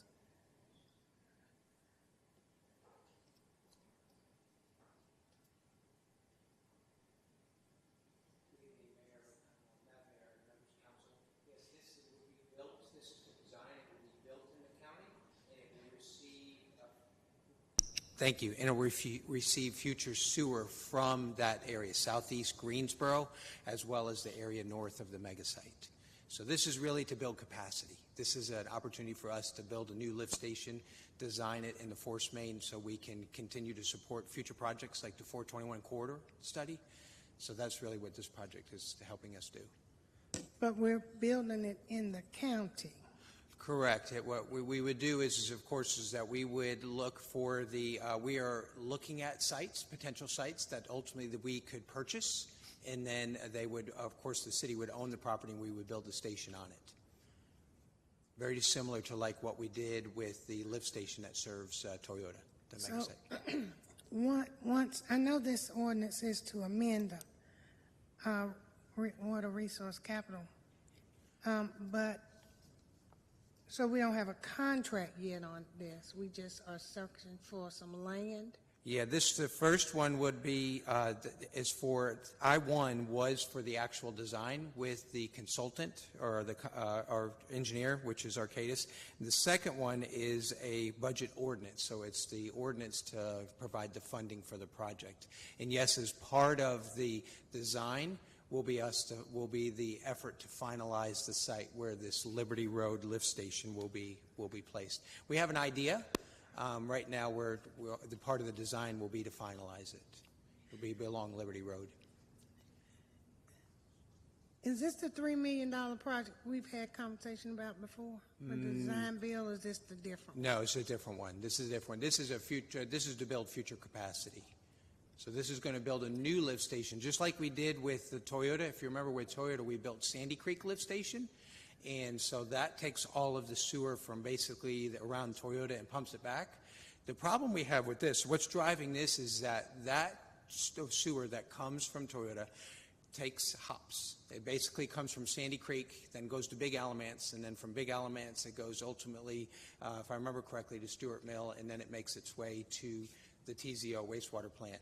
But with this development that we're seeing, this development pressure, Big Alamance lift station is nearing capacity. And so what we're trying to do with this project is build another lift station in that vicinity to where we can help minimize some of the load that we're going to see as development continues to, East Greensboro and South Greensboro. Right, I guess that's why I'm really asking that. Okay. Yeah, so this is really about future capacity, building future capacity, and taking some of the load off of one of our stations that's nearing capacity. Okay, thank you. Absolutely, thank you. But will we be seeing future construction on this? They voted on it. Yeah, They already voted, but will we see future? There'll be more, but yeah. Absolutely, Arcadius, yes. That's $3 million. It's going to take a whole lot more than that to build a Oh, absolutely, lift yeah. station. We've got some other project, real quickly, we've got another project where we're trying to expand the capacity at TZ Osborne. Actually, we're looking at being able to raise it from 56 million gallons per day to 60 million gallons per day. So yes, we have some other projects in the hopper to see if we can build additional wastewater capacity, as well as, we've talked a little bit about regionalization. I think regionalization is another great opportunity that our Deputy City Manager Chris Wilson and I are looking at, is how can we partner with others to build future capacity, on a regional basis. So that's another exciting project we'll be bringing. So the mayor had to leave for a moment. So are you ready to vote, Ms. Sharon? I guess. No, I mean, if you are, yeah. Council will vote. I guess. Thank you. Thank you. Thank you. Okay, that carries 8-0 with one person absent, and that is Mr. Matheny. She asked me to go ahead and read item I.3, resolution authorizing change order for workforce development adult and dislocated worker services contract in the amount of $1,300,000 with Eckerd Youth Alternatives, DBA Eckerd Connects. I have a motion by Mr. Holston, seconded by Dr. Wells. Council will vote.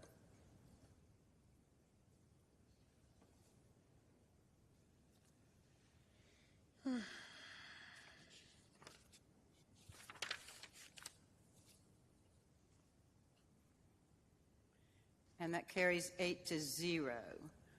Moving on to item, let's see, we've done item I-4. Moving on to I-5, ordinance amending Chapter 2 in reference to the boards and commissions quorums. Did any staff wish to speak on that? Seeing none, is there a motion? Just a quick question. Sure. So what we're doing is we're saying that it's not a quorum of the body per se, it's a quorum of the members present. Is that what I'm reading? You want me to finish that? Says a majority of the members of the board. Yeah, this has to do with requiring boards and commissions to have quorum in person. In person. So the change is, just tell me what the change is. The change is to require boards and commissions to have a in-person quorum. So that quorum cannot include someone who is virtual. Correct.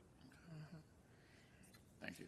And if they lose the quorum, the in-person quorum, then the meeting is over, even if you have virtual people. Right. And we had an issue come To up establish and maintain a quorum, right? at a zoning meeting, which is why it ended up coming to us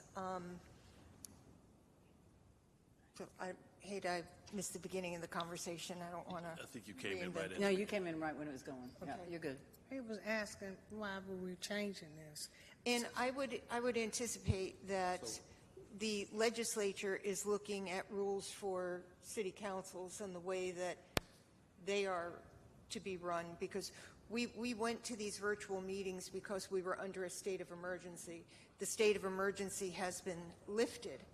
And before the state of emergency, there were no remote meetings. And I know there is one piece of legislation that. Well, let me just clear that up, okay? So in Greensboro, you have long had members participate in council meetings and otherwise remotely. By phone. Well, remotely. They could call in. Yes. That's what the facility was used. At the time that when the pandemic first came on, there's no cases on this. It's a bit murky, as you understand Dillon rule versus home rule, and under Dillon rule you have to have specific authority to do anything. So while in the state, for example, like when I was at NCDOT, you had participation in meetings remotely without an issue. The term meeting generally in American law means a group of people in a situation where they can hear and be heard. That's what it generally means. It has nothing to do with in-person or otherwise. So right at the beginning of the pandemic, Fred Bluestein wrote a piece suggesting that, in the sort of doctrinal world that you get from the SOG sometimes, that there was no authority to do Zoom meetings.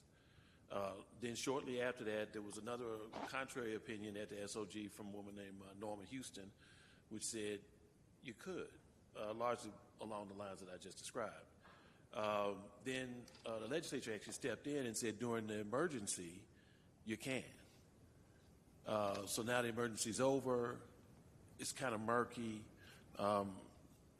It's an issue that we try to pay attention to, and it would be helpful if we start by having these boards and commissions comply with the in-person. So this is specifically about boards and commissions, but what the legislature, before, yes, people could attend remotely, but it was by phone, and it was done on rare occasion. Now council members across the state are attending remotely more often, and the legislature is trying to get a hold on that. And the bill that they put through, which did not make crossover, said you would only be able to attend remotely, one in a medical instance, and you wouldn't have to say what that medical instance was, or an unexpected occurrence. And an unexpected occurrence could not be a business meeting or a vacation. And so that is, it didn't make crossover, but you can see where their thought process is going. Yeah, that's looming on the horizon as we look at it at this point, and with respect to boards and commissions. Part of the challenge is as we look at these commissions, there are people on without their camera on with their camera on as they're laying concrete or fixing pipes In a car. in a car. I mean, I think the challenge that we're going to see is that we're going to find people not as willing to participate in these voluntary boards and commissions. So this is our recommendation to protect ourselves, because some of these decisions are appealable to the Court of Appeal, to the Superior Court. Others come to you all. But we think at this point we should establish that in-person quorums are required. So that's really all this does. That's a whole lot of background. Mary Kay? Okay, is there going to be a phase-in period? Because I do have one concern.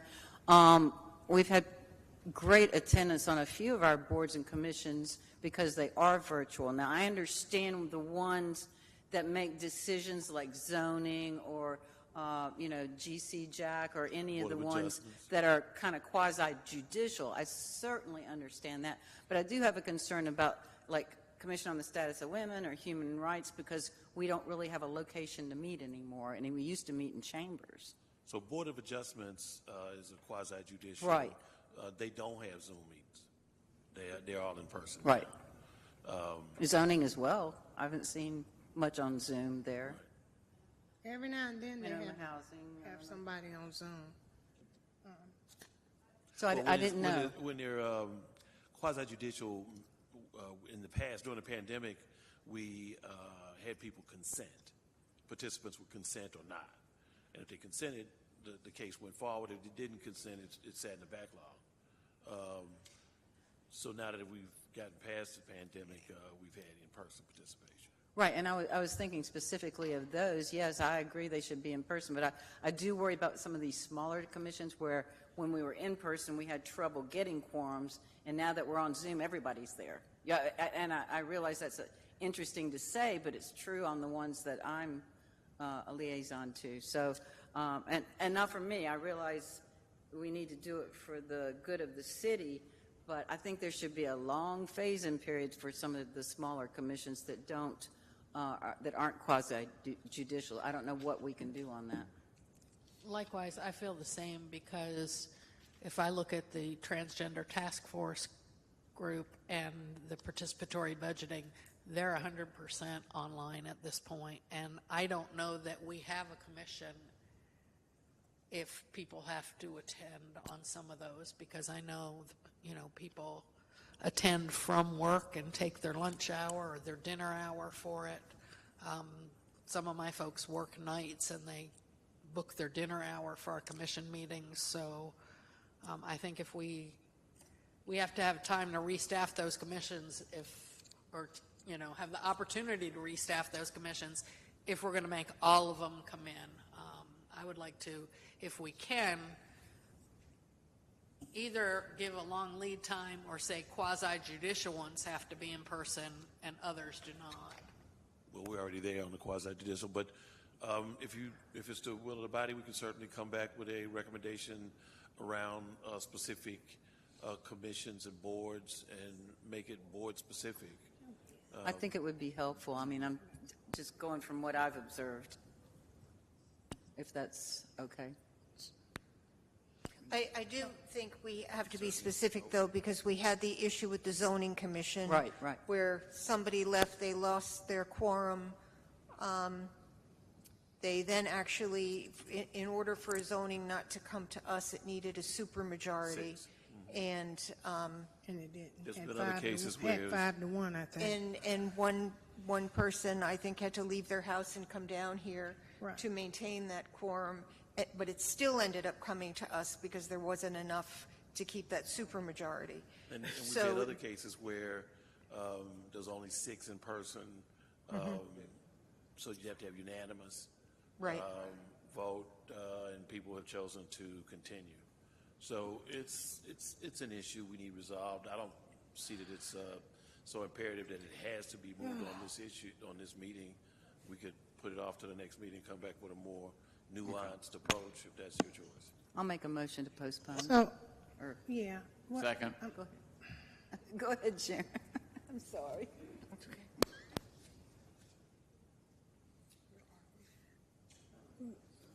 I guess they're gonna postpone it anyway, so I'll just talk to you directly, because it doesn't do well to sit up here and talk, because there's only 2 or 3 that do, so I'll just, but I do have some concerns.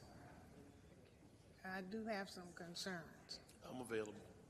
So we'll just discuss it at another day. So we do have a motion to postpone this item, moved by Mrs. Abuzawaiter, seconded by Mr. Holston. Could we bring it back at the second meeting in August and take these into consideration? But I think it's important. Some boards, how can I put this? Board of Adjustments, zoning, Parks and Rec, time is money, and, you have neighborhoods who are down here, and you've got applicants who have hired lawyers, and we want to be business friendly, and losing a quorum and making them come to an extra meeting is not business friendly. Yeah. And I think this was said, but I think it's going to be important that we ask the city manager and the assistant city managers to assist in establishing those locations for these boards and commissions so that they do have a physical location to go to. So there's a motion to postpone. Council, please vote. Help me, Jesus. Help me, Jesus. Help me, Jesus. Can we ask the boards and commissions, maybe take a little mini poll on how many are ready to participate in person? Because some people may not want to come back. And if that's... That we have a meeting with all these people who are on. I don't think some of them realize how important their role is. And I had said that once before. I think somebody needs to talk to these boards and kind of let them know how important it is. And then some of them may need to step down, because they find out they have certain requirements. And, we need the best people. Well, and some may voluntarily do it if you come back with a policy that says whatever. I think all of these boards and commissions have liaisons, and we can work through the liaisons to try to get information and get feedback about whether or not there's going to be a well, we also appoint people too, and so right now what you're saying is if you have to be here in person, that limits you appointing a resident that may work in another city and they can't get here. So Zoom was the way for them to be a participant. Okay, so that passes 8-0.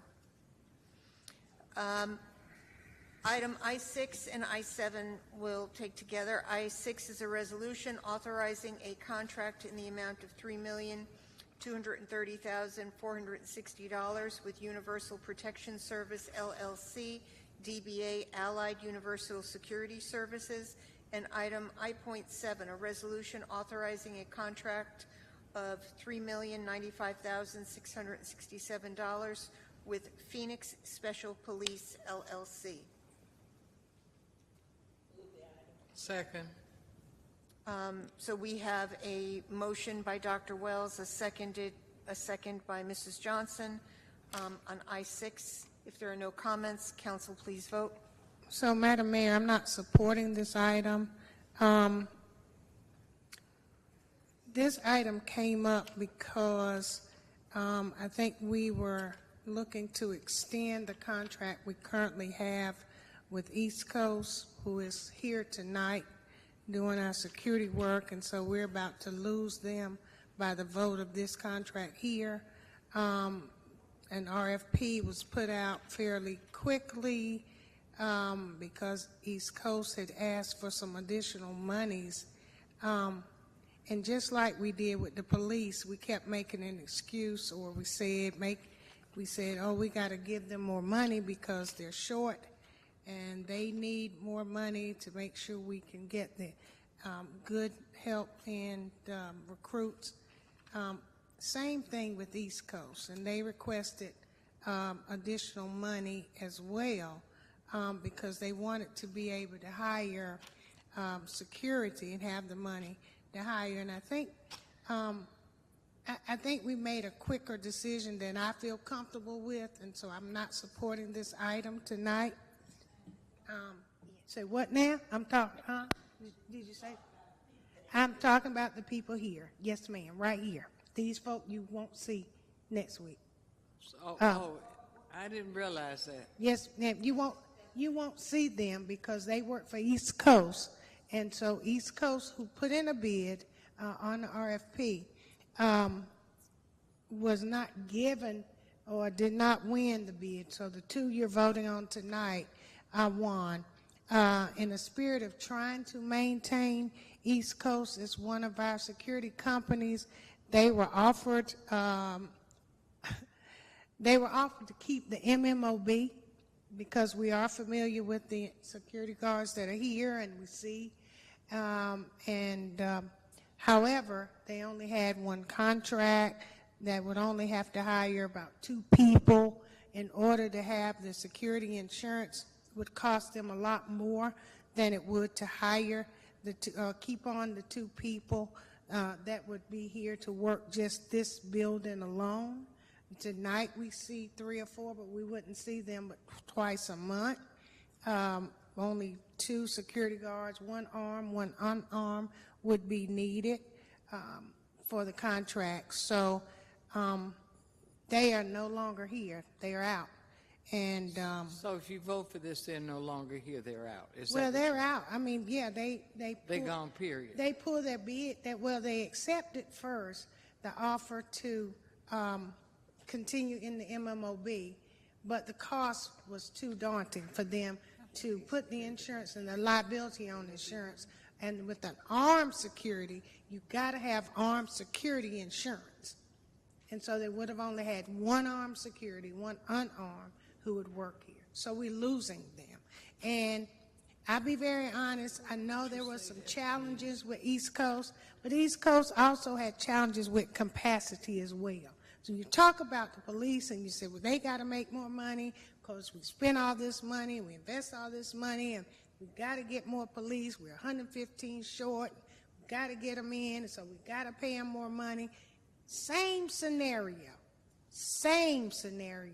with East Coast, same scenario, that we could have paid them some additional money. We could have negotiated. And I think what happened, we were working with, Mr. Davis, he talked to one, but I think we didn't talk to the head of the company, and I think we could have come to some agreement to absolutely keep a black business. And so we've lost a black business, a black company, East Coast. Yeah, like I said again, there's some challenges with capacity. So sometimes they were short in places. But you got to pay people in order to get people to work. Same premise that we've done with police, same identical premise. We got to pay them because we want them to staff up. And I think that I would have liked to seen us do a little bit more due diligence. I asked them to debundle the RFP when they put it out. Yes, they did wind up debundle it to debundle the services, but it was almost too late. It was after the fact, after the contract went out. So I would have liked to seen a little bit more opportunity for them. Maybe they couldn't handle the depot, but they're here. And they had staffed up. They had someone to come on board, work with them, water resources. They had gotten some things done over there. So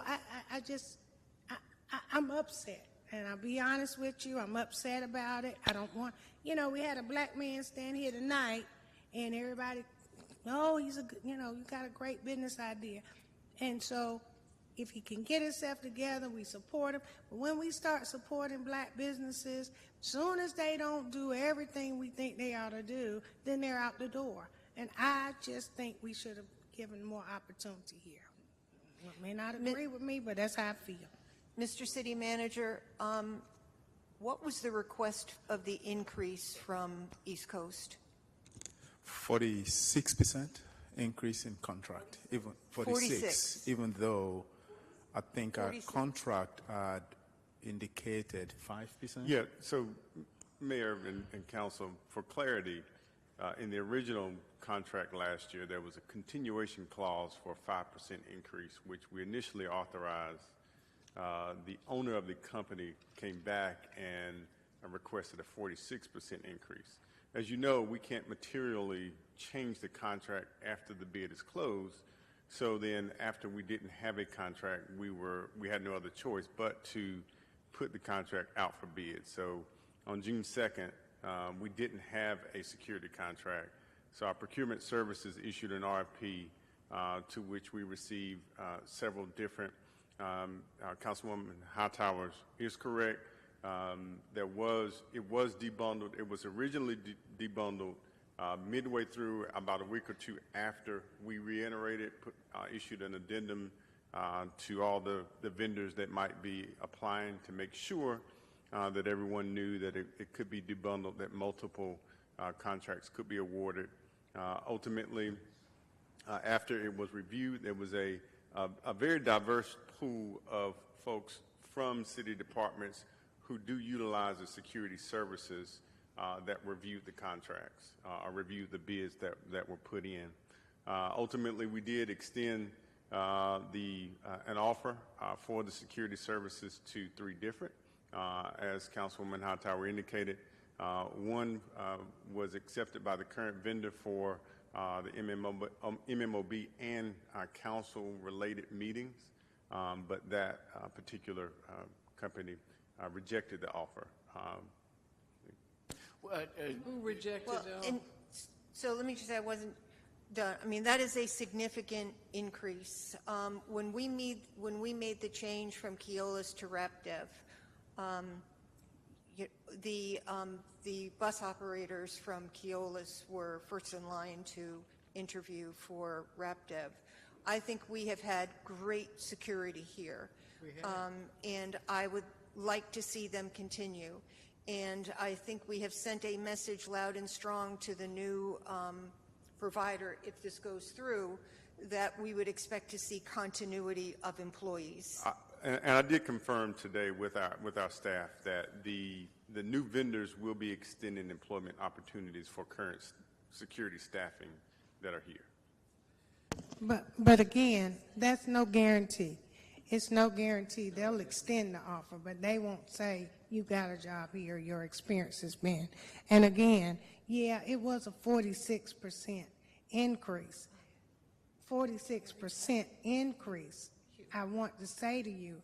But that, if we had talked more in detail, and I couldn't talk to the owner till after the RFP process was over, but he begged to come here because he wanted to save the relationship between the city and the company, because we have been good to them and they appreciated it. And so he was willing to come here and sit down. He made the final decision. And so while 46% was the starting, it wasn't the ending. And I think we could have gotten to a better compromise and taken the same mindset we took with getting police from 46,000 to 54,000. It's the same identical premise. It may be a different subset of job, but they do the same thing. They provide the security, they are personable, and they've been here with us. They know our routine, they know everything. I'm just not thrilled about this, and I wish that we could have worked this out a lot better. I have Mary Kay, Tammy, Hugh. Oh, okay.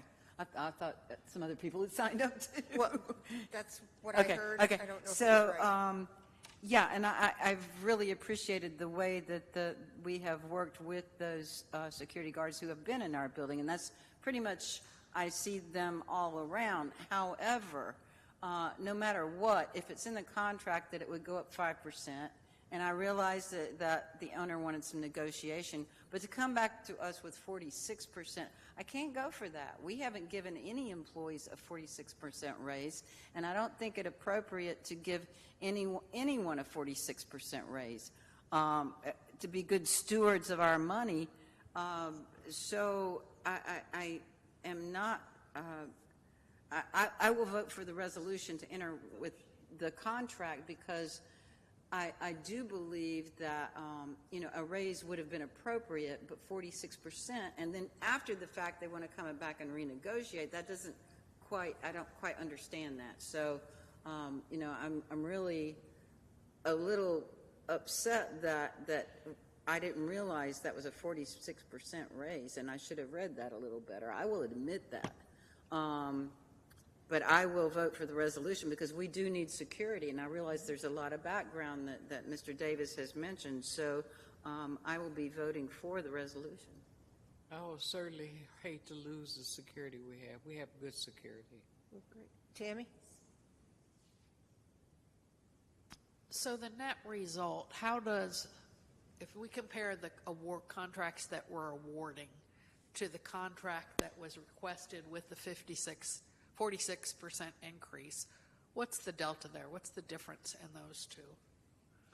I don't have that calculation readily available, but roughly some idea? Because he said it was 46%.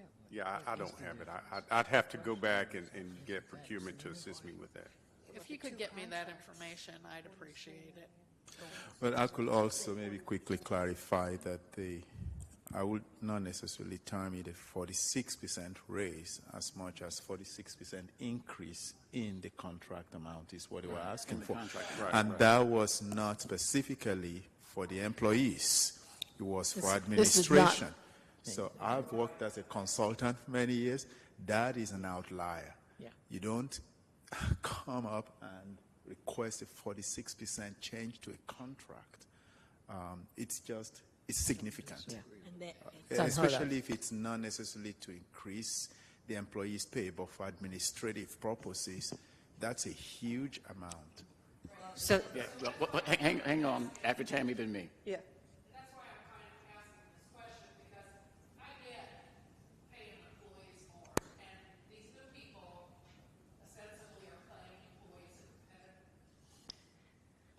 These new people are ostensibly paying their employees a competitive wage. So it gives me kind of a feel for how much of this is actually going to the employees and how much of it is administration, because a 46% increase in a contract does not mean that the employees are getting a 46% raise. And that's kind of what I was trying to get a feel for. So if you could give me that delta sometime in the next week or so, I'd be interested in seeing that. Right. And Mr. Davis, tying in along those same lines, we talked about the debundling of the contract.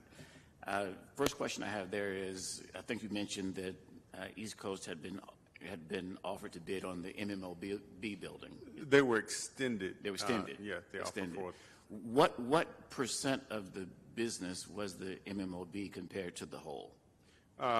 Just roughly the allied contract that was initially for water resources, parks and rec, library, and cultural arts would be about 2.6 million. Phoenix would be about 3 million for GTA, the decks, and the depot. For East Coast, for MMOB and council would have been about 600,000. Those wouldn't be over a year.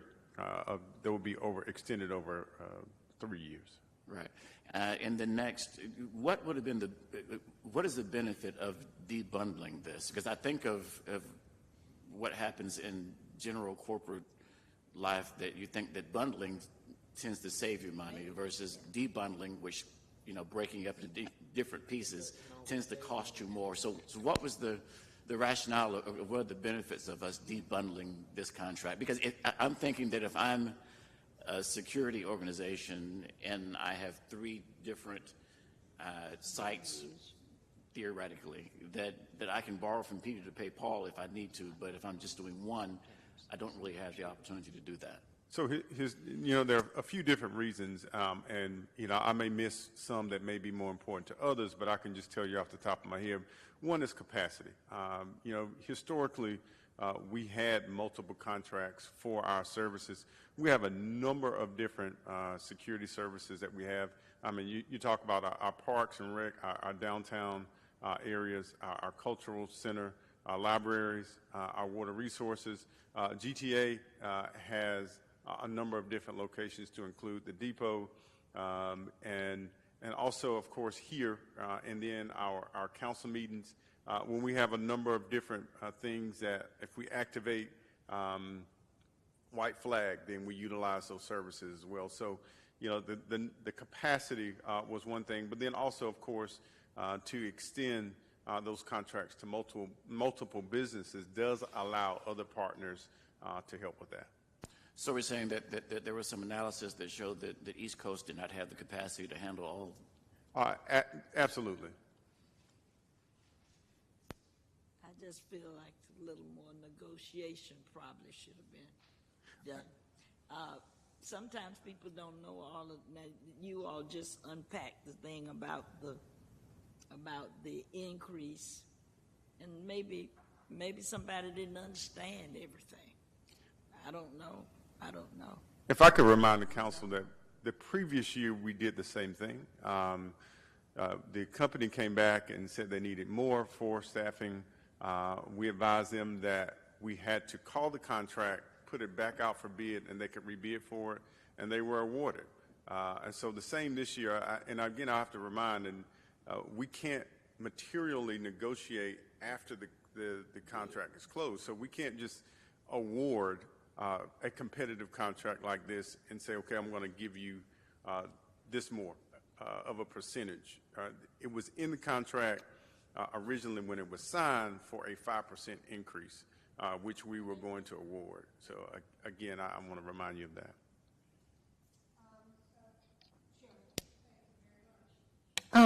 So let me say this. So while you hear the number 46%, yes, that was a higher number. But some of it was going to these employees that you see standing here tonight. When we came back from the pandemic, the cost that East Coast had, they were paying their employees, was under what McDonald's was paying. And so to be competitive, they asked to look at, okay, can we try to figure out how to increase our workers? We can't get security work. They can go to McDonald's. They can go to Burger King. They making money over there. And we're not paying. And then some of these officers were armed with a gun over there. So actually, in all fairness and all honesty, the price per job description needed to be higher.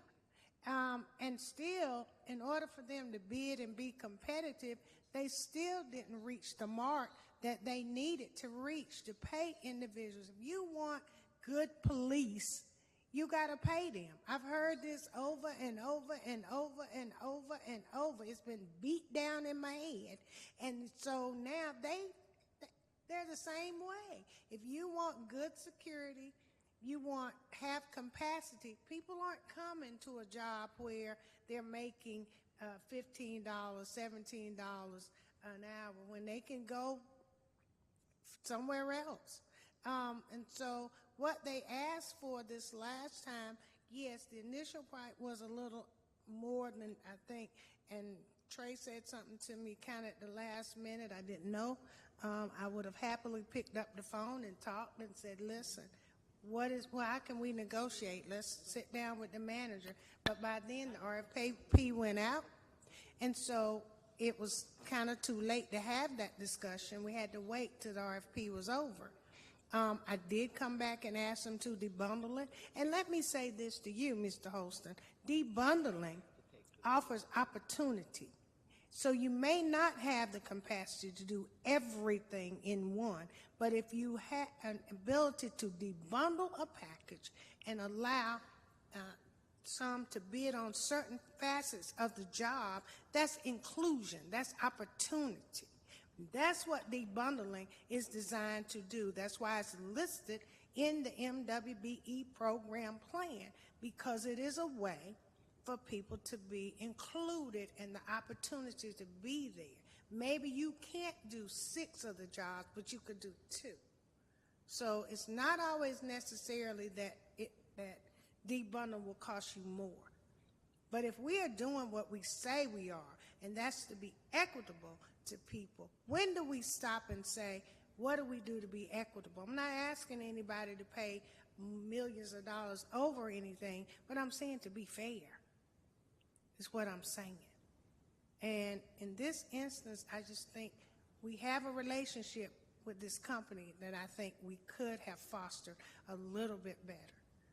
So we are where we are. We are here tonight, and I am not supporting it. Since I was name-checked, if you don't mind, Councilwoman Hightower, and you had some very good points about debundling. I'm not going to argue that. It's just simply that there are also some additional points that when you bundle, that there could be some cost efficiencies, some cost savings, and if you have the capacity to do it, then it can work out. So I'm not saying that you're wrong or I'm right or you're wrong, but it is what it is. I'm retracting my second. Mary Kay, and then I have a comment. Yes, so gone kind of quite a few comments here. One I would like to address is this company is asking for the 46%. We have no guarantee that that is going to, as I think Tammy brought up, that is going automatically to the employees. We don't know. That is how they service their employees in their company. You know, I would say that, even we as a city council, we, yes, and I did push for the police raises, but that was 18%. It was not 46%. For the company to ask, and then apparently they need to build their capacity and they need to pay their employees more, that's fine and well and good. But when you sign a contract, you agree to follow that contract. Is it negotiable at times? Sure. Sometimes things come up where you need to sit down and discuss and redo the contract. I understand that. But that is not what was done. It was automatically, we need 46% more. So I understand why an RFP went out. I understand why other companies were allowed to apply for it, which has ended up that way. And I learned a whole lot about this, yes, we have enjoyed a wonderful relationship with the security in this building, as in other buildings, but yet we also have to look at the money part of it.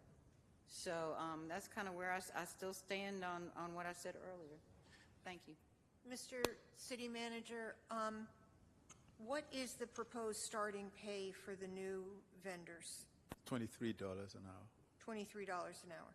What are we paying now? I believe that I don't know what we're paying now, but they were I think all the three bidders had $23 as starting salaries. They were, but the current is competitive. I'm not sure of the exact, there's different tiers, whether they're armed or unarmed, or whether they're supervisors, or whether it's holidays. So it could be different ranges. But I can tell you the current company is competitive and on par with the others. So the current company is competitive. What does that mean? Meaning at the same level. Every company, we got all three companies bid the same thing? No, not all three companies. Allied, I think ultimately this conversation has been around whether Allied's going to pay different, and I'll speak directly to the current vendor that we have. I can tell you, looking at the bids, there are some that Allied bid more, some that Allied bid lower than what East Coast did. It just depended upon the ranges, whether it was unarmed or armed. So again, that speaks to debundling, Mr. Holston, because some of it was higher and some of it was lower. So not necessarily that you get a low price for all of it.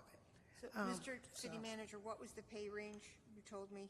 I believe the high end of it is $54 an hour if you were a superintendent or supervisor. The lowest was unarmed at $23 an hour. The higher range was a site supervisor on holidays for $54 an hour. 23 to 54? Yes. And I do have to say, we by law cannot help negotiate contracts. That council members are not supposed to insert themselves in contract discussions. I regret that we're making a change, but and I'll tell you right now, I'll make a very public reference. I think the people that we have working here in City Hall are great, and I hope that they will be hired with this new company. I think they're probably listening to this and hear us loud and clear that we think we have a very quality staff, and we fully expect to see them in the months to come.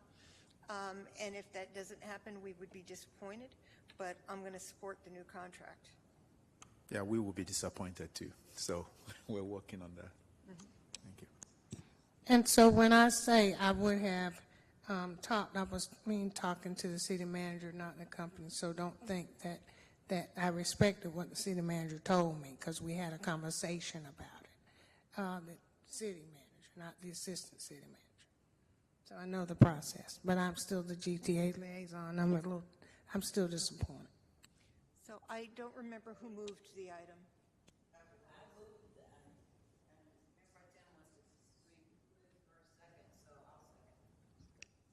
So it was moved by Dr. Wells, seconded by Mrs. Abuzawader. Council, please vote.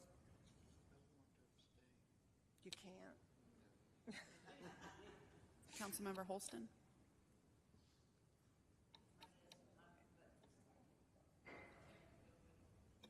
Yeah, Did I vote? Because I did.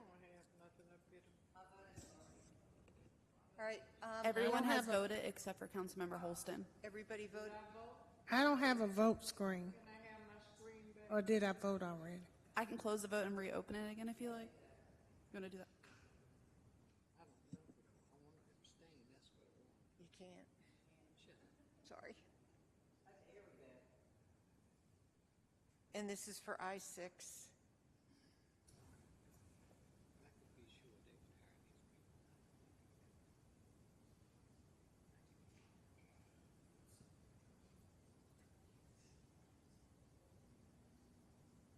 And that passes 5-3.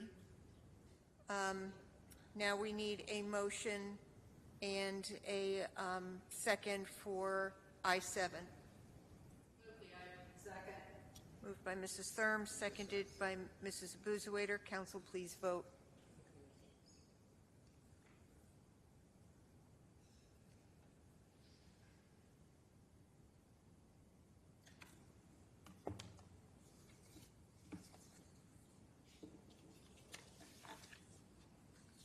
And that passes 5-3. That is the end of our written agenda. Can we go home? We did just have council comments and all at the last meeting. If there are there any boards and commission? One, Mrs. I'd like to appoint Sue Polinsky, reappoint Sue Polinsky to the Human Relations Commission. That was to reappoint Sue Polinsky to Human Rights. All in favor say aye. Opposed? That passes 8-0. Mrs. Thurm? I'd like to reappoint Bob Kohler to the Human Rights Commission. That's moved and seconded. All in favor say aye. Aye. Any other boards and commissions? For a board and commission? Yes. Okay. Okay, so I've been asked, and I mentioned this a couple of months ago, the City County Insurance Advisory Committee, we desperately need some people. Greensboro has 3 appointees, and actually right now we have none. So if you all think of anyone, let me just read very quickly. The 3 cities, or the county, the city, and High Point City appoint 3 members each to provide efficient and economical property, casualty, fidelity, and surety protection. And they talk about all of these things in human resources. 6 of the 9 members must be independent insurance agents. So please, Can they be retired? As far as I know, yes. They can be retired. Okay. And Mary Kay, I'm actually speaking with someone right now who may be because interested. we're desperate. I'm not their liaison, but someone reached out to me and said Greensboro has no participation right now. Right. Hopefully so. Fingers crossed. A licensed insurance. Licensed insurance agent. So they don't need to live in any particular district or? No. At this point, we have none, so. We have none, so we need somebody. Yeah. How often do they meet? Only once a quarter. Okay. Mm-hmm. That's not bad. Thank you all. If there is a burning council comment? Yeah, I do. I have a couple of things that I would like to, unless somebody else does. I wanted to, I know we all ready to go, Goldie, but we still got council business. It ain't over till it's over. I did want to say there's a, and I just had it, asked him to put it on the screen to remind everyone of the powwow coming up September 15th through 17th at Country Park. And so I promised Jennifer Revel that I would let everybody know about that. So just wanted to have. And then secondly, because tonight was a controversial rezoning, and it was done by a gentleman who's a black man who obviously feels like he's, that I don't support black businesses. So I wanted to highlight with a quick video a black business that we're very proud of. We supported in the past. This is Jeff Foster at Core Molding. But this is also what he's doing with young people as well. Oh, yeah, and you're right. We did have the Carolyn Coleman. I had that wrote down, too. You must have saw it. Carolyn Coleman Week of Peace just passed. But I wanted to share this quick video with you all about Jeff Foster. So if y'all will take a quick look at this, and then it's not very but a minute, but it's just to highlight a black business that we've been supporting over the years, and he's going to need our support coming up for another economic development opportunity. So you can play it for me. So.